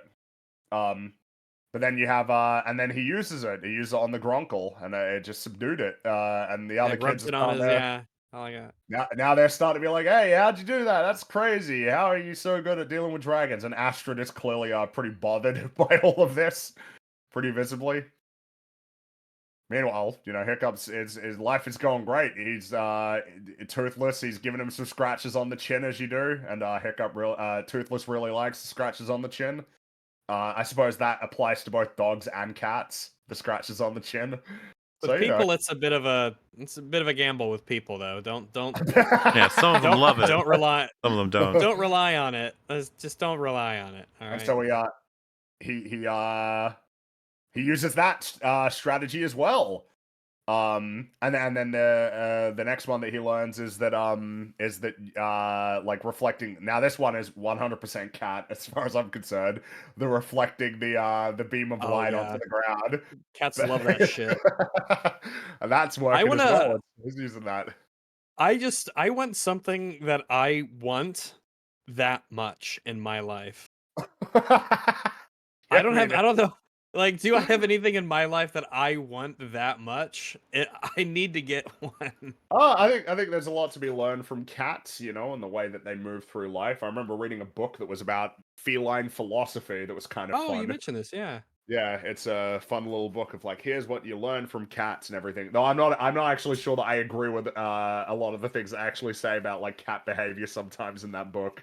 It's a little bit like, I feel like what you're saying about cats isn't actually as true as, like, I don't know, it feels like you're missing something. Anyway, It's like it's very cat dependent. Like if there was a book about my old cat's philosophy, it would be Mein Kampf. So like it depends on which depends animal on you're the talking cat. about. Yeah, That's it right. depends on It's the kind cat. of silly. It's kind of the same with dogs. You can generalize for sure, but dogs have different personalities. Cats have different personalities. Yeah. Sometimes it depends on, as I understand it, tortoiseshell cats are like notably kind of a bit standoffish, which is kind of Tortoiseshell interesting. cat? They're like multiple colors, basically, where they have like a mixture of different coat colors. Oh, okay. I see what you mean. All right, I Yeah. didn't know there was a name for him. And I think it's because it's sometimes I think most ginger cats are men, and I think most tortoiseshell cats are ladies. I think almost all tortoiseshell, because when we got mine, we were told it was a boy, and they made a mistake. It definitely wasn't, which was interesting for the vet to find out. Obviously, having been prepped for a certain type of operation. Wrong wrong gender of cat apparently, because Oh, dear. tortoiseshells are almost all female. Yeah, it says most orange cats are male and most Yes. calicos are female. Which is kind of an interesting, and I guess black cats I don't know what the breakdown is for Bad luck black either cats. way, so yeah. No, they're not Yeah, bad luck. Black cats are good luck. Don't be Good mean luck. to them. I'll be very Yeah. upset. I saw a black cat the other day, and I was thinking, oh, look. I see cats all the time, and it always puts out in the wild. They're all over the place, all sorts of different permutations and coat colors and everything. I feel like cats are so great. I really Yeah, cats are really right. neat. Cats are swell, and I like that Toothless is a bit like a cat, and I like that he's a black cat as well. It's fun. So yeah, Astrid's getting really big mad. She's getting really big mad now. And she's throwing axes in the forest, and Hiccup's there. Just running out into the forest, getting up to stuff. And then we see that Hiccup is working on a cheat sheet to sort of wrap his head around all the different positions. He got Toothless tied up to a post. Now, I kind of feel like it's worth commenting a little bit more on the cheat sheet, because obviously, like, on the one hand, it's just like a good idea from a practical standpoint. But it feels relevant that like the cheat sheet is a sort of presents itself as a somewhat inefficient way of sort of flying Toothless.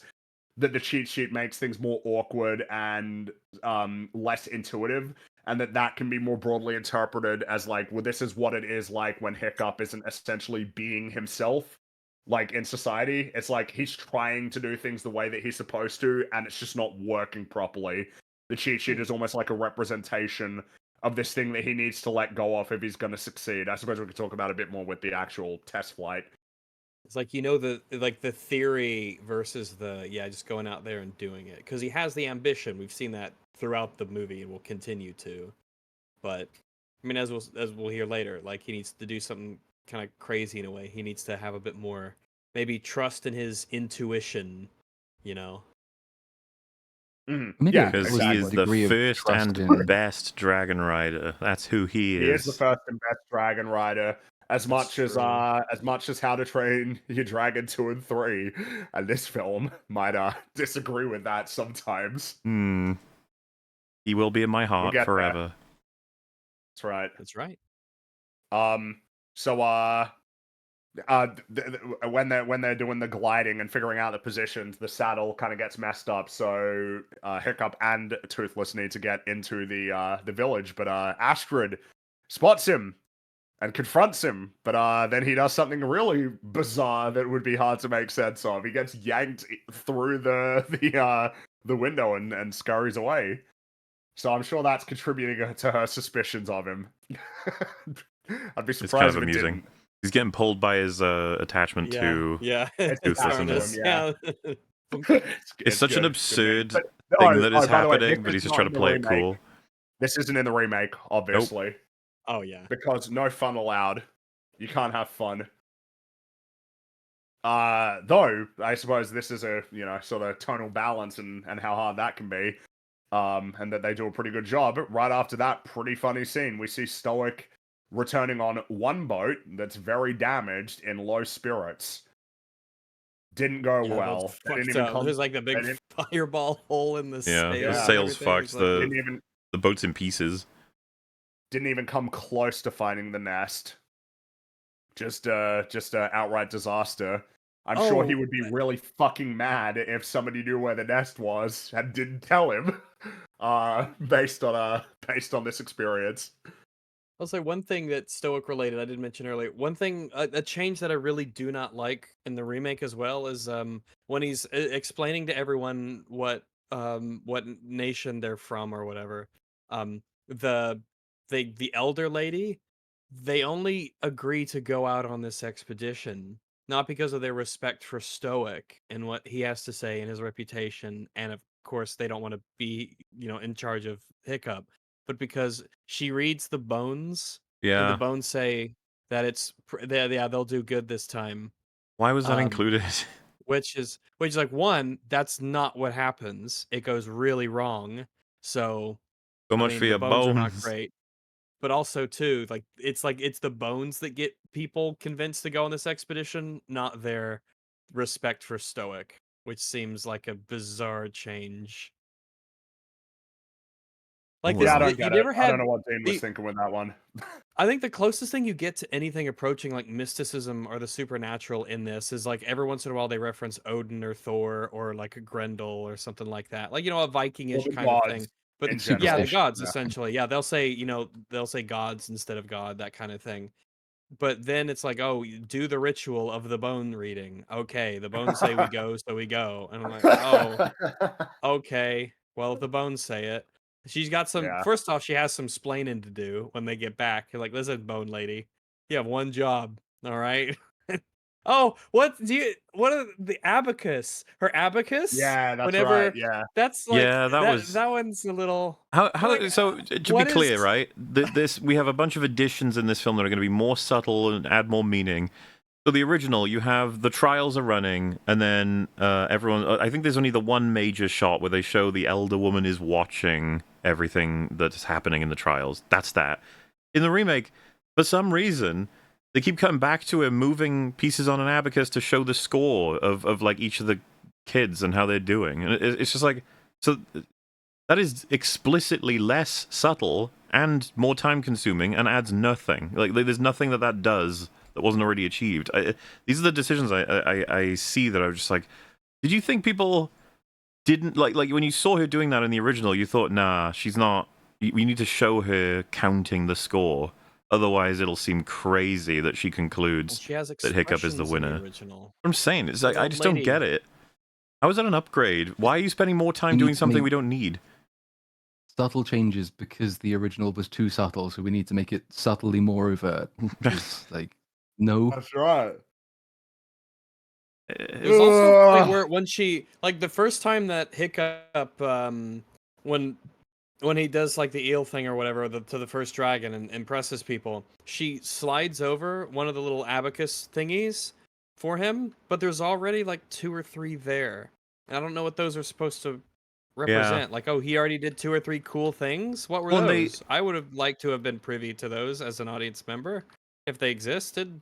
They almost intuitively as well think like, oh, we got to show the score is generally like there's a couple of points for each person or whatever. It's like, apart from Astrid, I don't remember seeing anything that would have implied that the others should have gotten scores. It's like, I guess we just didn't see those parts. But why? Why add this? It's just, it was so much better and quicker and simpler and more effective. I think timeline-wise, it's supposed to be like days, but I guess you could fiddle with that. I don't know. It's just, it is just one of those like, why do you think this was better? We'll never know. I don't get it. Yeah. But Gobber explains to Stoic the Hiccup is now something of a celebrity because he's got an ability to, he's got away with the dragons.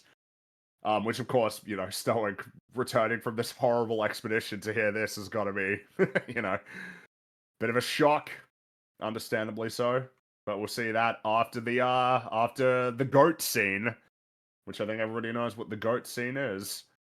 And I think I would prefer that we focus on the original first, and then we can talk about the remake. I don't want to. Sure. I don't want to have any tainting of the conversation about this scene. Sure, yeah, just don't say tainting. Yeah, okay, yeah, all right. So Hiccup and Toothless, they're in the air. They're doing their test flight, the first proper test flight.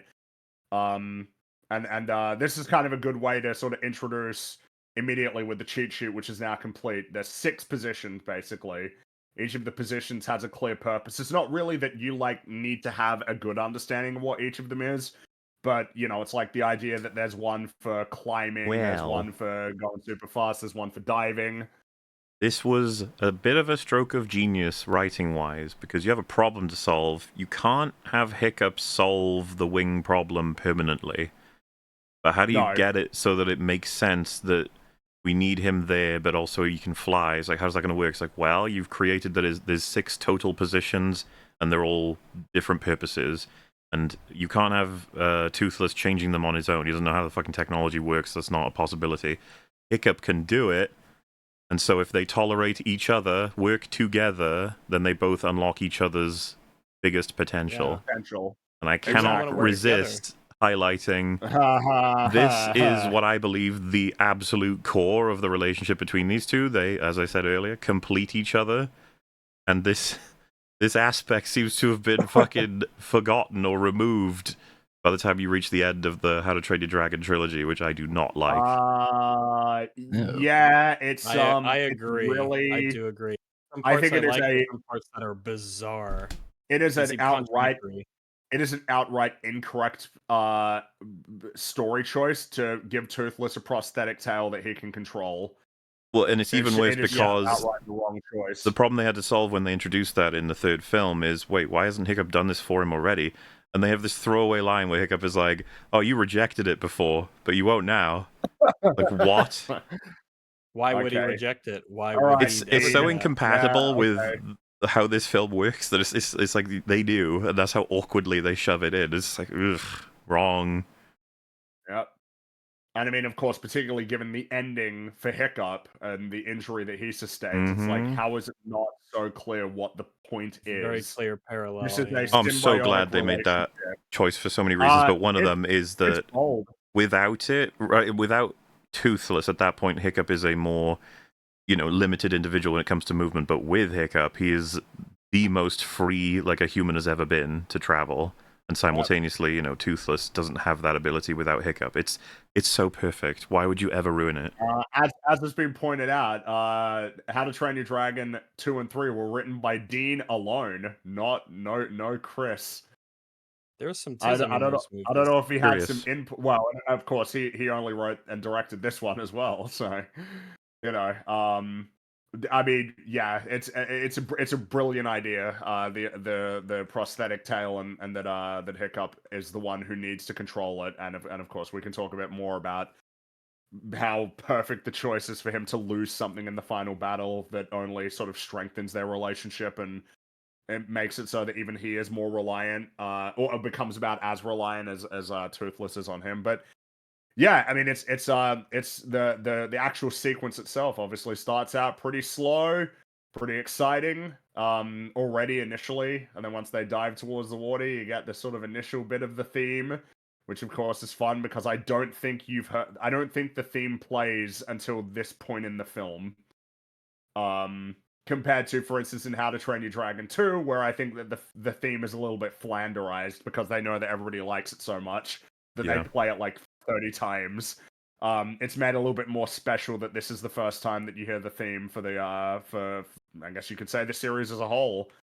And of course, doesn't go perfectly straight away. In fact, it could be said that Hiccup is a little bit too distracted by what's happening that they start bumping into rocks and Toothless kind of smacks him with his ear to get him to pay a little bit more attention. Yeah, that understanding that I need you to give the correct position so that I can fly. So and he's like, yeah, I got it. Like that Don't worry. Symbiosis is cool. And then they start to climb, and it's really exciting. But the cheat sheet gets removed, and as Hiccup tries to catch it and tells Toothless to stop, they come to a stop. The harness disconnects, and they are in trouble. And the fact that we're not doing the comparison, we might as well summarize what's happening here because there's more to talk. So, after a good amount of struggle, he manages to reattach himself. Toothless expands his wings, slowing him down a little bit, but not really, descending towards, again, a fog-laden sort of area where there's a whole bunch of rocks. Music starts to ramp up a little bit. And Hiccup grabs the cheat sheet, and he can't read it.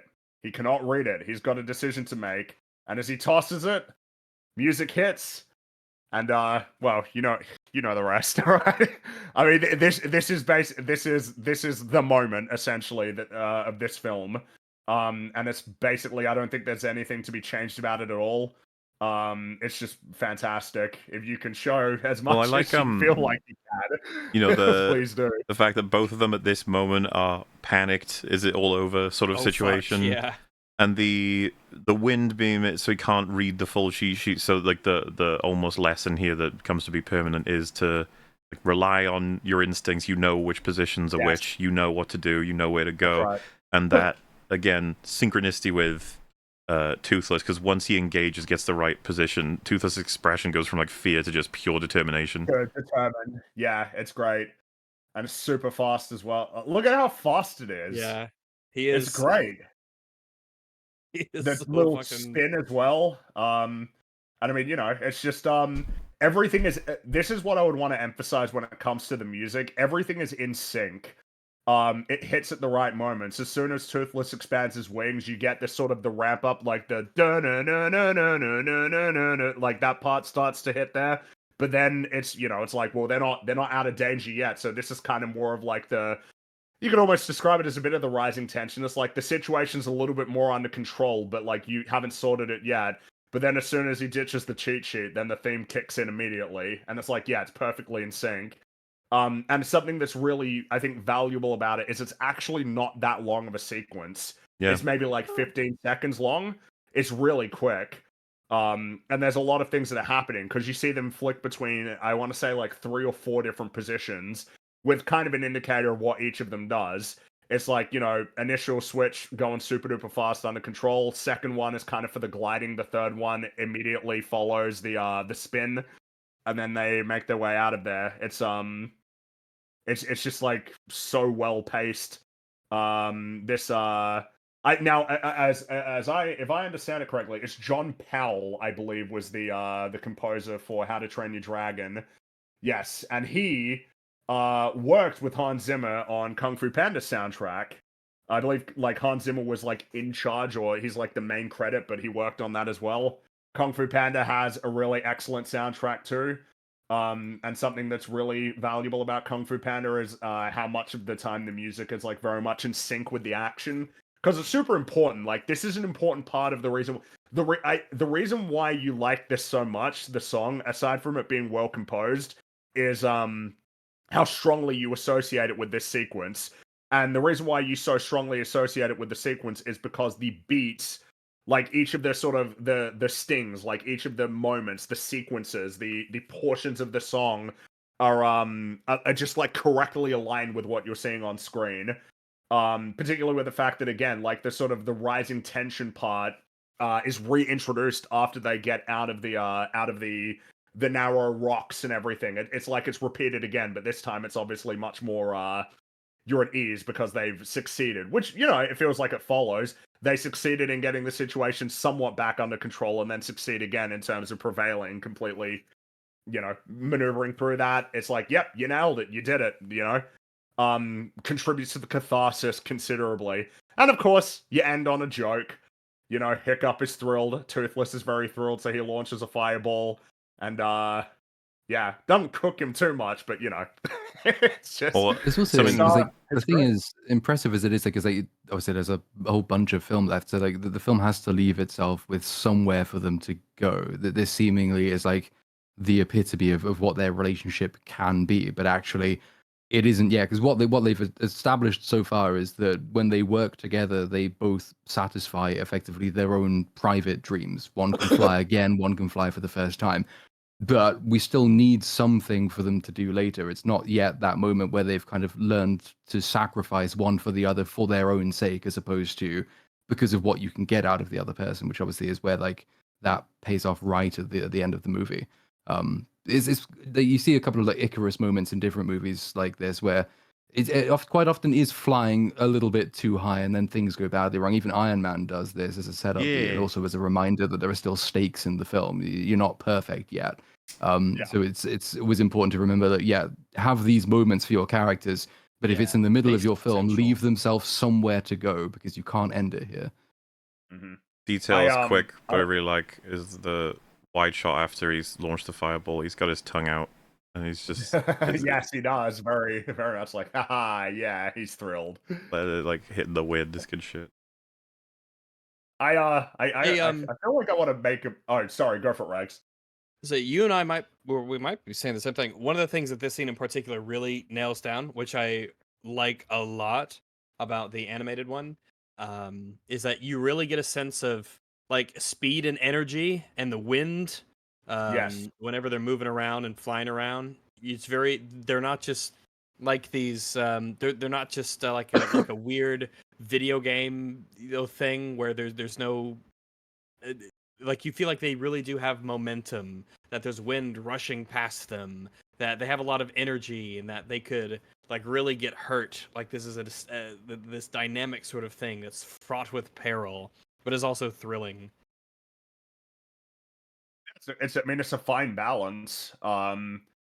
It's really strong. It's funny. The thing I was gonna say is I'm reminded again of how in sync the music of Kung Fu Panda is with everything that happens as well. I think about the fight on the bridge, because of course a lot of it is essentially straightforward in doing its job, but the part where Mantis throws the bridge and then it knocks Tai Lung back, and then all of the four of them assemble to fight, and then the music kicks up. It's like, yeah, this is it almost feels silly to explain it because it should be like so apparent and obvious, like the importance of making sure that the music is in sync with what's happening.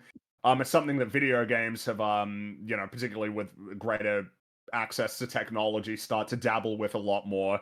Because obviously a lot of older games aren't in a position to do dynamic music. The purpose of the music is it needs to sound good. You need to be able to listen to it over and over and over and over again, potentially like dozens or even hundreds of times, and still be happy with it, which is in and of itself its own kind of challenge and invites its own difficulties and things to solve. But like for instance, in the Halo games, by the time they were getting to like Halo 3, it was a priority, was making sure that the music was in sync. And so if you listen to a lot of the songs in the Halo trilogy, there'll be like different layers to the music. There'll be like a bass layer, maybe like percussion. This is just the core beats, or like maybe it'll be a choir or just light strings. And the idea that when each new sequence is initiated by the player, that you will then add new elements to it. Or you can think about, Metal Gear Rising: Revengeance, where the music is very specifically synchronized to certain, rules of nature is a pretty obvious one. As soon as that one hits, it's like, yeah, it needs to be synced with that, because the way that hits with a particular action. I mean, fuck, you can point to it in trailers. One of the old Battlefield trailers, like before the Battlefield 5 one that everybody hated for good reason, because it's pretty badly made. A lot of the trailers do something that I'm kind of surprised that more trailers don't do, which is synchronizing actions in the trailer with the music. Seven Nation Army, the famous Battlefield 1 trailer that had explosions and guns going off, and to the very very strong beat of that sound was like, what a fucking trailer that was. Battlefield 3 had excellent trailers too. What's the Elio films coming out? In the trailer they have Don't Start Me Now, and I was like, look, no one's allowed to use that anymore. Shaun of the Dead already nailed it, okay? Don't Stop Me Now, Mr. Blue Sky is like, we're gonna have it's to not give even, it a I'm break, not even talking about overuse, I just mean it's so perfect in Shaun of the Dead that I don't want anyone else trying to like yeah, you gotta go for your own new idea. Well, it's kind of like holding out for I Need a Hero, right? It's like Shrek 2 kind of perfect in Shrek so much. Like no one gets to touch that. So when anybody else does it. I suppose the reason you might be wondering, why am I putting so much emphasis on this point? I'm not only doing it just because it's obviously worth complimenting. I think they fucked it up in the remake. And I feel like the clearest way to indicate that is that basically like when the cheat sheet is ditched and the sequence begins, it's only after that happens that they start playing the initial dun-dun-dun-dun. It's like, no, you got it wrong. That comes before. You need to hit the theme as soon as he ditches the cheat sheet, because that's when it's meant to happen. It's like they play that a little bit first and then they do the actual musical cue. And of course you have the problem that it's way slower. Like, yeah, they're moving fast, but you don't have any of the fast spins or rapid, like, moving between the terrain, because I guess they figured they couldn't make it look like that in live action and really sell you on it. Really bothers me. I don't know why the sequencing is off, but it is. And it was annoying seeing people say, like, oh, no, they nailed it. It's like, no, they didn't. They messed it up. It's just a worse version of it. It's less in sync with the music. That's one of many things we can talk about in terms of the mistakes that they make. Another one is that they have it so that Hiccup actually retrieves the cheat sheet midair, which is like they don't even do that in the original. He catches it. Like, he catches it, and then he's holding onto it when he catches up to our Toothless. In the remake, he has to go, like, get it out of midair and then get Toothless. You've added a new thing that's way harder in a setting where I'm less inclined to believe that it's even possible. I don't get it. Well, he would have made it that way in the original if he could have, but I guess he got overruled. Or he lost the coin toss. He lost the coin toss, I guess. Chris was like, "No, you got to do it like this." Just bugs me because it's like it's just like, just do it the same again. And I think someone say they did do it the same again. It's like, no. In the same way, I could doodle the Mona Lisa, sure. It would look not as good. Anybody else have anything else to say about the this sequence? What a pleasant and wonderful original scene. Super iconic. Yeah, it is. It's really awesome to see. You get the exhilaration, you get the peril, you get the feeling that these are real people in a real environment. It's important scene to see them bonding, not just in terms of, you know, the level of trust that they are gaining with one another, but you get that taste of the potential of how good they really could be if they keep to it. I gotta ask a question though. Why have people said that they like the prospect of seeing this in a more photorealistic setting? Why is that something people are saying? Could that not be a symptom of the fundamental issue? Is that people consider live action more authentic storytelling than animation? Because, like, when you tell me, would you rather see this in higher fidelity? I'd be like, would I rather see it in higher fidelity as a 3D animated film? Maybe I could be open to that as a prospect. How to Train Your Dragon 2 just is an obvious, like, you could tell it's been 4 or so years. It just looks like better in that regard. It looks like, you know, but I wouldn't want to say live action. Technology is better. Yeah, the technology is a whole lot better. There's a lot more detail and stuff on things, and especially by the time they get to the third, it's like they have so much stuff that can be moving on screen at once in particular, and you could just tell, you know, it's been upgraded in that sense. But which I guess is pretty funny. I do not consider live action to be an upgrade. No, I just don't get it. I don't see why it's like. Well, they're all lateral moves, as Bringy opened with. It's like, at their best, they're all incredible, every form of storytelling, but it's weird to make them fight, and it is weird to ever state that, like, well, would have been nice if this was live action. It's like, why? Why are you doing that? Stop. Yeah, because you know what I think is, I think a clear example of why, I guess they decided they don't do the fireball thing. That doesn't happen in the remake. And I'm guessing they're like, yeah, we can't do that in live action. That would be well, there's silly. That. There's also something else they've cut. Next scene. But yeah, which is pretty crazy. We lose the next scene, which is the most really important one. This one was, I had to like legit like double, triple check to make sure that I had not seriously just lapsed. They cut it. So they got rid of it. We'll get a laundry list of things to explain why this scene is important. I would say first and foremost, this is the first significant scene to see that Hiccup and Toothless are now kind of bonded. This is and they're hanging out. They're yeah, hanging out like together on as the opposed beach. to constantly figuring things out, showing their value to each other, or awkwardly making mistakes. This feels like we are friends. This is cool. They're hanging out. Really fucking That's weird right. to cut this already. I haven't even gotten into the other benefits of this scene. Well, yes, because another benefit is we see a couple of little dragons show up. They want to hang out. They want to have some food, and they want to grab Toothless's food. And he's feeling a bit mischievous, I would say. He's got a very mischievous sort of attitude here.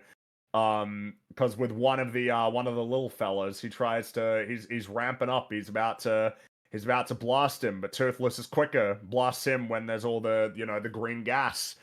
And basically knocks him out, disables him, essentially. Very funny, but incredibly important strategy.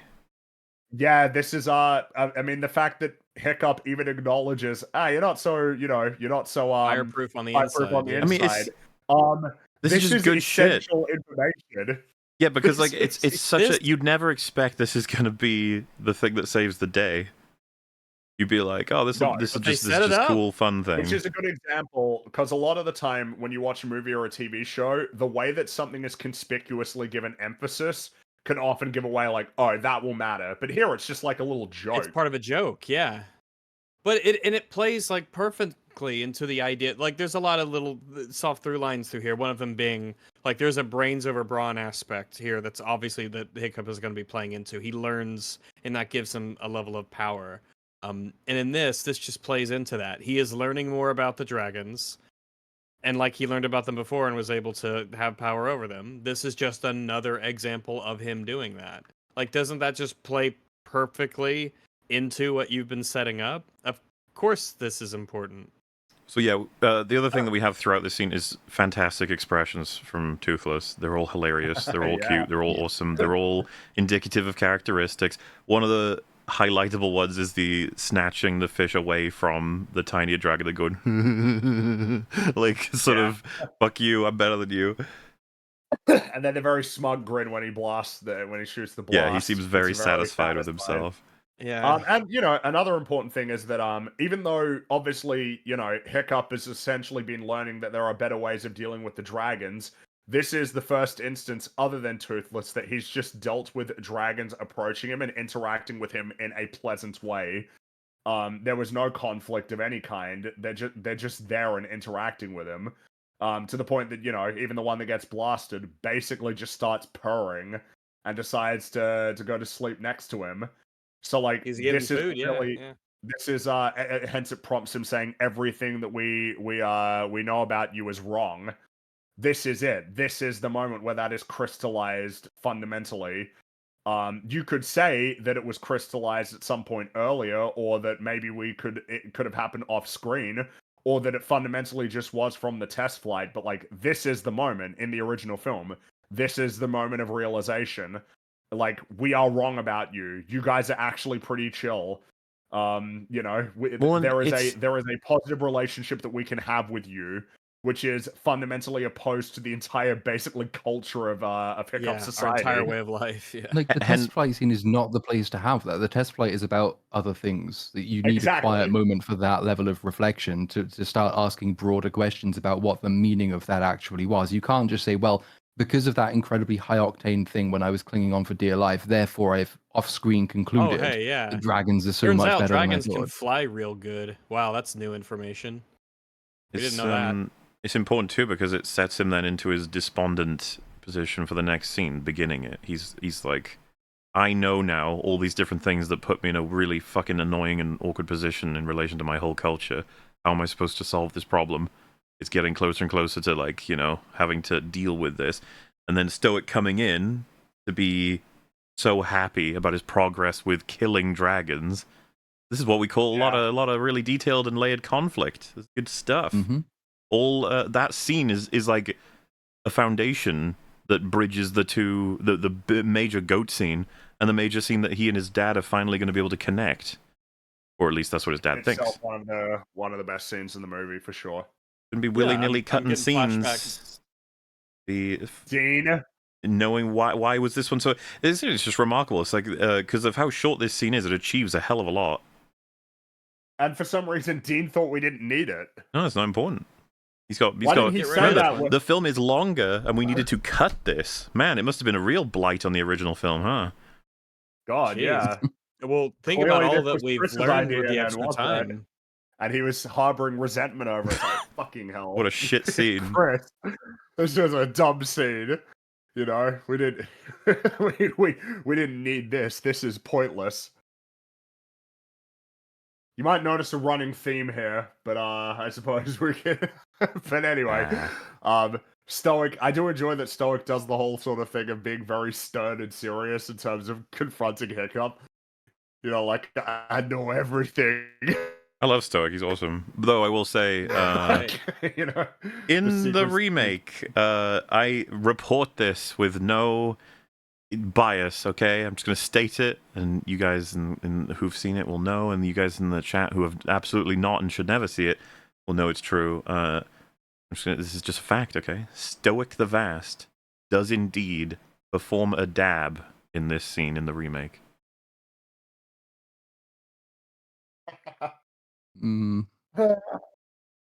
on the dragons. He does himself That's a little right. dab. Is that still a thing? Yeah, it's still a thing. Apparently, Yeah, it is. If it played, wasn't, it is now. I mean, well, here's a little. I mean, you would know. Well, maybe you wouldn't if you, because you played a bit of Mario Kart World, right? The dab in that. Yeah. Donkey Kong dabs. One of his trick animations is a dab. Oh shit! I haven't seen that one yet. Oh no. I mean, I assume we don't need to go through how it's much more appropriate in a fucking Mario Kart racing video game for a random emote to do it, but for adding this into like seeing Stoic dab is very like okay. It's like watching Hulk dab. It's like yeah,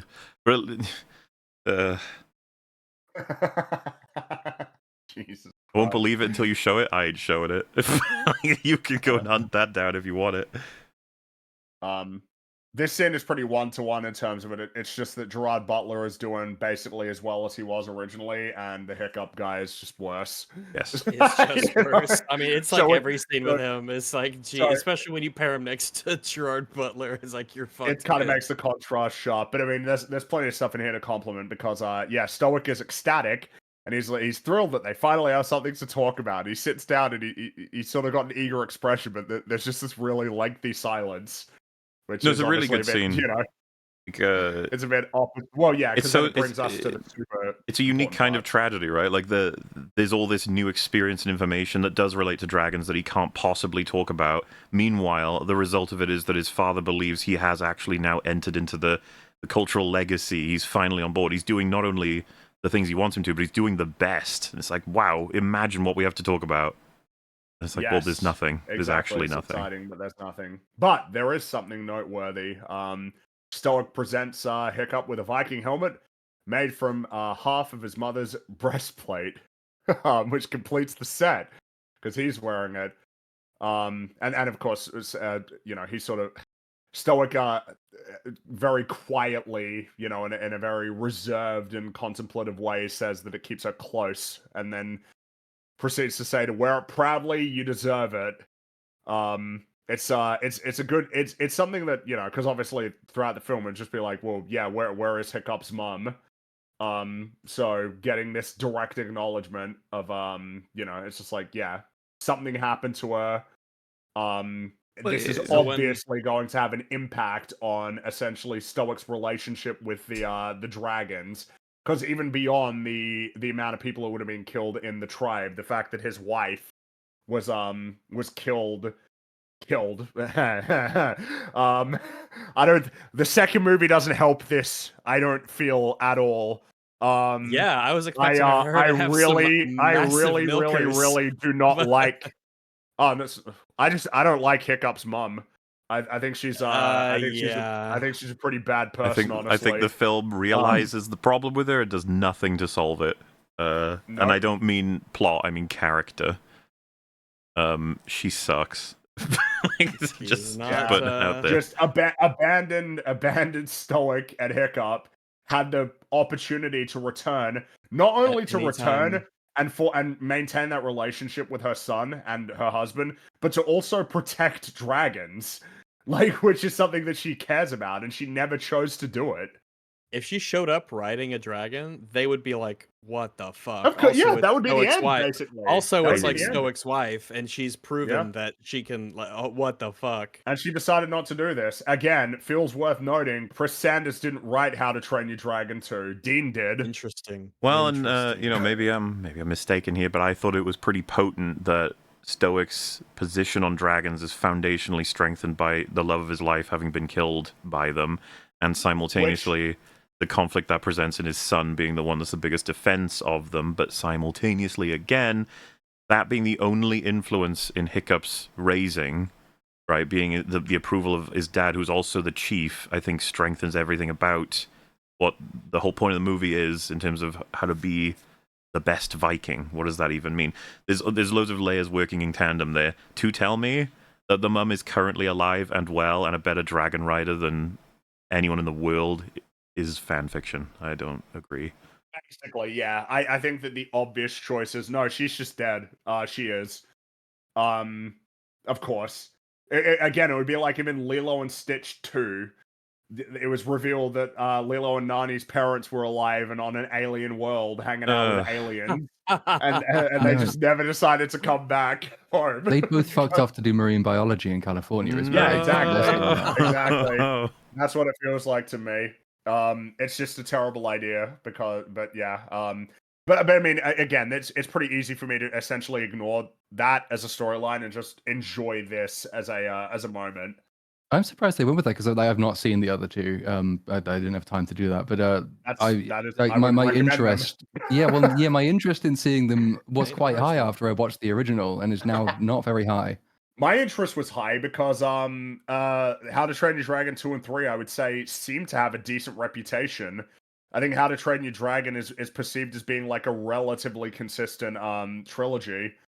I do not feel that way. How to Train Your Dragon, the first one, is just notably distinctly better.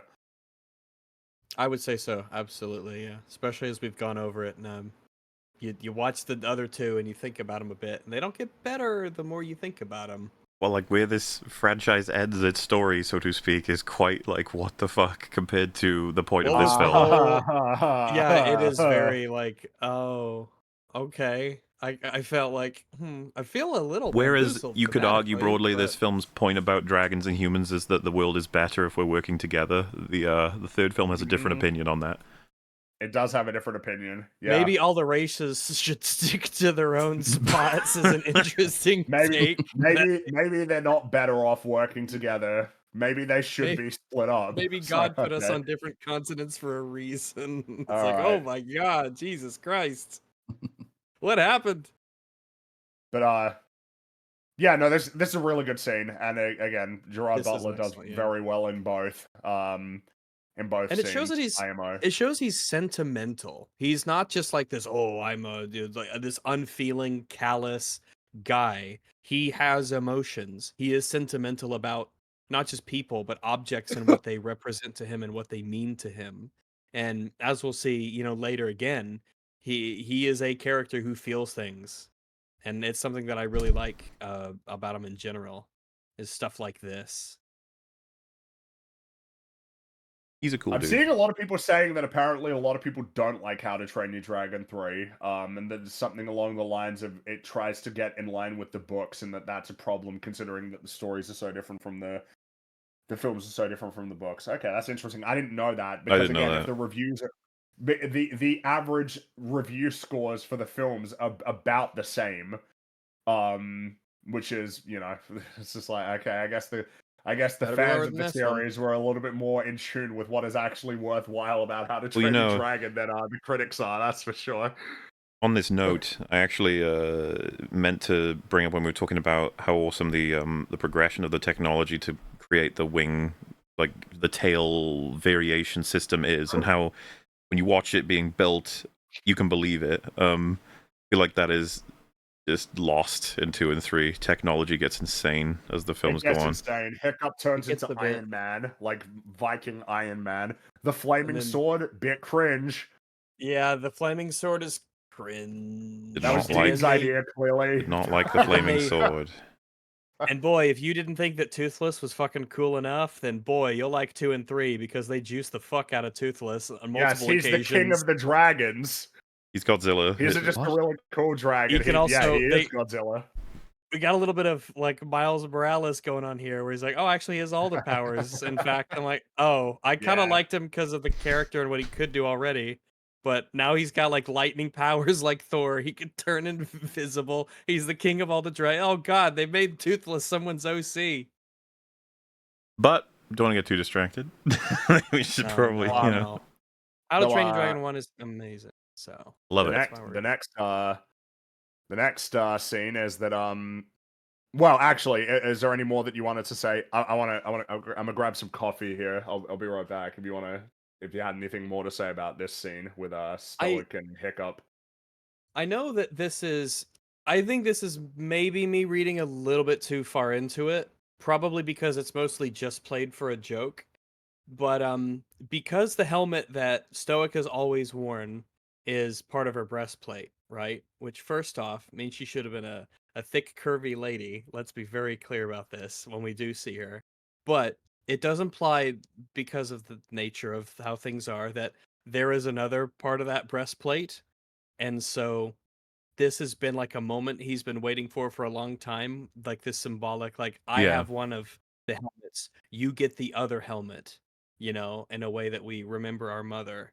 And so like yeah, the breastplate thing is played off as a bit of a joke, but if you look into it, it's like, oh yeah, I could see why this is very important, the pairing, so to speak, of the When he's father and son, and there would only be two of them. the scene And it is has so this helmet has a specific like mate to it. It has a specific counterpart that's meant for Hiccup one day.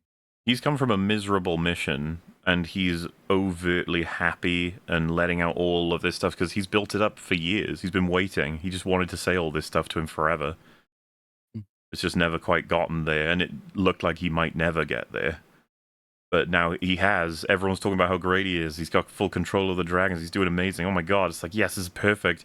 That's why it hits even harder. Where he's just that moment of, you know, what are we going to talk about? Like, wait, tell me about all of your achievements. We can relate on all the different accomplishments we have. But the tragedy being that it's like, yeah, he has lots of stories, but none of them are compatible with you right now. Yep. Kind of sad. So the next day, not Toothless, Hiccup just wins. Basically, he takes down a Grunkle.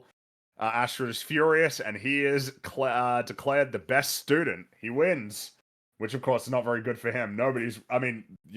Stoic is thrilled, but none of the rest of them are happy. Did they keep Does that he little save the Grunkle? Go ahead.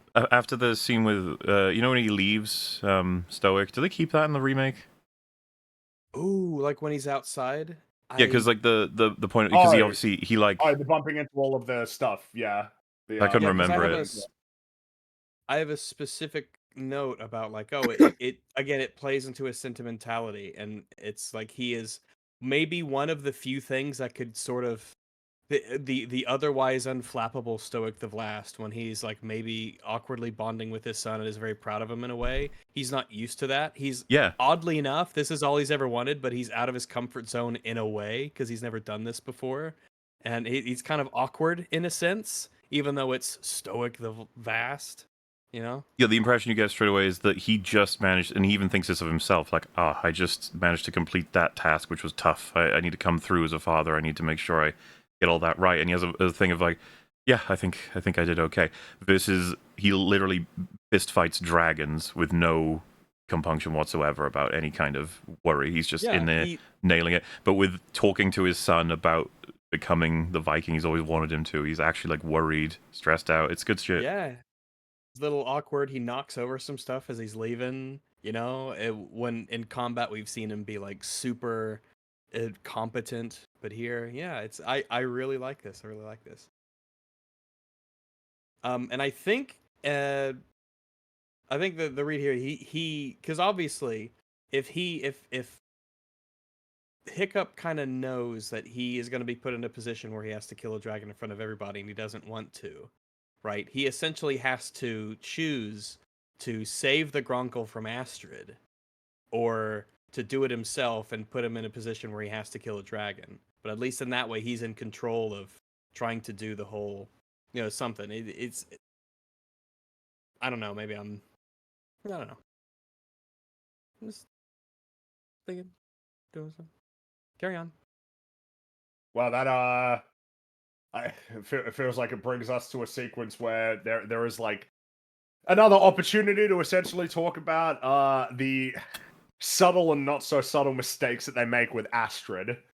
So Hiccup heads back to the forest because he's got to flee with Toothless because you don't want to do this. But Astrid is waiting there, and she questions Hiccup and wonders if he's been training with somebody. Which he decides maybe that's like the angle to actually go with to get her to get away from here, given that obviously Toothless is around and probably not going to take well to this. And then as he's trying to stop her, she breaks his hand. Basically, in the remake, they cut out the cracking sound, so it kind of doesn't play as well. I don't really know why they got rid of that sound. You know what I mean? It's just like she's kind of twist the hand. It's like you need the sound effect to kind of. Well, and as we said before, if you look at these two, he actually is able to be imposing with him somewhat. In the remake, I just don't buy it. He's too big. No. Yeah. No, I will also say something as well is the performance is kind of lethargic in the remake. It's almost like she's not that bothered about what's going on, when it's like, no, this is the fact that Astrid is here is because she really, really wants to know what's going on. You can't play it like she's bored. She came here on purpose to find out what's going on. You know what I mean? It's like it's just like very dull and flat. Yeah, well, because it is like her character. Like, that is who she is. She wants to be the absolute best. Here is someone who inexplicably seems to be doing better than she is. It's like the one thing she could never even envision happening. She has to be massively invested in finding out what's going on, because that's who that is literally her character. If she's bored in that scene, then they don't know who she is. They haven't written her character. They've just given like a random woman her name. Very strange.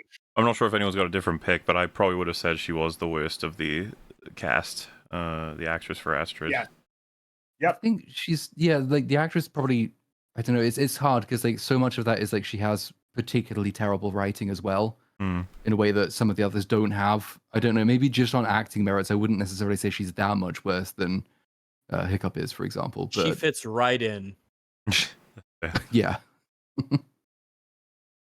So I can't believe I said she belongs in this movie. It's like she spots Toothless, and she tells Hiccup to run, which is a notable detail. I might actually misheard it, but she definitely tackles him down to try and protect him, which is like, yeah, it's good stuff.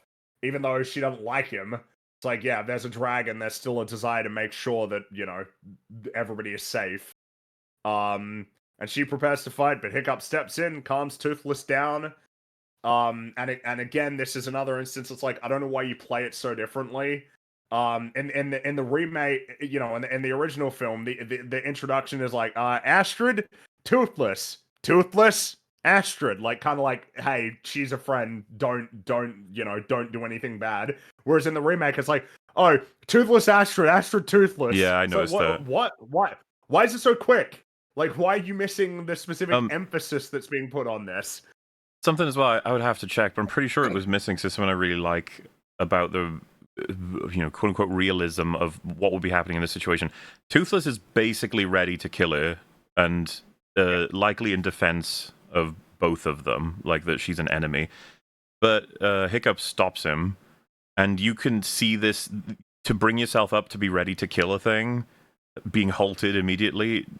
Toothless has to like express that. If you watch like when he's been halted by Hiccup, he's doing a lot of movements that are just like, calm down. Yeah. So it's like, okay, fine, what is happening then? But it's not as easy as you go from hyper attack to still.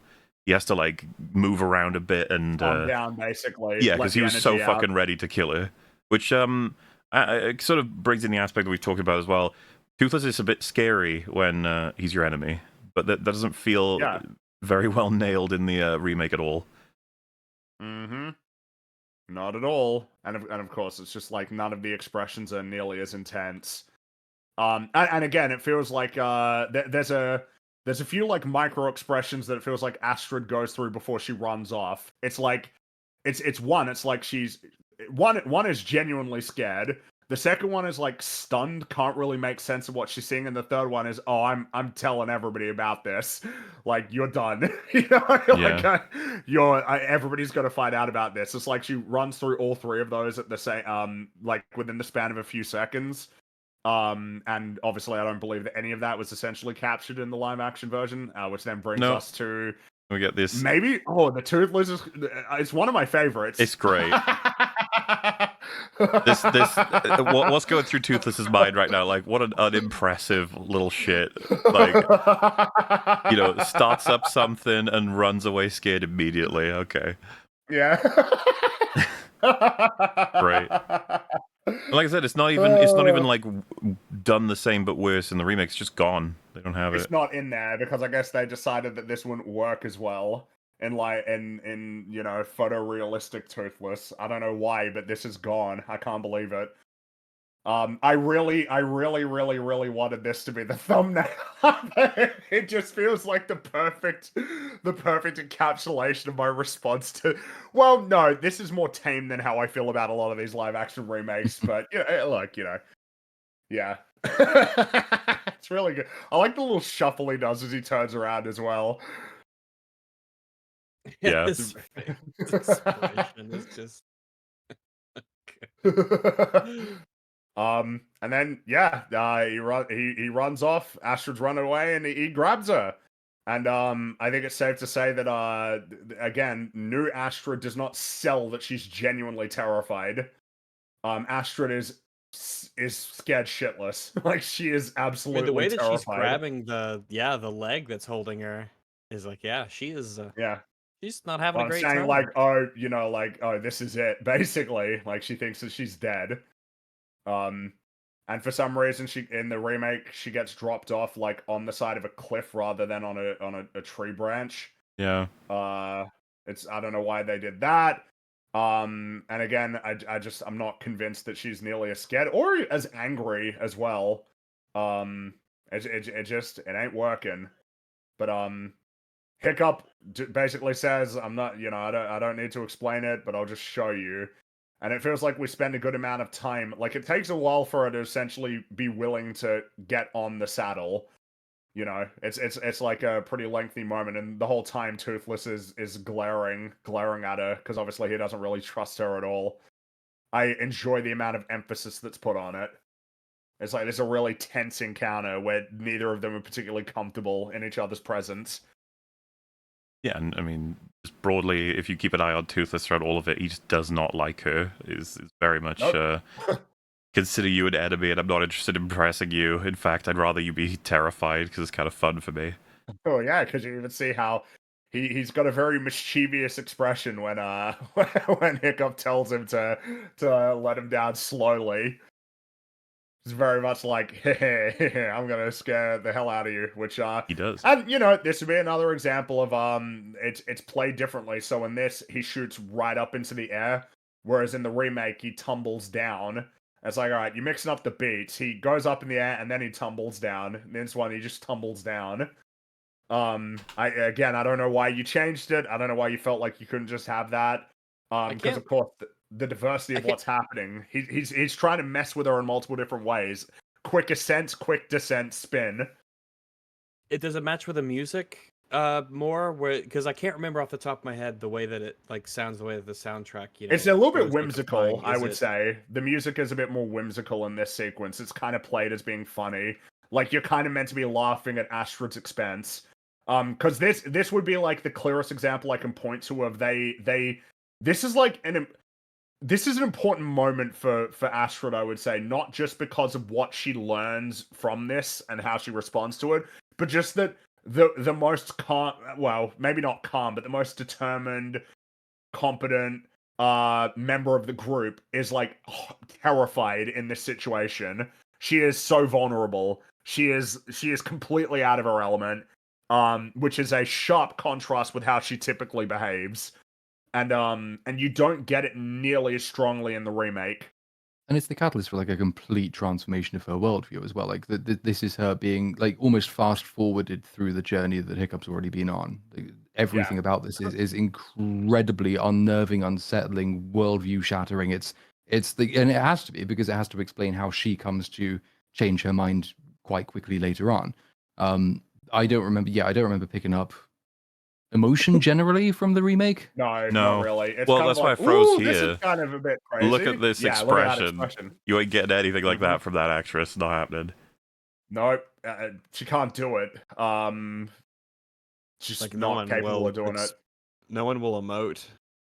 Nope. No, not even fucking Nick Frost, who is an actor. Well, and then you think about the line delivery as well, because a lot of it is deadpan from Hiccup. You know, like, and now the spinning. Thank you for nothing, you useless reptile. It's like it's good. Whereas I think in the remake, it's just a lot more of a bland reading of that line. Yeah, he like, saw it on the page. Meant to say it. He read it out, and it was like nowhere near as good as Jay Baruchel, who, by the way, improvised that line, which is neat.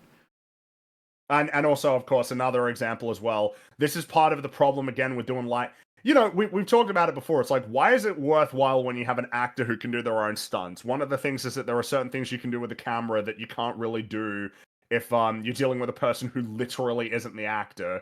You know, like if it's a stunt double, you need to make efforts to conceal who they are so that people believe that it is who they think they. You know, in Face Off, the part where like they launch off the boat and it's like slow-mo, but you can clearly tell it's not Nicolas Cage or John Travolta. It's like stuff like that.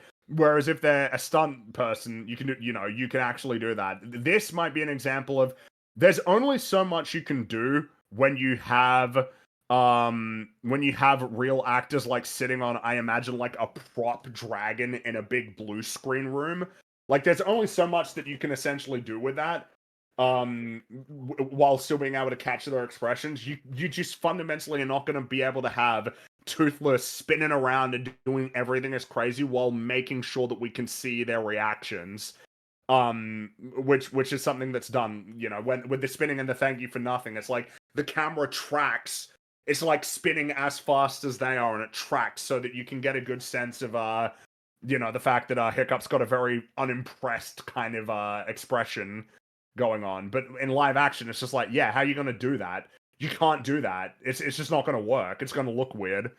You know, but you can at least try though, because like that's one of the things with so like the Matrix and Ghost in the Shell, for example. You know, where Wachowski has said, you know, what we want when looking at Ghost in the Shell, we want to do that, but in live action, and having to come up with all of these cool, really innovative ways to not completely mimic the thing, although there's a lot of mimicry involved, but to try and take the inspiration from that source, which is very fantastical, and make it as real as you possibly can. Maybe invent some new stuff. Maybe deploy a technique you haven't learned in film school. Maybe do a bunch of, you know, imaginative stuff. Just put the time and the effort in. It doesn't have to be as lazy as this is. It might not be a one-to-one adaptation, but like it can still look better than this does. I mean, that's true, because this will be very clearly exemplified with this next sequence. That sound like you had something to say there, Mubes. Funny on this topic, because I saw a fun fact about it, but apparently when doing Mission Impossible 1... Remember Mission Impossible, everybody? Yeah. I love Mission Impossible 1. When doing Mission Impossible 1, apparently Brian De Palma, they were doing the sequence with the water, you know, in the restaurant and everything, and he said, Tom, you're going to have to do it yourself. And apparently Tom Cruise was like, dude, I'm an actor. I don't know what, like, I don't know what this is. I don't know what's going to happen. And Brian De Palma was like, you can do it. You can do it. And they did it, and apparently from that point, Tom Cruise has always felt like that was like an origin point for pretty sure I can nail the stunt work, and it makes the film so much better. Because Brian De Palma was saying that the stuntman's too obvious in that sequence. We need Tom Cruise to be doing it, otherwise it won't be as convincing. Is like the way I see it is just like that's like the origin of the Mission Impossible movies, that doing that probably is what led to the obsession with him doing all stunts. Set him on a path. This might be another instance where, again, it feels like, I don't know, if you're not paying attention, you might not kind of understand the difference. So the whole thing comes to an end when Astrid, in a very desperate way, essentially says, "I'm sorry, stop." It's very much like it's it's not like being thought through. It's a gut reaction of I'm sorry, stop it. Yeah, make Whereas it in go the back to the way remake, it was. in the remake, like she deliberately realizes that she needs to calm Toothless down. Like she puts her hand on his like on his head, and so it's like, oh, I'm sorry, Toothless. It's like, no, you can't. No, one, It is a difference again, for sure. you're downplaying the vulnerability that she has in this sequence. And secondly, she's not at the point yet where she's essentially willing to treat Toothless like a sort of a being worth consideration. Because in the original, she says, "Just get me off this thing," because she's not won over yet. We haven't done the sequence yet. Like it's just like not working. It's not like the correct way of of having it play out. From my point of view, the dynamic that Toothless is having fun with is this aggressive ass who's attacked my buddy and me is now terrified. That's funny. But it doesn't keep being funny when she is terrified to the point of she doesn't even want to be like she can't take it anymore. Like hugging onto Hiccup in a way that she's just 100% vulnerable and please begging for this to stop. Toothless notices.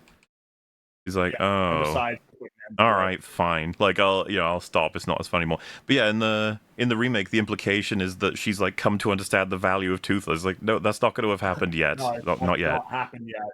That's what this sequence is about, Dean. Now feels like a good time to mention as we watch all of these stunning shots in this sequence. Roger Deakins was a consultant on this film. If you don't know who he is, he's a quite a well-regarded cinematographer. I don't know if he's won an Academy Award yet. I think he might have won one for 1917. He got nominated a lot, and he eventually won. Oh no, yeah, he did win for 1917. Point is, he was a visual consultant on the original film, which I think it's safe to say can explain why there are so many shots in this film, including several shots in this sequence that are just inspired. Particularly the flip going through the clouds to the aurora. It's like, it's a beautiful shot. If you're able to show that would be swell. Well, I mean, they can see it with the cover up. I'm not going to risk taking it down. That's okay. Yeah. I mean, it's excellent. It looks great.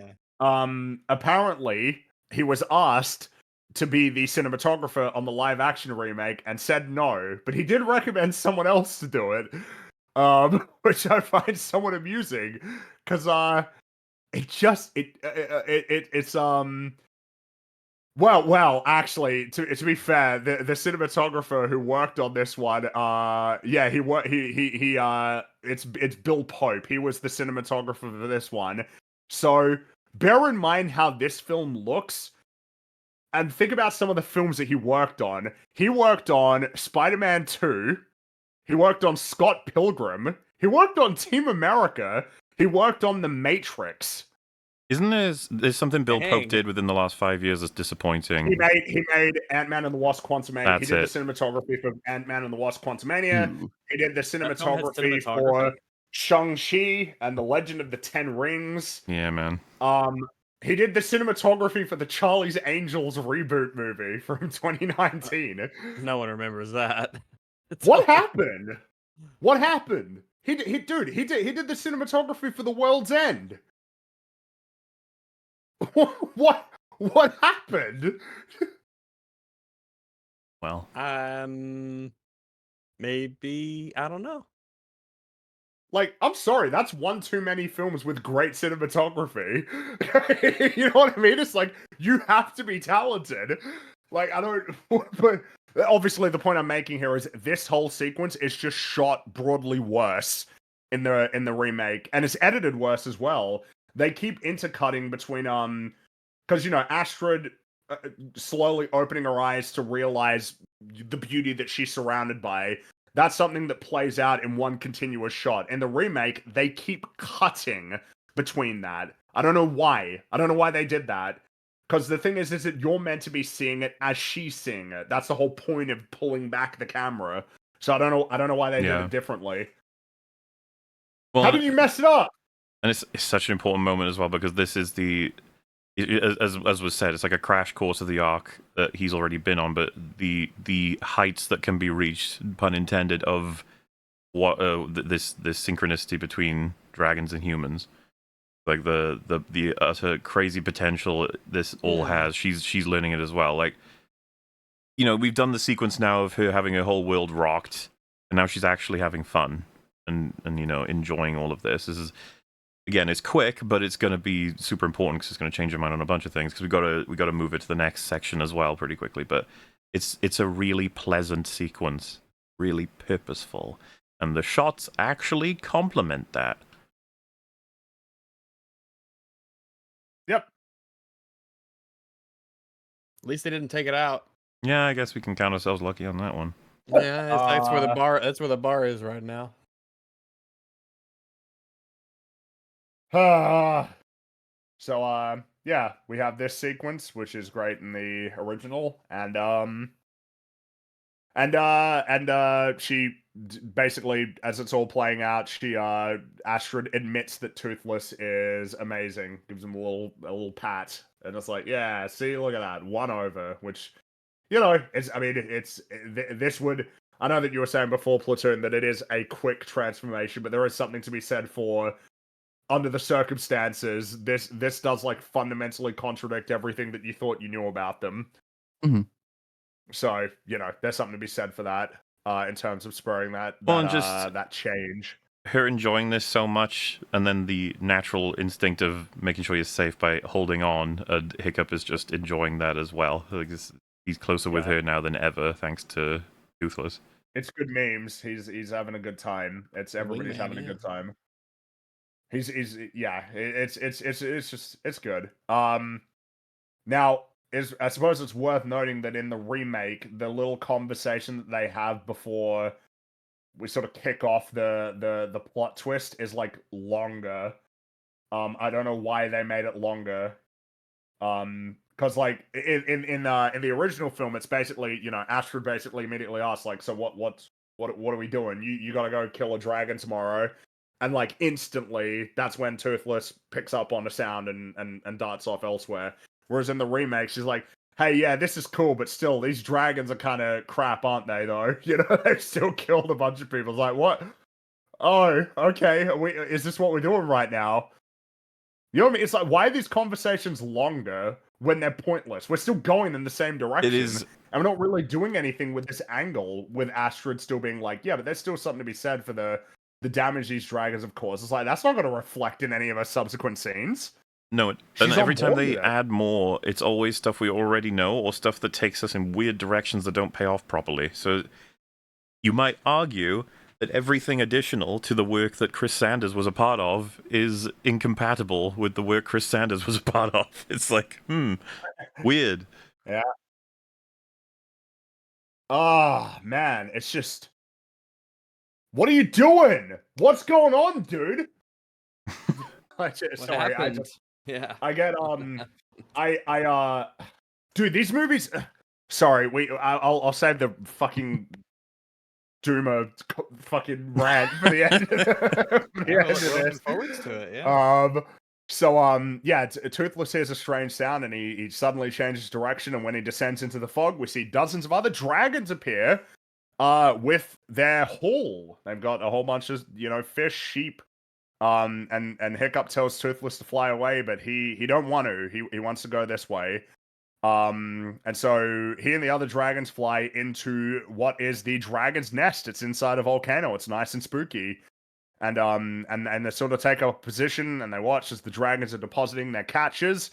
And then we see the big old dragon, Red Death, I believe is what it's called, jumps out and eats a Gronkle, which, by the way, we talk about this a lot when it comes to how animated films can often be very expeditious in terms of conveying information.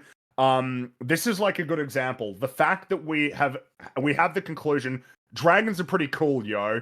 And then this one eats one. It's like, oh, you're the evil one. You're the bad one. It's immediately clear you're the bad one and you don't deserve much consideration. it's just like, yeah, super efficient. In the span of 5 seconds, it's like, yeah, he's the bad guy. On top of it being a red room, and then showing all the other dragons retreating because they're terrified. Nice, expeditious, good stuff. Did they not alter this in the remake that he's fed and then they leave and the dragon starts to come out to like possibly eat more? While I thought the point in the original, I'd have to compare them to make sure, he spots them in the original. He smells them. them. He spots them in the original, which is what incenses him. Whereas in the remake, they just start flying away. He's like, ah, fuck it, I want to eat another one. Basically, and he eats just another random one. Yeah, yeah, because it makes somewhat sense. You could argue that he would be able to tell the difference between humans and dragon smells, and so you know they have the close up of the eyes, and it's and Hiccup's like, oh shit, we need to go. Like, but for some reason I just don't understand why when you copy like the whole scene, but then you miss out on just little nuances that allow the scene to maintain its cause and effect. I don't know why. It costs you an extra second. I guess the only conclusion is if Chris was there, he would have said, no, that's kind of a little important, Dean. We should probably make sure we keep that in. And then Dean would go, yeah. By the way, fun detail of it's like suddenly one of the creatures that is dropped off and fed to the dragon is apparently Gloria from Madagascar. The hippo. Really? Yeah. that's fun. Yeah. Man, I'm just thinking about. I think my favorite joke in Madagascar is the slow motion running on the beach, like Marty, Alex, Marty, Alex, Marty, Alex, Marty. Oh, sugar honey iced tea, Marty, I'm gonna kill you. I remember liking Madagascar. I like Madagascar. I like it a lot. I like Julian. He's great. Yeah, Julian is great. The Fuso will gobble us with their mouths because we are all steak. Good shit. So yeah, they go back to the what was it? The grotto? Is that what we decided it was? Sure. It's grotto-esque. Yeah, we can go with grotto. And Astrid wants to tell Stoic about the dragon's nest, but Hiccup stops her, believing that they'll kill Toothless. To which Astrid says, "You want to keep it a secret to protect your pet dragon? Are you serious?" And Hiccup turns around and very sternly says, "Yes." Chad, yes, is what that is. Very enjoyable to see. Good shit. He the way that he portrays it in the remake is a lot more flat because he's just like they're just talking normally and then it's just more of like as he just stands there. It's just flat. It's like it's one of a slight desperation is what I would say. Not like an overt desperation, but more of like an exasperated kind of frantic in his head sort of like yes, compared to this one where he's basically stating flatly, we are doing this. This is what's happening. I will protect Toothless. Astrid's expression too that goes from what you're doing doesn't make sense to oh, that's how important this is. I see. Yeah, and she agrees. That's she's she's stunned by it and goes along with it. And Hiccup insists he'll figure something out, and then Astrid punches him in the shoulder for kidnapping her, and then she kisses him on the cheek and says, "That's for everything else." Another line that we're going to be calling back to later in the film. Yeah, no, I mean she's I think I think it's fair, right? The initial circumstances of everything that came about, that was a bit shitty. So it's good to get a bit of acknowledgement of that. It's like, yeah, I didn't like that, but still, this was an overall positive experience. Good stuff. Which then brings us to the good old second act low point here. Mm-hmm. So we see the next day, all the villagers have assembled to watch Hiccup kill his first dragon, and Stoic is thrilled. It's just like the best day he's had in years. He's so excited. As I said earlier, I think it really does match more to him that they've had some really bad results lately. So this is like one of the things on the back burner that's finally come true. So it makes him really happy, which is why when the twist happens, it's important to nail just how fucking tragic that is for Stoic, not understanding the situation fully, and then causing him to make some mistakes. Yes, which he does. But I mean, in this case, there's a lot of reason to be. Not only is this positive in terms of, again, that it feels like it brings him closer he understood, they have something to talk about, they have something in common, but there's also thinking towards the future, because if he's good at this, then he can become chief, which ensures the stability of the of the tribe of Burke, that it will persist. So there's a lot playing into it. So it's good shit. And we see that Hiccup is listening on. And he says he's more worried about how Stoic's gonna react than the dragon. And then this would be worth talking about. Hiccup tells Astrid that if anything goes wrong, she has to protect Toothless. Pretty sure he doesn't say this in the remake. He says something else.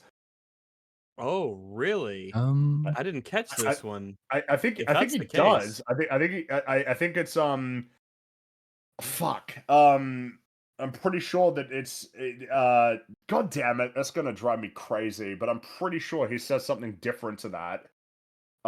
It's more like if it's like if anything goes wrong. They have a longer conversation. It is a longer conversation, that's true.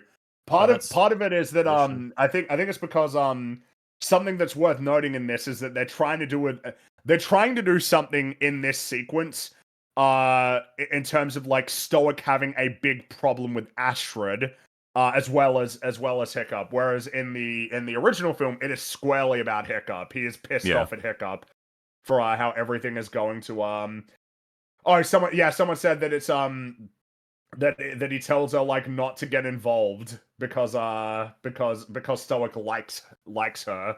So he's saying like protect yourself basically. So which is obviously meant to try and add more to how it's like, isn't she great that when she chooses not to? Yeah. So yeah, pretty annoying.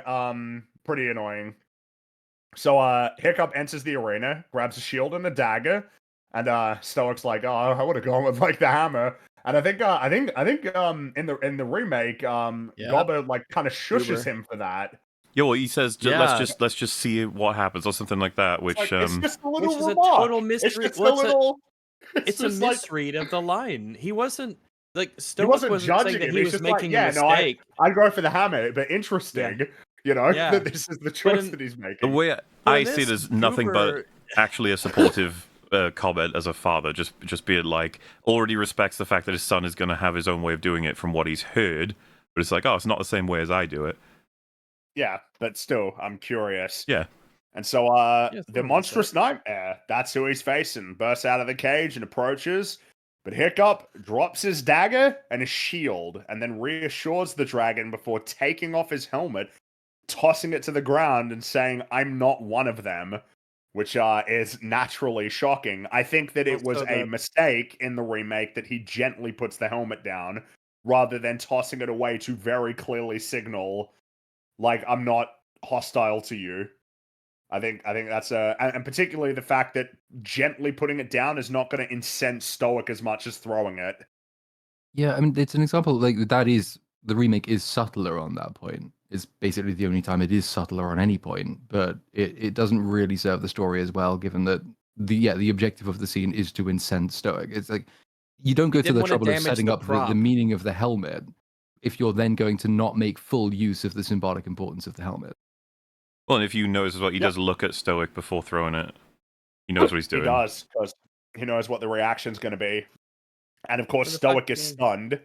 But Hiccup explains that I don't have to kill the dragons, and it looks like he's doing a good job. That the monstrous nightmare is coming around, is going to be chill. But then Stoic screams, "Stop the fight!" Slams the hammer down on the fencing and ruins everything. Basically, that fucks everything up. Yeah, and I think this is just a good storytelling beat because it's too much confusion for Stoic. Can't handle it, so it's just like, what the fuck is happening? Stop.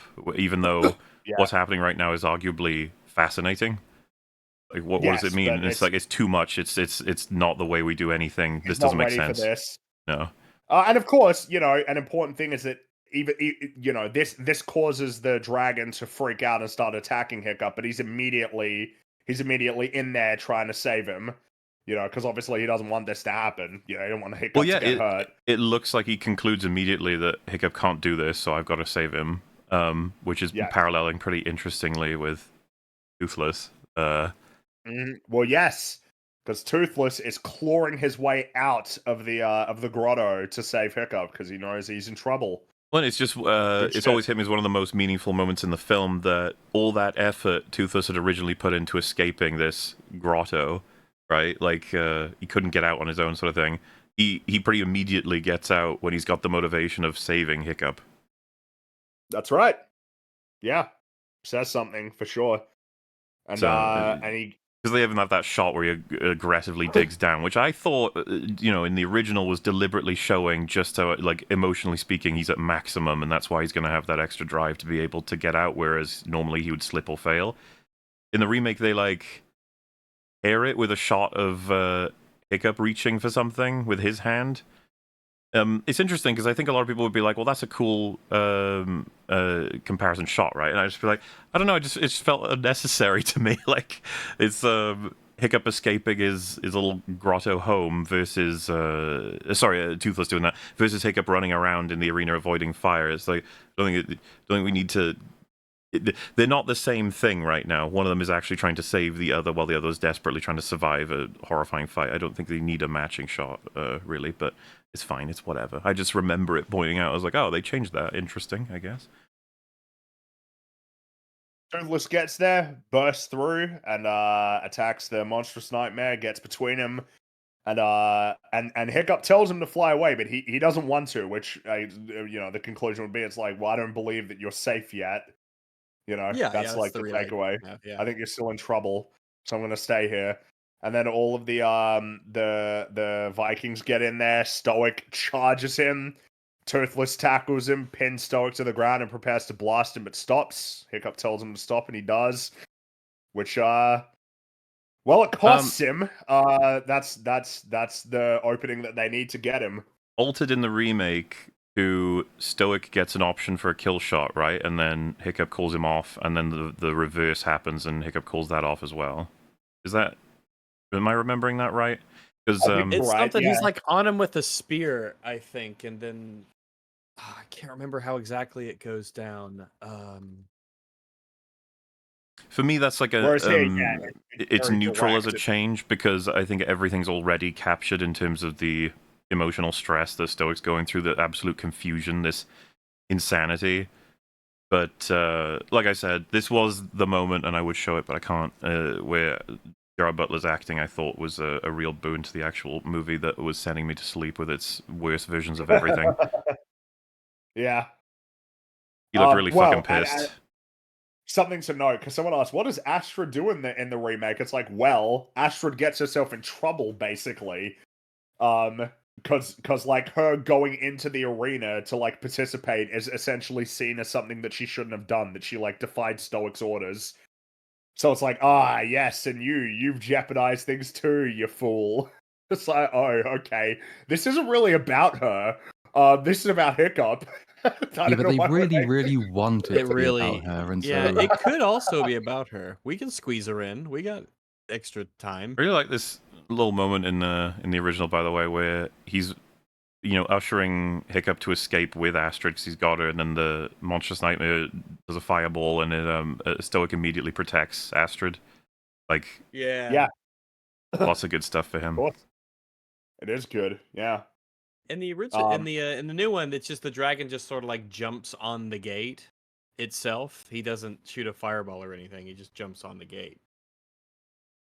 He also, the design of the monstrous nightmare, I know we went over it earlier, it really strikes me as, let me see if I can get the shot of it, because I know it's in the trailer somewhere, but he is a dragon. It's in the trailer, yeah.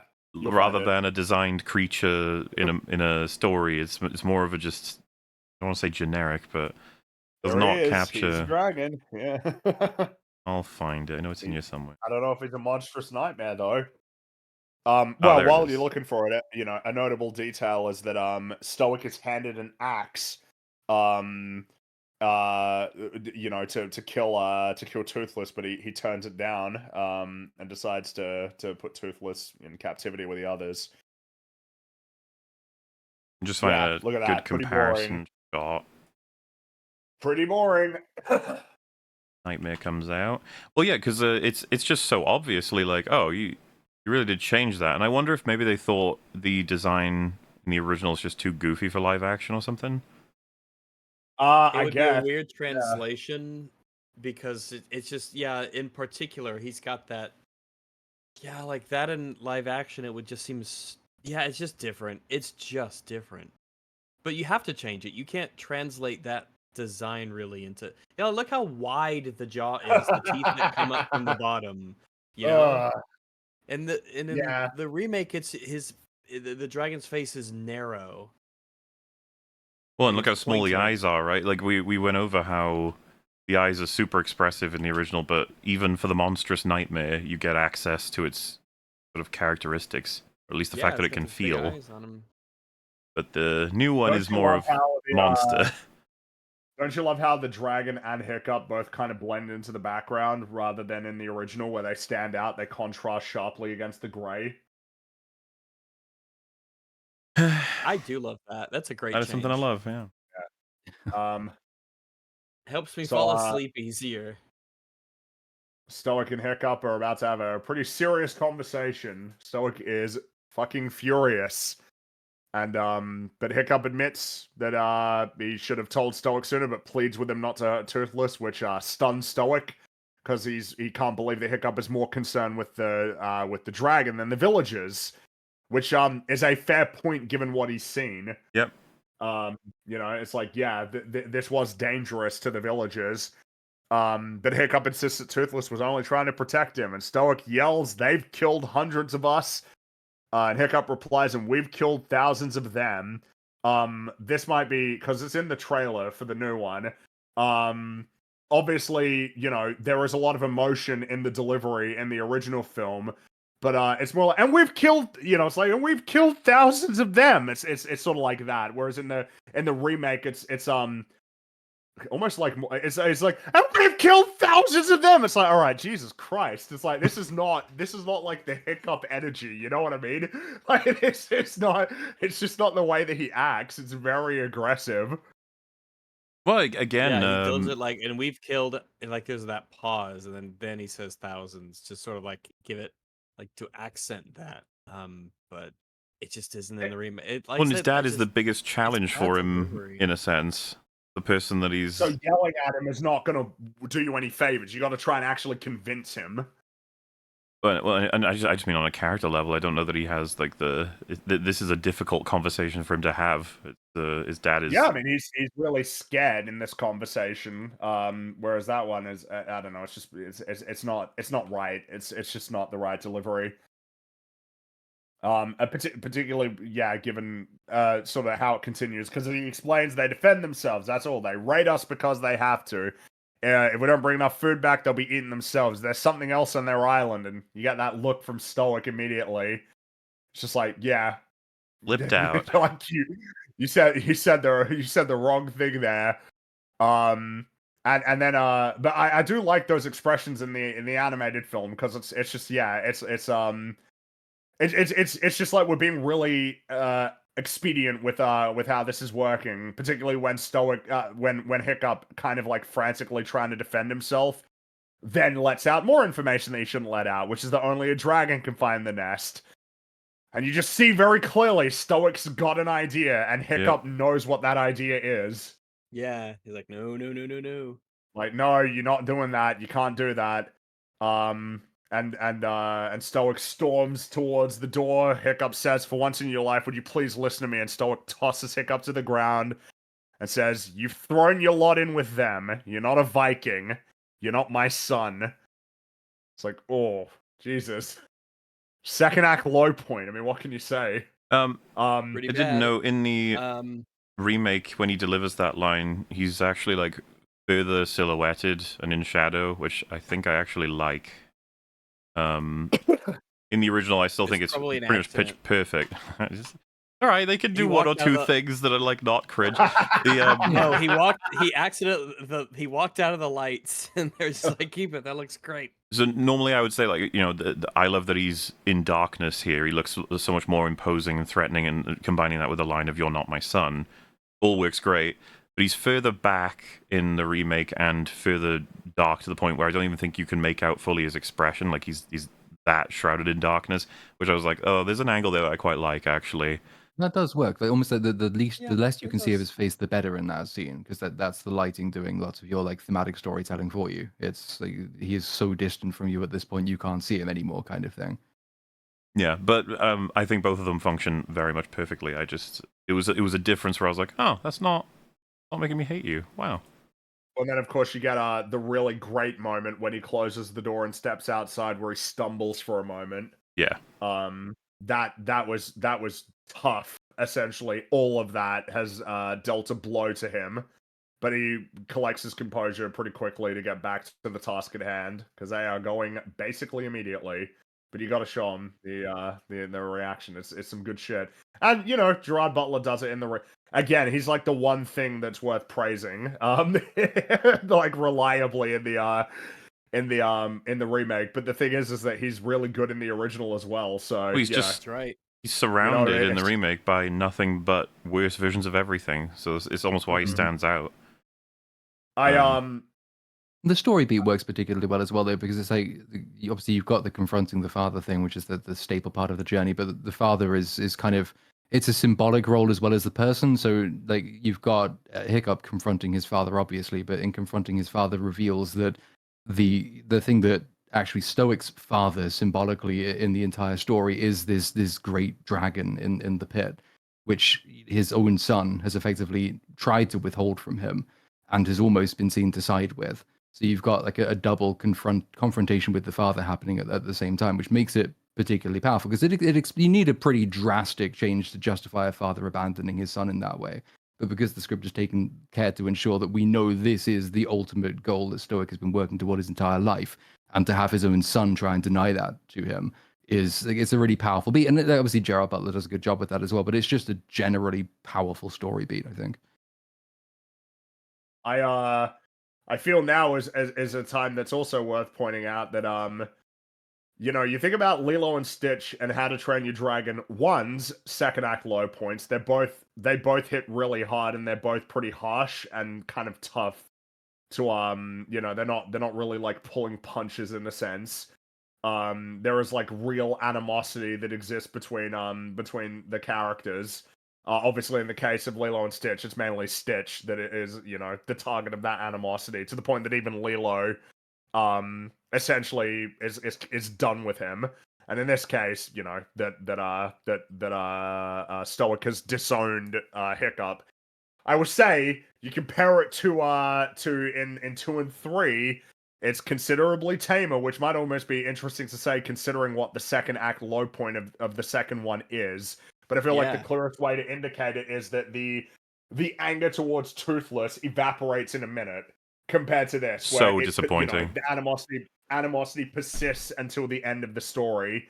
And in How to Train Your Dragon 3, it's not really animosity. It's just the bad guy won because one of the gang was a complete idiot who lured him back to their settlement. I don't know if you think about again in The Wild Robot, where like the second act low point. The low point, in a sense, is that Roz is ready to essentially kind of like end her existence in its current state, because the purpose that she feels that she had is gone. What I'm trying to say is that I appreciate that Chris Sanders seems to like have a desire to make sure that the hard moments in the story are actually like intense and rough and are going to make you feel intensely negative emotions. Because obviously the up and down is what provides like that greater catharsis when it all works out in the end. Well, yeah, I don't know why I feel the need, but to remain spoiler free, the big sad thing that happens in the second film, the reason it happens, I'm not a fucking fan of. Just so everyone knows what we're talking about here. But even still, it isn't committed to the consequences of that, and it's just disappointing through and through as far as I'm concerned. Mm-hmm. There'll be stuff to talk about and related to that later. So yeah, we'll talk about the second movie in a few years. Yeah. We'll talk about it in a few hours, maybe. All right, fair enough. But not that much. Well, fair enough, a little bit, yeah. The villagers are preparing to leave and head to the dragon's nest. They've tied Toothless up and placed him aboard one of the ships, and Stoic whispers to him, "Lead us home, devil." And Toothless is fucking mad. I don't feel like they capture that really at all in the remake. No. Just no, how that's an expression. yeah. Tough to get an expression on a Also- creature. Also, Helheim's Gate, Take Us, O Yeah. Devil. You know, you got some Yeah. there's some there. Makes sense. And he looks Yeah. up and he sees Stinky. Hiccup there watching. But he is resolute and he's going and they are gone. And Astrid approaches and remarks that Hiccup must feel horrible because he's lost everything. Yeah. And then Hiccup says, "Yeah, why couldn't I have killed that dragon when I found him in the woods? Would have been better for everyone." And Astrid asks Hiccup why he didn't, and Hiccup replies, "I couldn't." To which Astrid points out that's not an answer. And so then Hiccup states, "I was a coward. I was weak. I wouldn't kill a dragon." She points out he said wouldn't that time, and he kind of doesn't recognize initially like what point she's trying to make. He's just like, "Oh, yeah, whatever. 300 years, and I'm the first Viking who wouldn't kill a dragon." To which, Astrid points out, first to ride one, though. It's like, yeah. Is he? Is he free? No, Is it he? turns out he's not. His mom's been riding one for 20 years. From her and, perspective. All right. And there are many people in the world who have like, essentially tamed dragons. Evilman 1 and Evilman 2 both have done it. Look, the second Evilman uses chemical. He uses science. The first one, I got nothing. All right. Yeah. He just has a way with him. But at least the second guy uses the power of science. More The power mind of control. drugs. My favorite aspect of the How to Train Your Dragon sequels, the fucking mind control. Boo. Hey. Anyway. This is another random line that they have a change on that stood out to me. In the remake, in the original they say, I'm the first Viking in 300 years who wouldn't kill a dragon. But in the remake they say, I'm the first Viking in who knows how long that wouldn't kill a dragon. Do you think that's to account for what they'll do in the future? It's probably to account for the whole idea. Maybe I don't know. Maybe it's related to them making it that their mission on Berk is to kill dragons, rather than the fact that they've just been there for that long. They've been there for 7. I think it's 7 generations. Yeah. Like that they went there and then there were dragons that they had to deal with. Maybe that has something to do with it. And Dean felt that was like a necessary change, but whatever. What's interesting about the original line is that they say they've been in Berk for 7 generations. Now, generation is 20 years. Well, maybe generation is normally considered about 20 years. So right, okay, so that'd be even before years. Vikings, for quite a while, way before we got to Berk, even then, like this was a thing that goes way before Berk was even a thing. The 300 years. Yeah. So. Yeah, I mean, in any case. I'm taking this opportunity, by the way, to highlight. I've thought that, and I think a couple people sort of see this as well. I don't know what they've done with Astrid's hair. It just looks too fake to me. Oh yeah, the hair looks awful. I don't know. You have the original, which is pretty straightforward, and you could wig it. Obviously, I don't know why they opted to give her this. Whatever that is. Like, it's such a weird collection of. It looks so obviously placed upon her head, if you know what I mean. Yeah, like it doesn't connect to her scalp. It's how thick it is, particularly. It just has the. Yeah, I'm picturing like the Darth Vader scene where it slowly lowers onto her head when she's in the chamber. Exactly. Where is the chieftain's house? Is it mine? I never get this sort of thing because it's like, don't you guys have bazillions of dollars and the best wig making people in the industry? Why are you having trouble with this? We just have access to young women who have the hair that you need, because obviously they didn't hire based off acting talent. So I don't know why they didn't just get.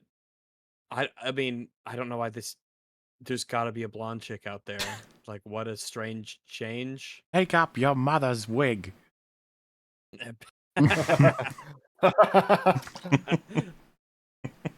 So, in response to that first to ride one, Hiccup says, "I wouldn't kill him because he looked as frightened as I was.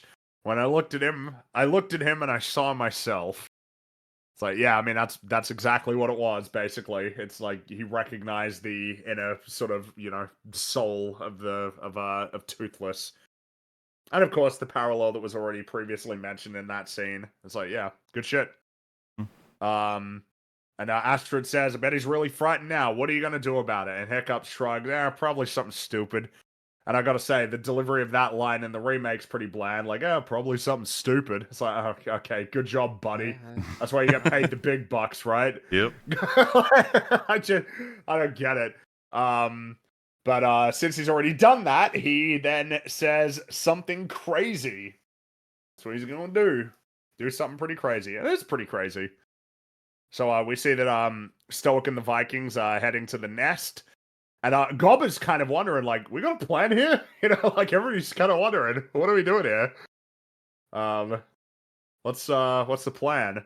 But then at that point, Toothless starts to guide the Vikings towards the island. And while this is happening, Astrid gets the rest of the group to the arena, and they all express their desire to help. Here we go. And so Hiccup teaches them all how to bond with the dragons. Yeah? So, this is all great. In the original. In the remake, there is a line that made me want to vomit out my skeleton. He says... So, on their way in to beginning the understanding of being able to ride a dragon and everything, it's like, you know, so what's the plan? Because we've dragged up all the friends and stuff. And he says, Astrid, you are the strongest fighter. I need you to lead us. Which I was just like, what? Like, that doesn't make any fucking sense. This makes no sense. It wouldn't matter how strong you are. You're about to ride dragons. There is only one person here who could lead you guys when it comes to riding dragons. It ain't her. Yeah. Besides, right, if I am to concede, which I'm, I guess, happy to do, that she is the best of you all in terms of fighting, why would that make her the leader? She's not shown any leadership in this film. If anything, she's quite selfish and doesn't care for the current sort of position of her allies in relation to dragon combat.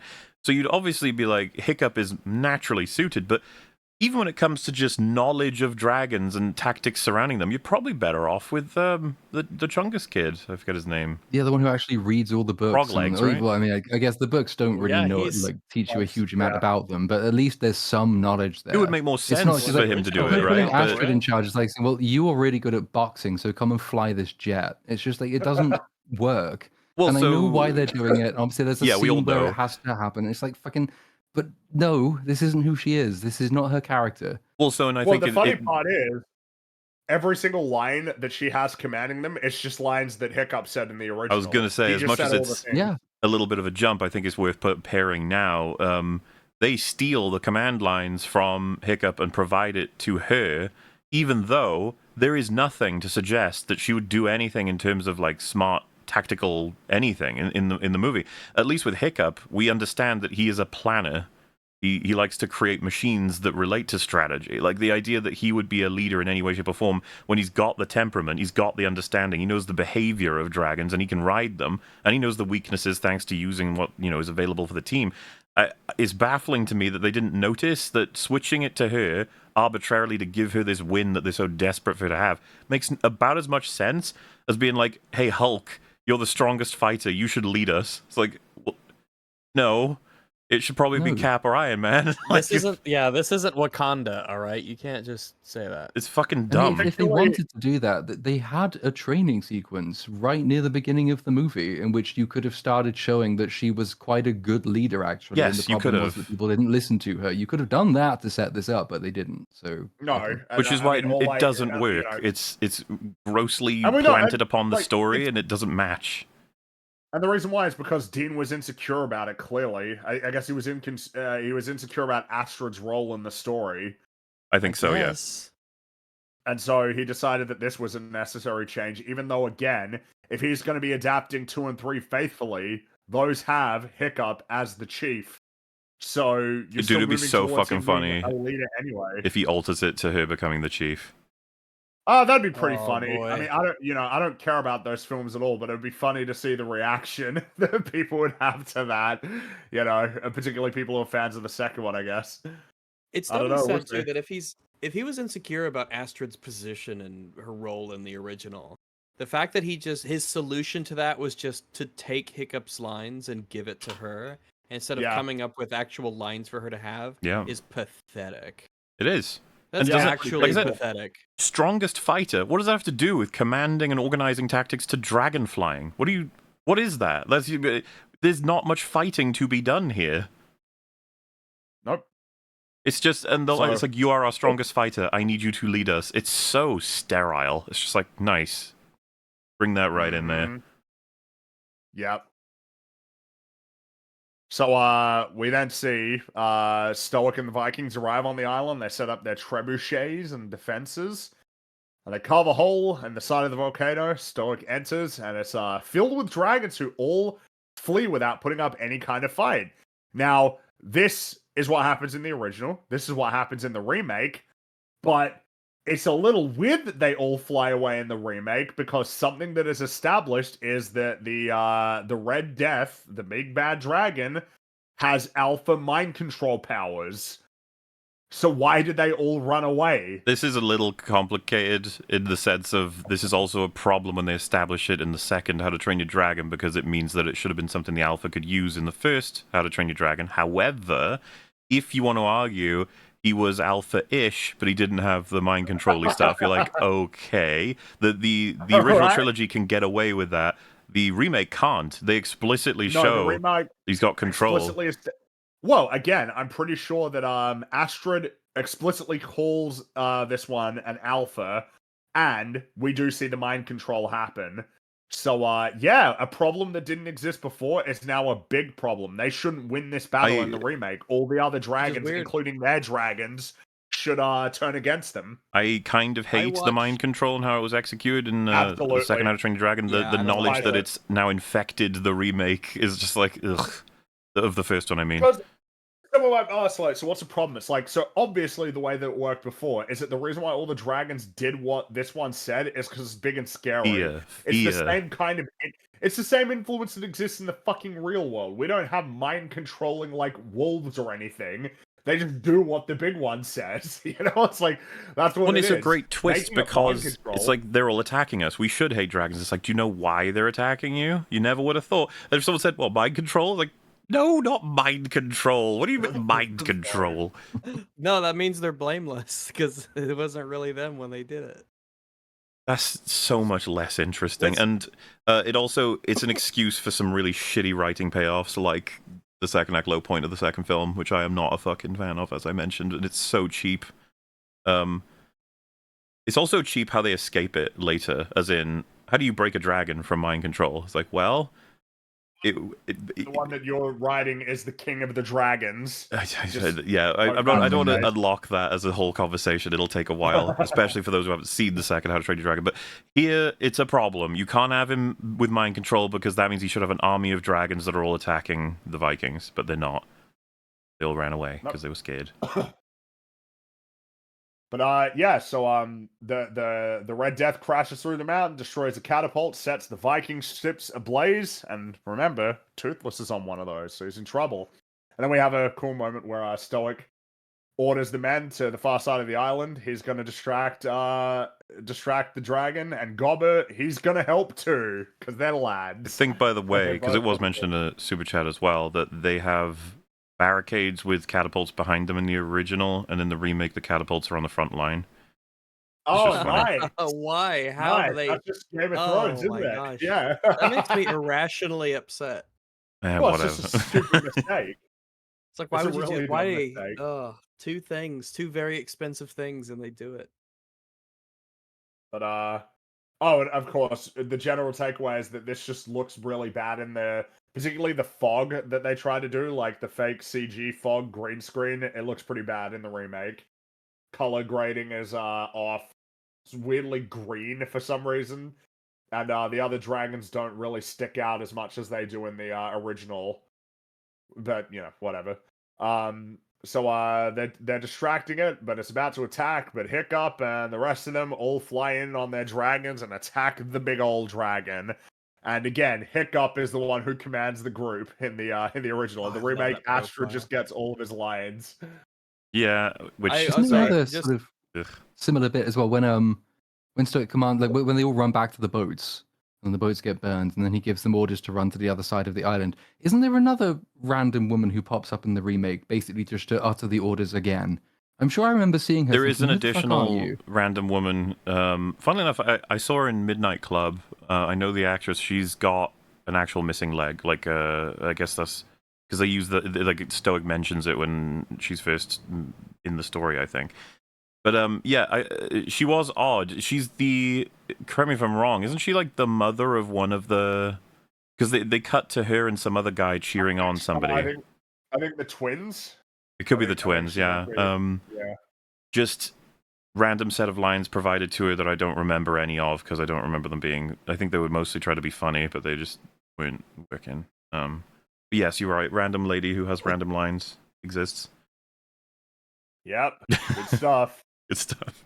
But yeah, no. While the attack is going on, Hiccup goes down to help Toothless, but by the way, sorry. The ship. This was part of what I was alluding to, 5 hours ago about the thematic damage.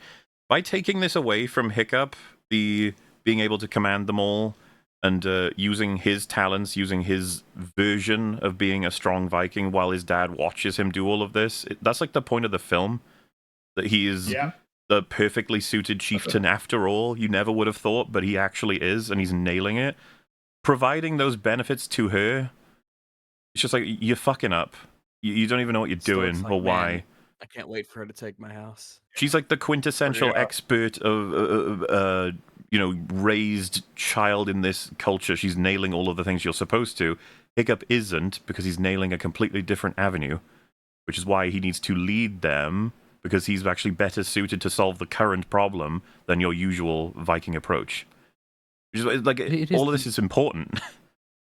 It is. It's like Stoic in the original will look up and say, "That's my son. Like that is what my son can be. I should have listened to him. My son is actually, completely right to lead us." And in the remake, it's like he would be justified for looking up at Astrid doing it and thinking, "Damn, I wish that was my son." Yeah. It's like it's not. Maybe she should be the chief. Maybe she should. Maybe she will be. I mean, that's what Hiccup said. Maybe. I mean, on an extra glazing session that she gets is like, yeah, you should be. Yeah, that'll be great if you take my family's house. And yeah, because now, he's been demoted from leadership to, well, I'm the driver for Toothless. I'm just like the really good. Yeah, that's what I am. I'm good at flying, specifically Toothless, and that's it. It's like, okay, yeah, all right, whatever. Okay. So while all the battles happen and all of the shenanigans, Hiccup tries to free Toothless, but Stoic drags him away, but then jumps back into the water to free Toothless. And again, this is another example of watching big old Chongus Stoic in the animated film break the restraints. I can buy that, but an actual person doing it, it's like, nah, come on. You don't break it. Also, it's one of my favorite moments in the film, both of them staring at each other, sort of like, we are definitive enemies, and it's like, yeah, we are, and I'm saving you. It's such a... That's right, it's just cool as shit. The favor. Oh, yeah, this recognition between the both of them of what's just happened, it's like, fine. Yeah.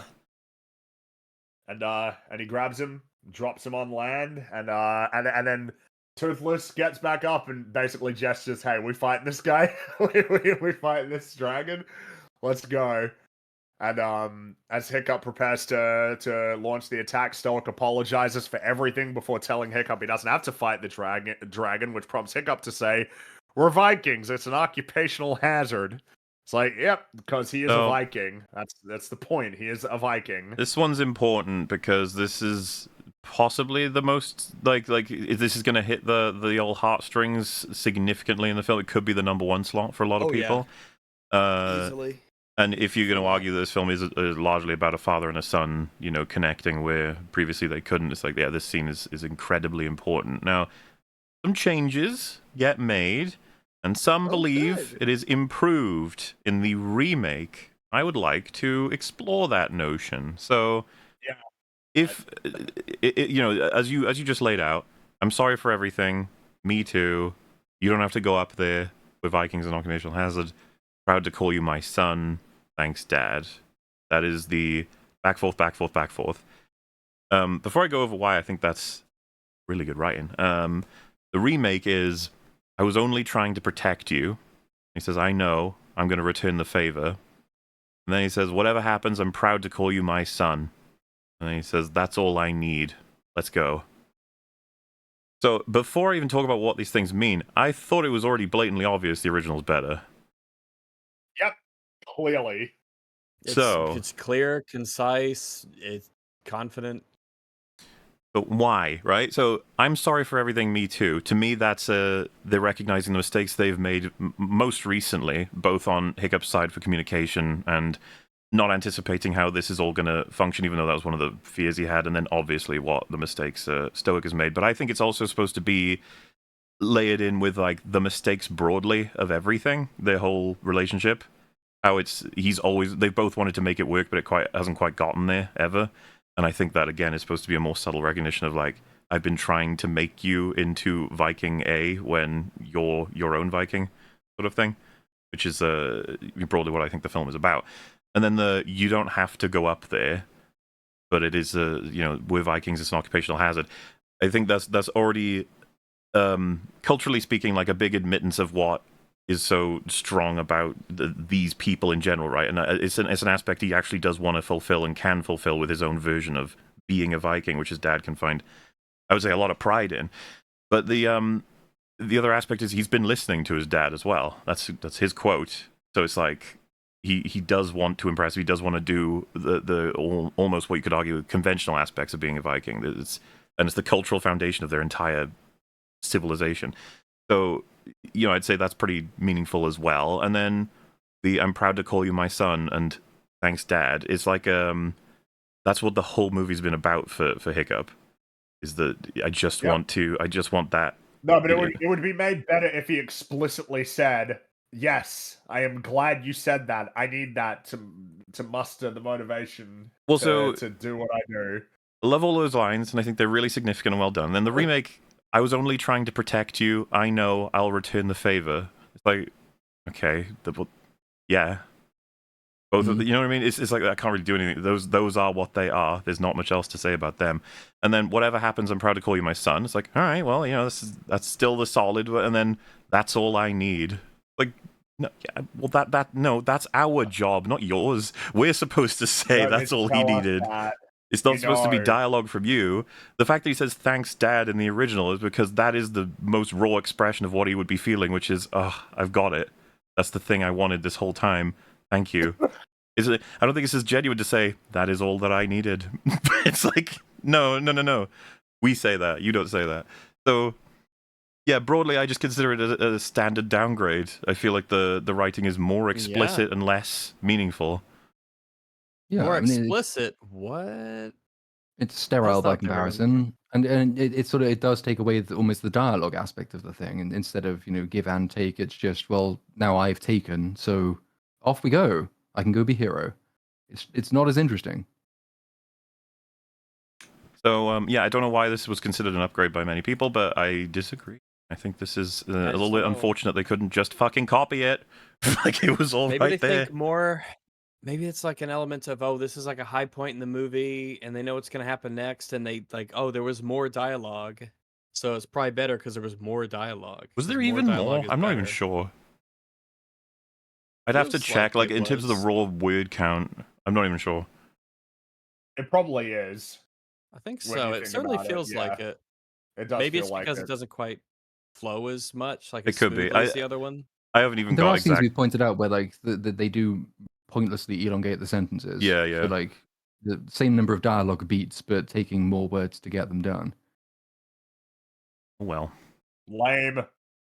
So yep. But without, I didn't mean to eclipse it. The original moment is fantastic. I love it. It's great. Good shit. And it's just like, Stoic, you beast, you good man. Look at you go. You're learning. You're going on your own arc. Just because I don't want to forget it. This detail I really liked in the original was sorry if you mentioned it, when Hiccup and company show up at the fight, you see Stoic, who mouths what the. Yeah. Fun is what you're saying, or just yeah. Well, yeah, I mean, this is immensely shocking. It's a team of people riding it on dragons to help. It's like, what? Well, I mean, it's like he mouths it. He doesn't say it. But even in the animation, you could tell that that's Yeah. what he's saying. He just doesn't actually say it out loud, which is something I really liked. It goes to show what you can do with animation. It's a neat touch. True that. Shit. So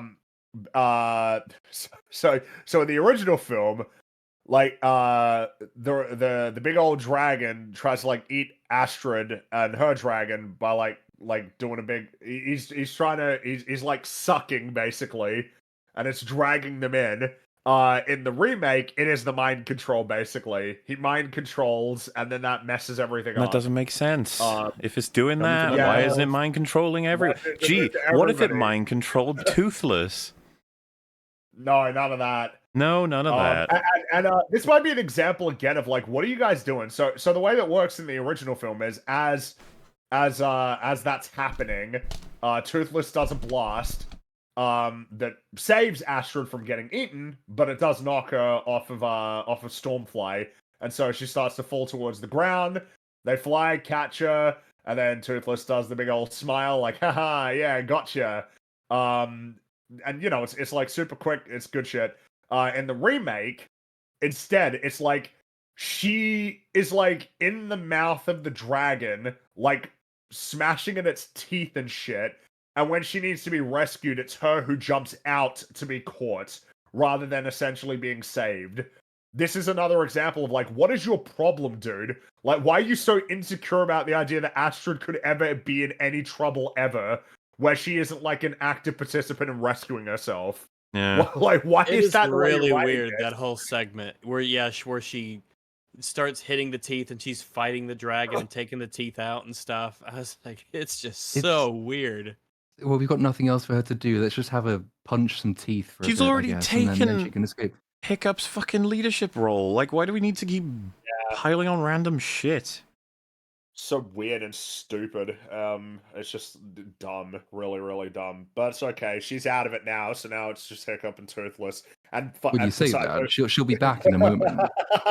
That's true. So yeah, they put her on the ground, and now it's just Hiccup and Toothless in the fight. And so they lure it into the sky, and all the Vikings are cheering Hiccup as he's luring him higher and higher. What do you mean lure it? It would just mind control Toothless. What are you saying? We're talking about the original film, and It 2 or 3 are not mind controlled Toothless they're not so that he factored could. into it. So yeah, sorry, it doesn't count. Okay. And it starts blasting. Basically, it just it starts breathing fire indiscriminately. As Toothless is blasting his wings, and the prosthetic tail catches fire. So we got a ticking clock, limited time. Yep. Ooh. And so they start to lure it back towards the ground. And remembering what Hiccup learned from that little encounter on the beach, as he's getting the big gas there, ready to blast him, Toothless spins around, fires a bolt, gets him. He starts to basically disintegrate all his rings and everything. He crashes Down into the the mouth, mountain. yeah. A big old explosion. And as has been pointed out in the remake, there's really no reason that Hiccup would come up with this plan, because he doesn't actually know that dragons are vulnerable from the inside. Didn't replace the most important aspects. They just left it. It was like, okay. I guess he just figured it out from nothing. He just Why had a not? hunch. So yeah, that's some good writing, Dean. Yeah, like I said, I did like double, triple check, because like, oh, maybe they moved the scene to somewhere else. Like, no, it just doesn't exist. It's just He just not part of it. He just intuits it or something, or makes a good guess, or there's a real hunch that they're not fireproof on the inside.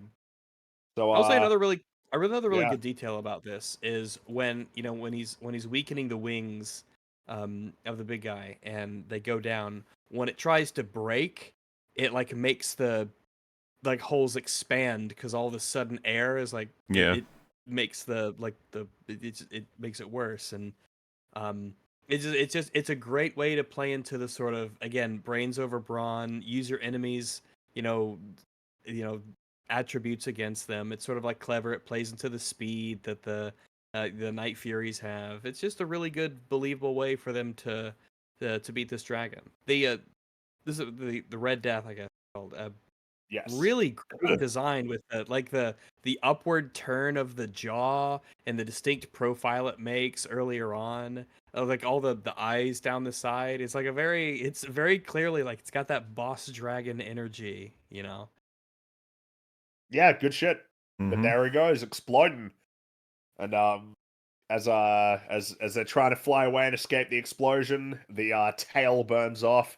Hiccup gets knocked off of Toothless by the big tail of the big old Chongo dragon, tumbles into the expanding fireball, and Toothless chases after him, and the two disappear into the explosion. Dang. And then we see that Stoic finds Toothless laying on the ground, but Hiccup is not there. And Stoic falls to his knees and quietly says, "I did this. I'm so sorry." And as was pointed out before, in the original film, the focus is very much on Stoic, obviously, and all of the other Obviously. things are lined up further away with their own reactions getting some amount of attention. But it's about Yeah, Stoic because some this of the is dragons his show son. up too. And but in the remake, I think Platoon mentioned it earlier. Astrid decides she wants to be a part of this too, so she decides to walk up and be a participant in this moment. She don't want to be Puts a left hand out on of his it. shoulder, yeah. She sees We this get as a good opportunity to maybe become the next chief. It's like, that's okay. I'm still alive though.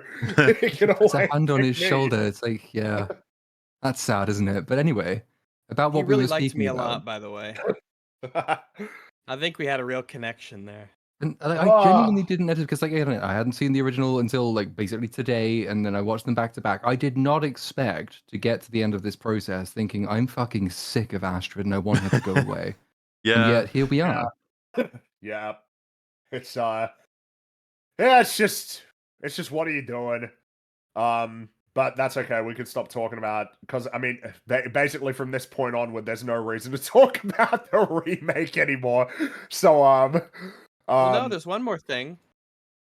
I got one more thing as well. I assume it's not the same actually, thing. yeah, that's fine. It can be mentioned as soon as we get to it. Just Sure. interject. So Toothless reveals that he did catch Hiccup, who is still alive, and the Vikings all erupt in applause. And Stoic gently places his hand on Toothless and says, "Thank you for saving my son." So Look at that. something that happens here in the original, you can go check this yourselves, is when he listens for the heartbeat, there is drums that match heartbeat in the soundtrack. It's faint. However, in the remake, this doesn't make it in. I'm guessing whoever put that That's because detail the new in. movie doesn't have a heart, so it makes sense. It's funny because someone would be like, "Oh, come on, that's tiny." I'd be like, I don't know. It's just indicative, though, isn't it? Like, come on, with everything we've discussed. Sign. Lack of It's a attention to sign. detail. Whoever put that in the original, they weren't around when they made the remake, and that's I that. think It got that's lost. interesting because I think John Powell did the score again this time, so I guess maybe it wasn't his decision or like his choice for that beat. Maybe that was Chris's idea. Who knows? Maybe Chris. it was there and it was so subtle I didn't hear it, but I was listening for it and I didn't catch it at all because I was like, "Did they keep it? Did they keep Well. it?" And I couldn't hear it. And I was like, "Eh." Not a surprise. But Gobber appears and remarks on the saving Hiccup. Well, most of him. And then we see sometime later, Hiccup is woken up by Toothless, who is ecstatic, but Hiccup is stunned that Toothless is in his house. How is he in his house? Dude. And he tries to calm him down. And it's sort of as Hiccup is getting up, he sees something, and his expression sinks. Becomes much more well, it's just shit, basically. It's just like, oh. And then we see prosthetic leg. He lost his leg.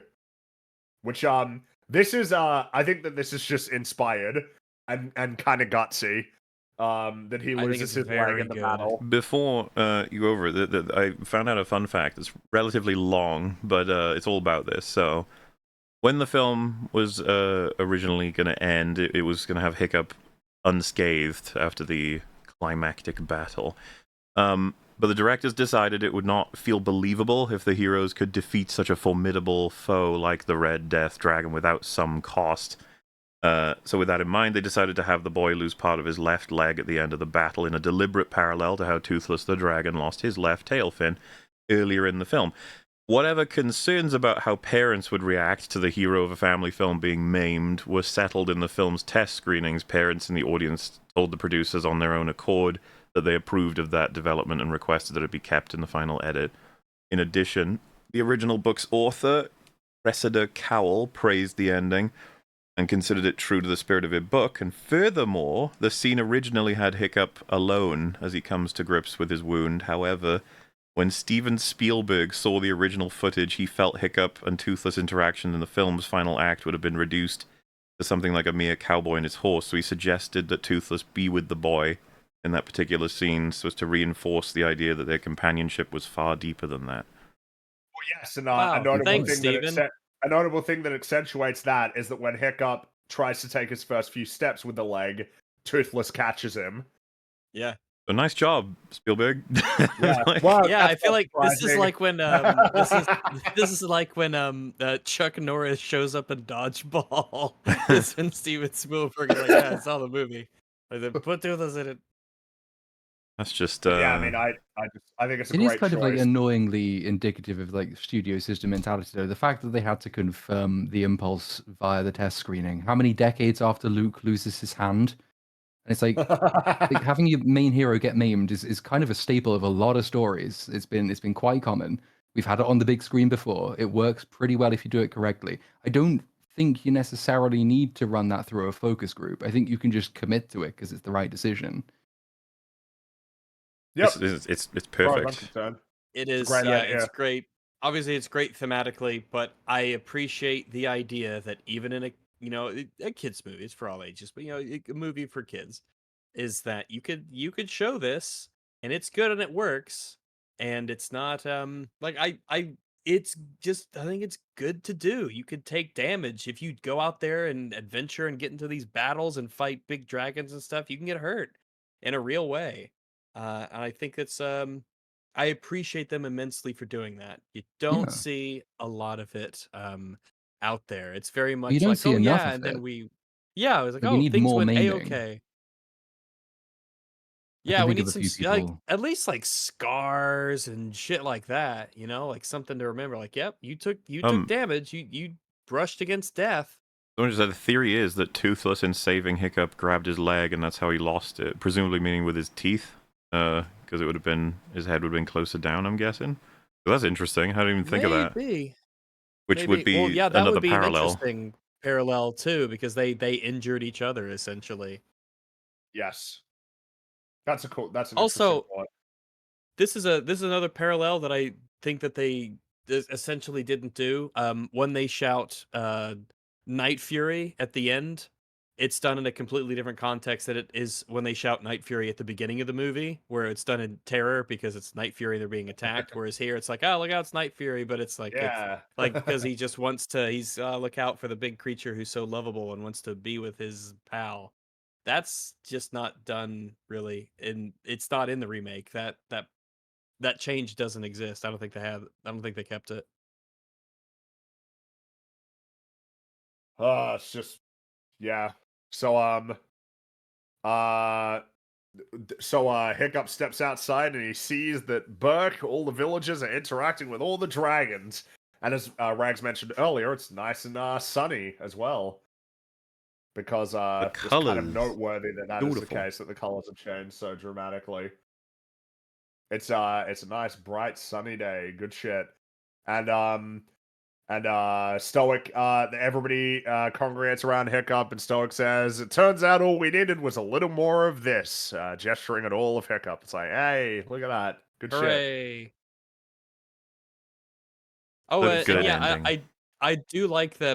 That Gobber is the one to make the the tail replacement tail and the then stuff. It's like I think that's a good touch.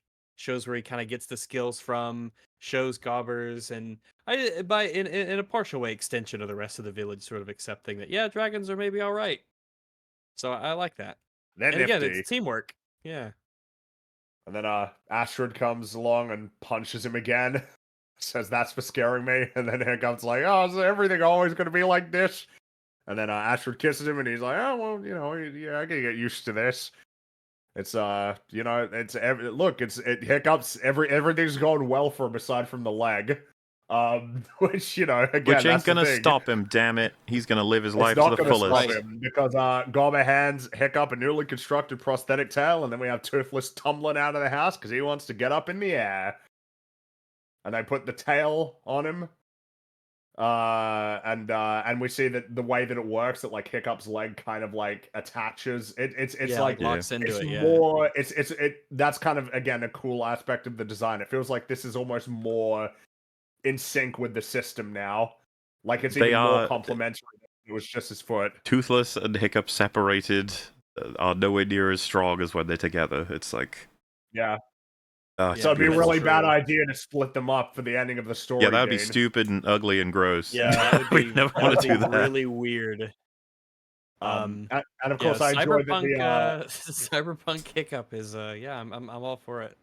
I like the fact that the new tail has like a Viking sort of little icon on it because it's like part of the family, part of the village, part of the crew. Beautiful. Yeah. My God. Which so Hiccup launches into the air. All the other kids have got their dragons and they're all flying around as well. And Hiccup concludes in a little speech that parallels the opening speech. This is Burke. It snows 9 months of the year and hails the other 3. Any food that grows here is tough and tasteless. The people that grow here are even more so. And of course the music is kicking in. But the only upsides are the pets. Fun that it's the downsides are the pests. The upsides are the pets. Neat. Oh yeah, that is neat. While other places have ponies or parrots, we have dragons. And then they launch into the sky. Launch into the sun. And that's the end of the movie. Title card hits. Directed by Chris Sanders and Dean. He also directed Dean. And that's How to Train Your Dragon, one of DreamWorks' best movies. Yep. I suppose what's interesting is that if someone said, "Is it in your top 10?" It's like, dude, top 10's fucking competitive, all right? Yeah, I don't. For animated films, that's a tough one. For animated films, top 10 is really competitive. Pixar is a little bit too awesome in their golden age. Hey, they earned it, man. And there are still other ones that that would be in the mix, but I think it's safe to say that this is one of DreamWorks' best movies. I think it sits I think it sits pretty comfortably alongside Shrek 1, 2, Kung Fu Panda, Puss in Boots 2, Prince of Egypt. It's as has sort of been highlighted through this discussion, it's really strong. It's got a really strong story at its core that is well thought out, lots of parallels, lots of reincorporation, plenty of good character stuff, thematically super potent. I guess the interesting thing is that if in the comparison of the given that we talked about Lilo and Stitch, I do think that Lilo and Stitch beats out How to Train Your Dragon. But I do also wonder how much of that might be personal preference. It's certainly my personal preference. I have a lot of nostalgia for. We're talking about the goats here, so it's. Dragon. We are, so calm down. Like these are all. I feel like it's fair for anybody to move all of these around at their whim, because I personally prefer Lilo and Stitch as well, but I think this film is great. Oh, it is great. Absolutely. Yeah. It's I guess again the interesting thing is that for me, I didn't watch How to Train Your Dragon until a couple of years ago. Whereas Lilo and Stitch obviously was again one of those early stories, It's sort of watch that one in the theater. And it feels like part of that may contribute essentially to because a lot of my favorite animated films skew towards essentially the ones that I watched as a kid when they were coming out.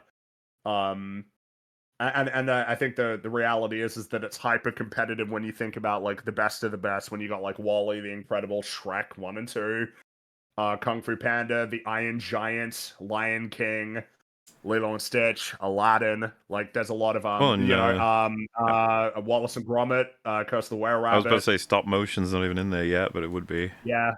Wallace and Gromit, Curse of the Were-Rabbit's pretty competitive for that top 10. Chicken Run as well. Yeah. Coraline's quite good. There's a lot of ones to choose from, but again, it's almost like at this point, the only thing that I'm kind of highlighting is there are a lot of great animated films. This is one of them. And you know, it's funny, a lot of the ones that I've already mentioned, a lot of them have not had their live action remakes, but don't you fucking worry. They are coming now. Before we get to our conclusive discussions here, you have missed out one of the most substantive and significant additions to the remake that the original actually lacks, which is a heartbreak, I would say. There's a huge story that is added in for a character that previously didn't have it. I think it's just incredible. I'd like to sort of... It's going to take a while, but chat.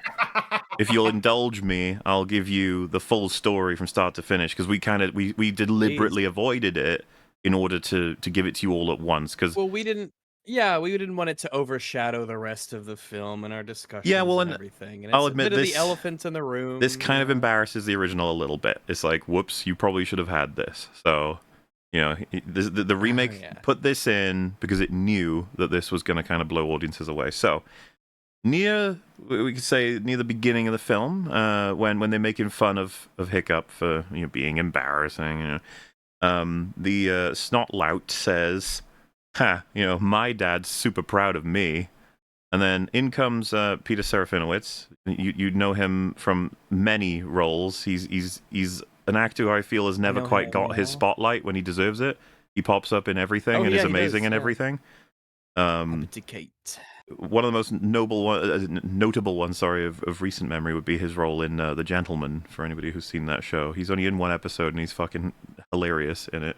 But he was the Tick, briefly. He was in Shaun of the Dead. It's 4 in the fucking morning. Yes, he was. I liked him in that, too. I don't think they should have killed him in Guardians 1. I think they should have kept him. Yeah, but he died a fucking hero. He saved the planet. He did indeed. He saved the planet. So, Darth Maul as well did an interview with the guy who played Supreme Chancellor Valorum in The Phantom Menace, and both of them agreed that the experience was incredibly boring. Well, so yeah, he plays Snotlout's father, and so he says, "My dad's super proud of me," and he says back, "Don't talk to me in public."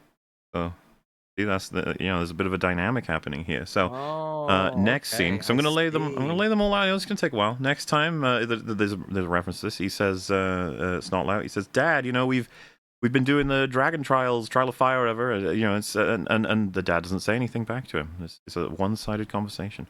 And then when Snotlout's hitting the eyes of the red dread dragon, it's very shocking, very dramatic. We cut down to the father, who says, "Is that my son?" And yeah, that's it. I was just thinking that what this film really needed was like a second parallel plot line involving one of the kids trying to win the respect of his father. That in no way was like a weird, odd similarity to like the main character's journey to win the respect of his father as well. What it made me realize, because there are people out there who consider this a strong addition to the narrative because it is on theme, is that they made a huge mistake in the original by not having every single character have a dad that just says explicitly, "I don't like you," and then at the end of the film says, "I like you," to the children. Because that would have been on theme. That's really great. It's just really well done. It would have been supportive of the overall meaning of the film. I think that it has benefited greatly by having "Don't talk to me," and then, "Wow, that's my son." That's, some might cynically say that's worse than script notes, let alone being in an actual script with, like actual dialogue. But I think it's brilliant, and thank goodness that when left to his own devices to add his own meaningful stories to stories that already exist, that Dean decided, you know what? I'm going to put the most substantive fucking tale in How to Train Your Dragon live action remake that you could ever imagine. It has 3 beats. Stroke of genius that I think explains why this movie is the top rated of all the live action adaptations on Rotten Tomatoes. It's that kind of touch of character work that's really elevated it above Lilo and Stitch. I can't believe it might be the top of the live action. In case it hasn't become apparent, mostly just because they poached it on it. I at this point essentially believe that the main person worthy of the credit for Lilo and Stitch and How to Train Your Dragon is Chris Sanders. And the reason why is because having seen what both of them have done on their own, The Wild Robot is quite good. How to Train Your Dragon 2 and 3 are not good, and this remake is not good. So what else am I to include other than it was mainly your boy Chris who fucking did who was responsible for a lot of the good stuff. And, I don't know. Now, as much as you were a little robot there, you could understand everything you said. Don't you worry. Oh yeah, we understood. Yeah, yeah, that's why I didn't say anything because it was good enough to understand. Right. So, but yeah, it is. Boy, this is just obviously way worse. Really lucky. That's I don't know. It's just. Yeah, like the choices made in terms of trying to change this story to improve it are like just all worse. Bizarre. Like it's the a lot of them are just the strange, like innocuous line changes that don't really help and don't really take away. They're just weird that a line or here has changed. Then we have the scenes that they added, which are just a mistake. And it just makes things worse. We have the poaching of this, the lines to everything good about this movie is just stuff that they copied, and all of the stuff that they copied was worse, essentially. You don't get credit for that. No, I guess all right. So it is a little annoying. Hold on. We are in Singapore, aren't we? Oh, geez. We are in Singapore. We've always been in Singapore. All right. Yeah, this one is. Damn it. Okay, well, just, all right. Well, so, yeah, I'm a little annoyed that essentially this film seems to be... This film, the cinema score, which I believe ranks how audiences perceive films, the cinema score for the live-action remake of How to Train Your Dragon is identical to the reception that the original film received from audiences. It does seem a not unusual perspective on this film is, it's about the same. It's pretty annoying, considering that it obviously isn't, and it bothers me a lot that the attitude seems to be, this is how you do it. So what? You just copy it, but it's generally just worse? Why is this being held up as like a good standard? It's like I said, for these films. Only in our nightmare world could that ever be something that even sounds remotely coherent as a statement, because if this were the first live-action remake, we could then comfortably say, like, oh, not a good action, not a good move. This is just categorically worse, and it's unfortunate that anyone would encourage someone to, oh yeah, just go check this remake out. It's like, no, check out the original, obviously. It seems like everyone even admits that the original's better, but simultaneously says, yeah, go check it out. It's like, no. Yeah, go watch it. It's like, just watch the original. Watch the original. Get the experience. Don't... This doesn't offer anything. Nope. The only thing it offers is, again, if you have a weird attitude on animation where you're like, well, that's just like cartoons and silly stuff, like, it's not like a real movie or anything. And if that's an attitude, you got to work on that stuff, man. You're missing out on a lot of great stuff if you actually have that attitude towards stories where, like, well, if it's an illustration or if it's, a 3D animation, I mean, I can't take that seriously. I mean, geez, can't watch that. Like, that's a problem you got to work on because you're missing out on a lot of great stories. But why would you bother spending a considerable amount of money? Like, I don't know how much it costs in America, but like, it costs like $20 to go watch a movie here. 10, individually, $15 per ticket here, yeah. $20 per ticket to go watch How to Train Your Dragon when you could just, like, for that much money, you could just buy it on Blu-ray, or you could just watch it on a streaming service. Watch that on your TV. You have a great time.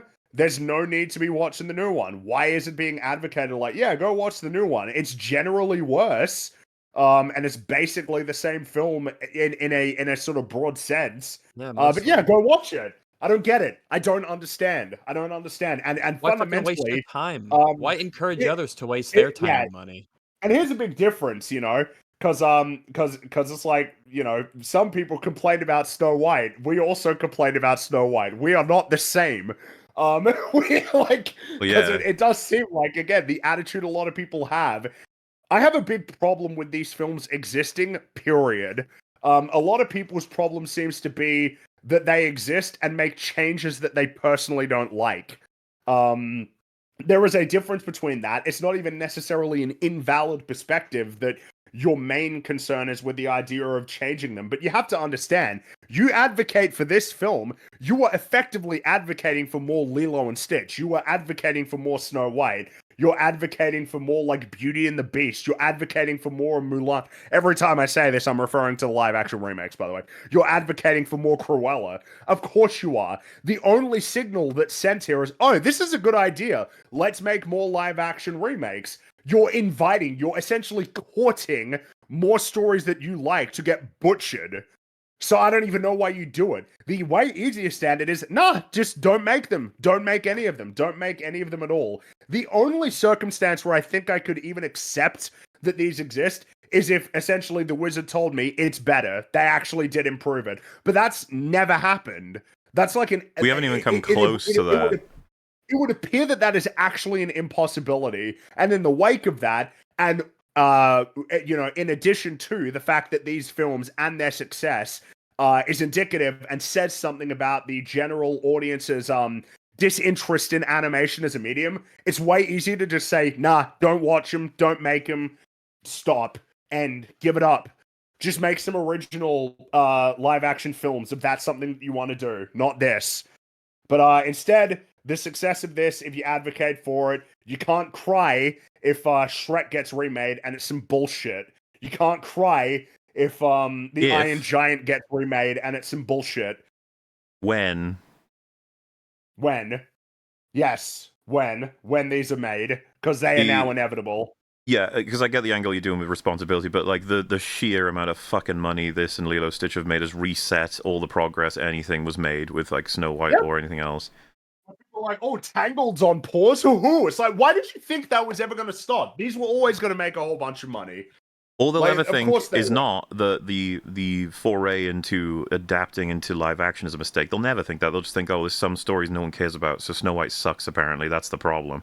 It's just like, thanks. So we got to do it for Moana, or we got to do it for Frozen, or of course, Pandora's box will be opened eventually with all the Incredibles. That's a good idea. It seems and you know what the fucking sad part is? From a financial perspective, it is. That'll make $1 billion if they do that. Incredibles live action. And it's funny as well, because out of the Pixar library movie that's coming out. Yeah. Out of the Pixar library, it's like, which one would they do first? Like, it's gonna be between Toy Story and Incredibles, because or the Incredibles. It's like two. There's a reason to do a timeline like match, I suppose, but I just can't see them resisting Incredibles. It's like, oh, got to. That's gonna make so much money. And again, you know, now I'm not gonna say that people have to go out of their way to watch original animated films they're not interested in, but the new Pixar movie that's coming out this month, Elio, looks like it's gonna be one of their biggest bombs ever. What do you think that conveys to them when that happens? Dude, the trailers for that film have been so shit. Things.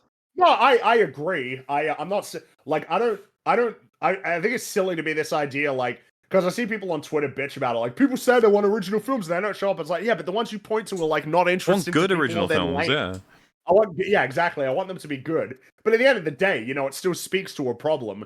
Like I like Toy Story 5, that's happening. That's just a good decision from a financial standpoint. And The Incredibles 3, that's just a good idea too. These are just good financial decisions that they're making. They are consistently rewarded for doing this. Sequels, remakes.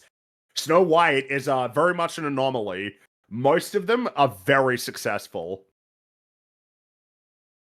So, you know, there will be more. And I don't know. I mean, it's like, yeah, it seems like there's a good amount of people advocating essentially for more effectively by saying that this film should be supported. For what? For doing like what could only be considered the most basic bare bones of what you would expect. I don't even know that we can say they that much.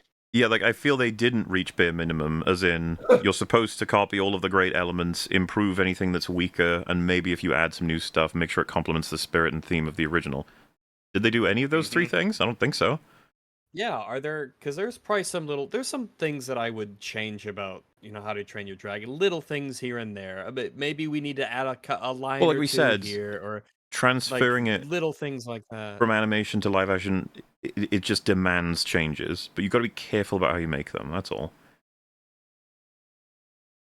They have to be done Yep. with purpose. They have to be done like intentionally. They have to They're have not a going to do goal. that. They're never going to do that. No. They're just going to reliably be bad. At this point, how many live action remakes are we up to? Like 15 in the last decade. They're all worse. So what reason do you have Some of to? them, In much the same way that it's pretty silly to expect that Fantastic Four and Superman are going to be great. It's fairly not that they can't be, but it is fairly silly to assume that at this point when the track record is so clear on stuff like that, and for these live action remakes, they're all worse to varying degrees. It would be Some are, interesting to see though. horrifically worse. So let's say like looking back in maybe 10, 15, even 20 years time at, for example, merchandise sales around these franchises and see what is actually still shifting. Because my sort of prediction would be actually it's not going to be anything from the live action film. It's still going to be stuff from the animated film because that's the thing that actually has the heart and the soul to it. It's the thing that earned the popularity that these films are exploiting. It's the thing that actually has cultural legs, so to speak.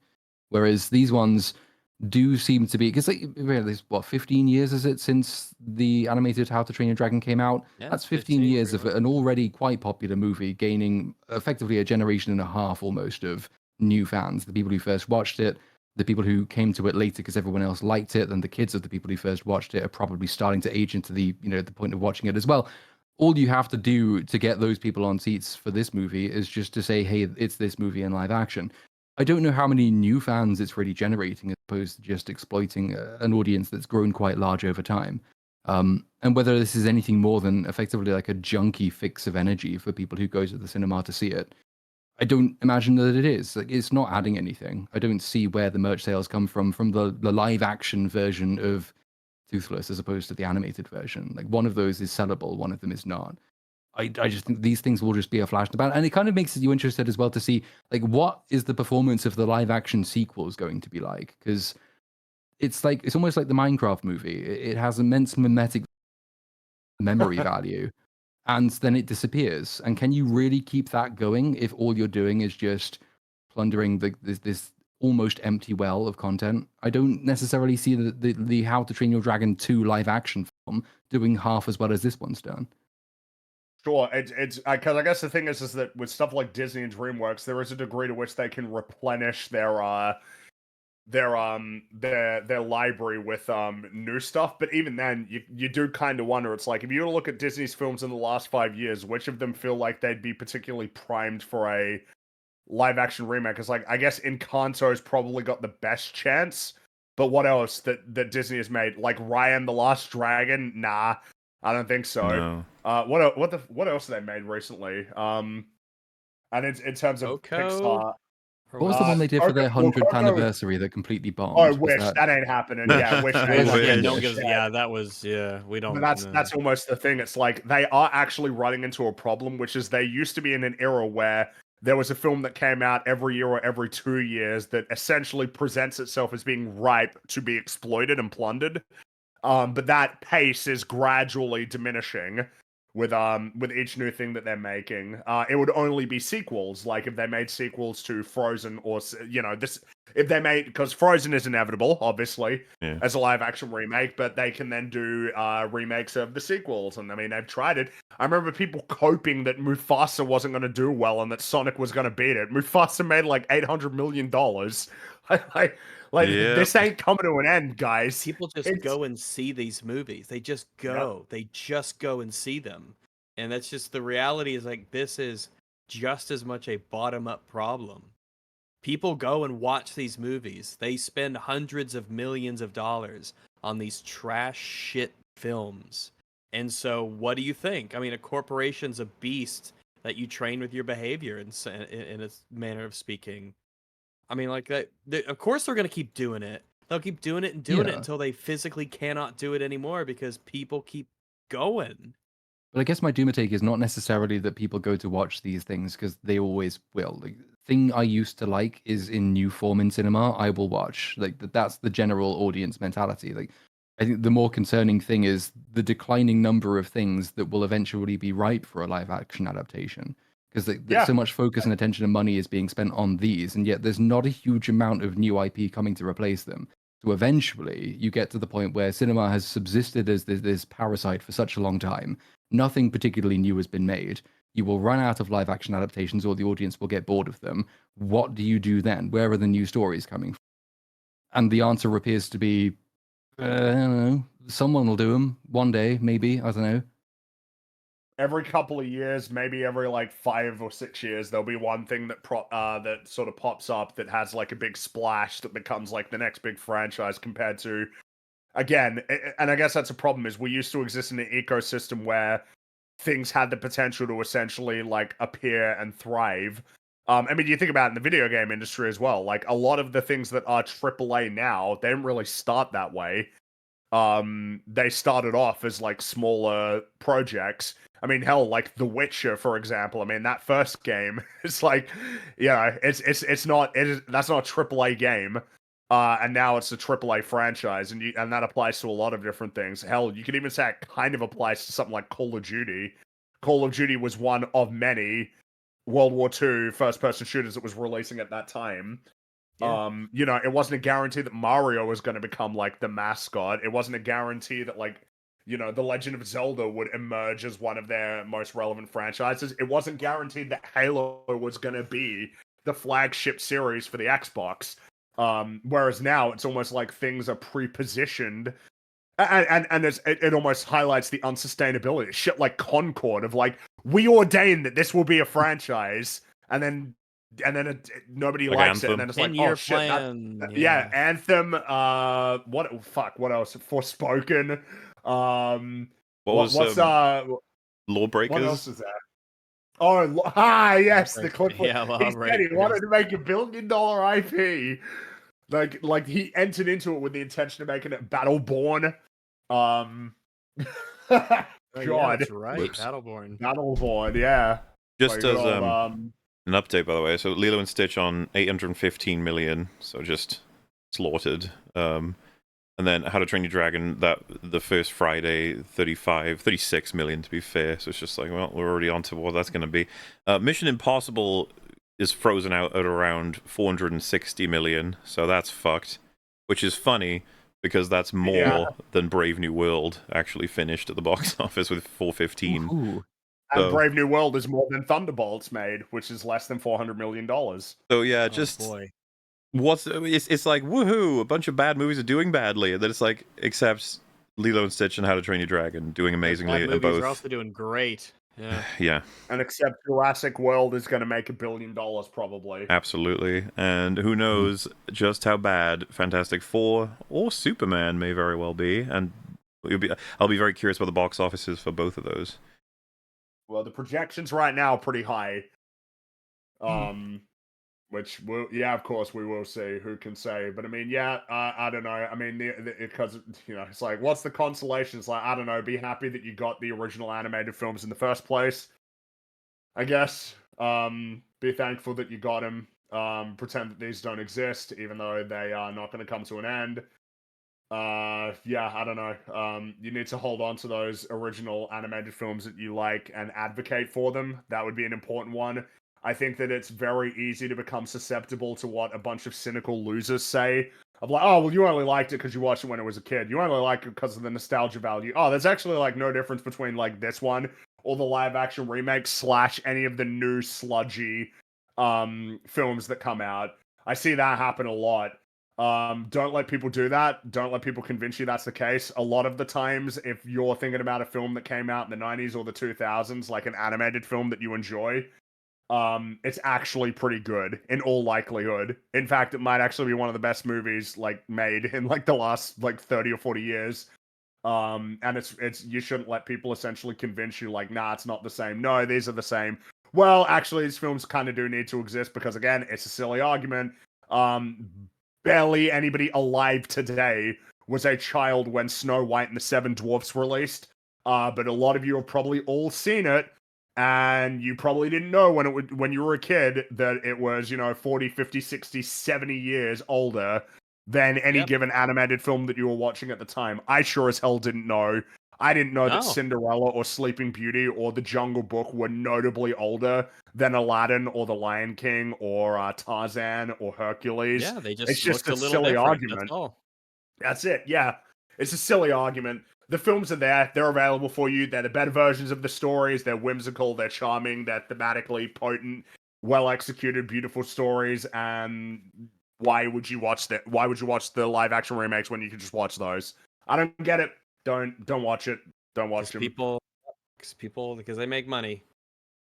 Mm-hmm. I mean, it's like whenever anyone talks about the movies, it'll always be they refer to the originals. They will never be referring to the remakes. They're just inferior, and everyone knows it, even if they don't know it at the time. Certainly true.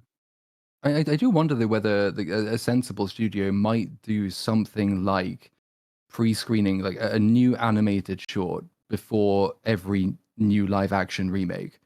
Just because like, you're going to get so many people going to the cinema to watch the live-action remake. You are going to need new IP events. Why not test out some new ideas in animated form relatively cheaply, maybe 15-minute shorts before your live-action thing comes out? Because if one of those things takes off, you've got a pre-existing audience, which is now going to tell you that's the kind of thing we want to see more of. And that's an idea that you can take away and say, well, let's try and develop that into something longer, a feature film or like another animated feature film. We can create something new whilst also bankrolling that creation off of something we know is going to make money, like a live action remake. At least that's a compromise position of saying, well, the audience will come for this, whatever, but we also need to create as opposed to just parasitize what we've previously made. I'd like to see that because they used to do a couple of like short, very short little animated things before certain movies. Bring that back. That might be a good idea.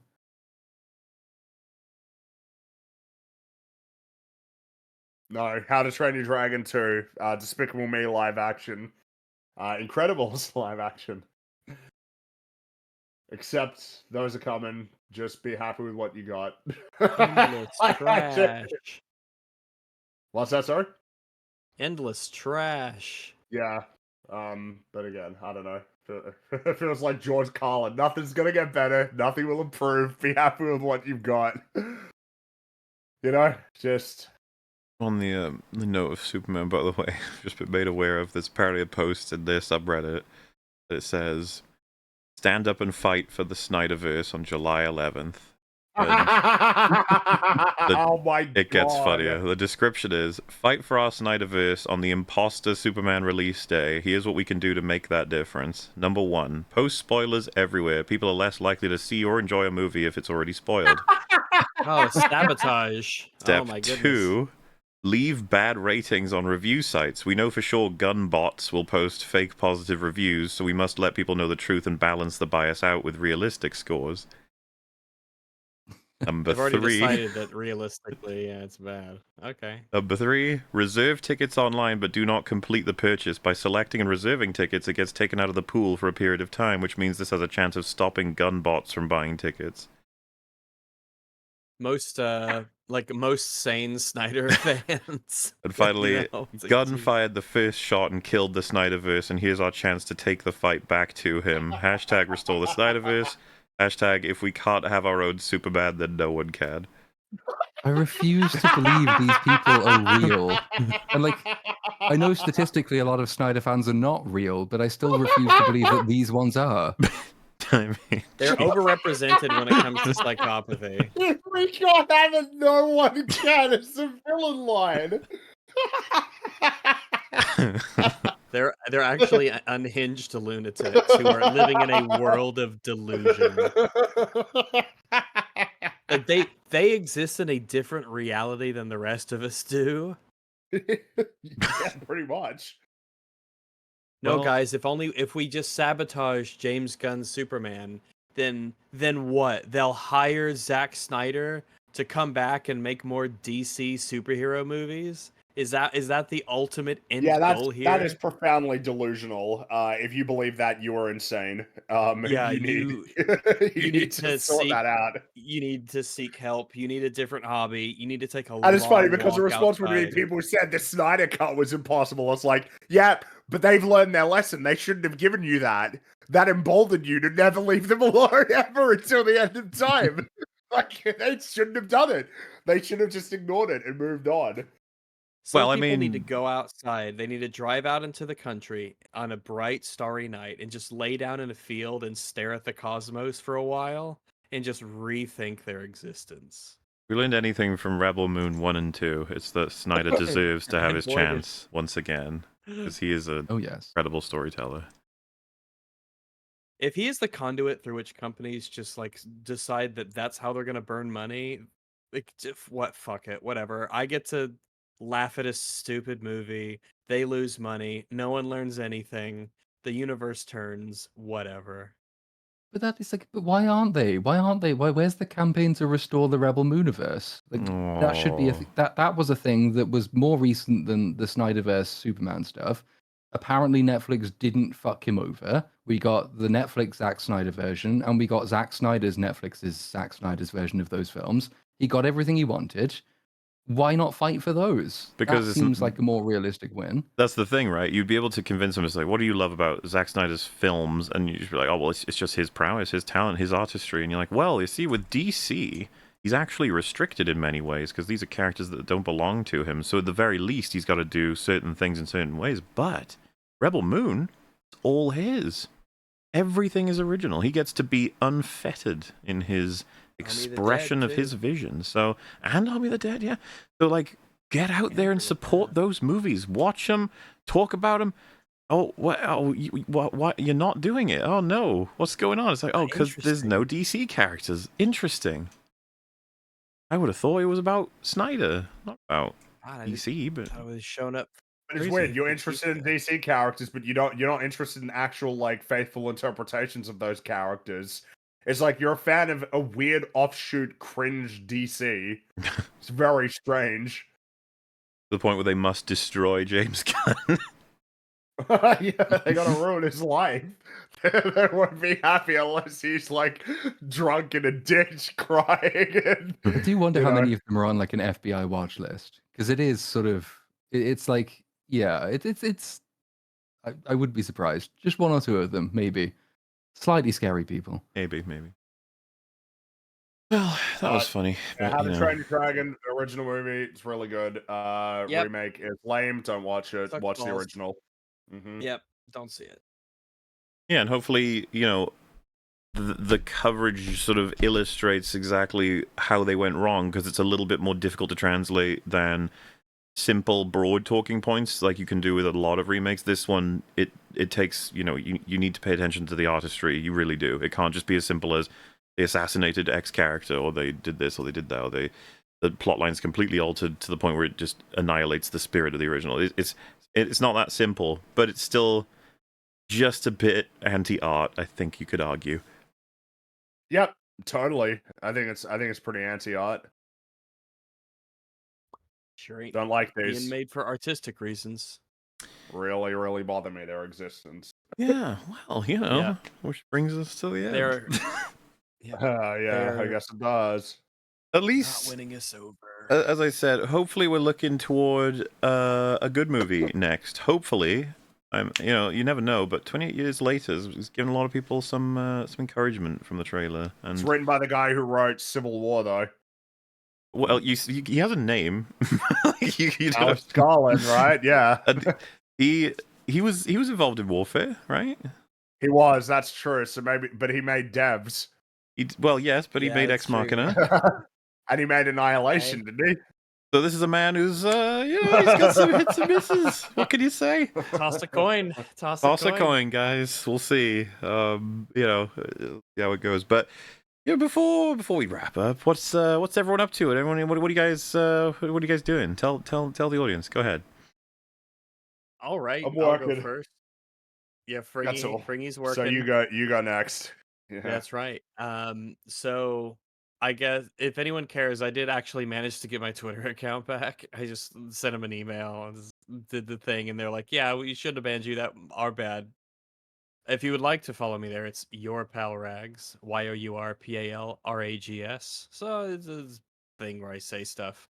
I actually thought of you, Mahler, the earlier today when Game Informer did a tweet. Is like, look, we got all of our old staff back, and you should totally support us and everything. And then I was like, and then their promo picture was a picture of KVS and Nyx. And I was like, you guys gave Star Wars Outlaws an 8.5 out of 10.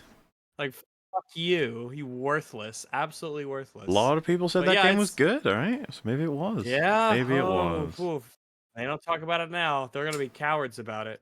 But yeah, there it is. That's I got that back if you want to check it out. Otherwise, I just doing a bit here, a bit there. Hopefully some stuff out soonish. But if you want to check out my Gollum streams, those have been done. Gollum has been vanquished. I've done it. It's in the live tab of my YouTube channel. If you want to catch up on the Rex Gollum live streams, those were an adventure. And yeah, then stuff will be out when it's out. There you go. I have been traveling all day, and now I have to work all night to try and get a video out tomorrow before I travel all day again. Oh my. So that's my weekend sorted. There will hopefully be a video tomorrow, and then hopefully the rest of Gotham middle of next week. Do we know what video this is? This is still somehow Thunderbolts. Somehow Oh. that's still It's You'll just be the only freaking. person It's talking about it. That's I know, good, though. I know. It's Good for not a good. engagement. People will start Is questioning it- whether or not that film happened. You gotta hurry. They'll say their mental health broke and they forgot it. I can confirm working this long on a Thunderbolts video is not good for your mental health. Mhm. So I need to I watch believe you. Thunderbolts I again to be believe you. cured. No, I don't know if that's gonna work out. We can always try. More mental health. Well, good stuff. I myself am also working on things. Also, the streams can be expected, the regular ones. The comic is still available for another 35 plus days, I think. The link at the top, Saints and Sinners, of which I wrote one of the many stories in an anthology. And yeah, just, more stuff on the way. Like I said, next week we'll be doing 28 Years Later, which will be interesting, so we can talk a little bit about days and weeks probably as well. Broadly speaking, as to this being the next episode, I suppose, to be reassuring. Well, so first of all, the fourth episode of doing more information about what I'm working on, I did say it was not a movie. I feel like may as well, now that we're 4 again, I can confirm what the medium actually is, instead of just alluding to what it isn't, because at this point I don't know what else to rule out that wouldn't be obvious. I figure chat has probably concluded it's going to be a movie, a TV show, or a game, because it's not likely to be much of anything else, like a song or an a album. comic. It's probably not going to be them. So I will confirm it is indeed about a game. It's not a movie or a TV show. It's been a while, but that's what you got coming. And I will say, not skimping on the editing, hence why it's taking a very, very, very long time. And so when I say, as I did last week, that it is longer, 2 weeks ago, that it's longer than 7 hours, it is quite a chongus of a video. But I can confirm it is also longer than 8 hours. This is madness. Suppose until next time for some more little tidbits of information. But yeah, it's going to be fun now because everyone can start speculating what game it is. A lot of people have said Gollum, makes sense. Not going to confirm or deny, all right? I might go further with a clue in the next 4, but who knows what else. I'm going to have to come up with other facts to say because I'm going to obviously run out eventually of this, mentioning its time code. But until then, I suppose. Anyway, is there anything else you guys want to mention before we close up for the night? Nope. I don't think so. What more thoughts could possibly be had by anyone ever? All right then. Goodbye, everyone. Sleep well. Yeah, goodbye, everyone. Toodle pip. Bye bye. Cheerio. Drag.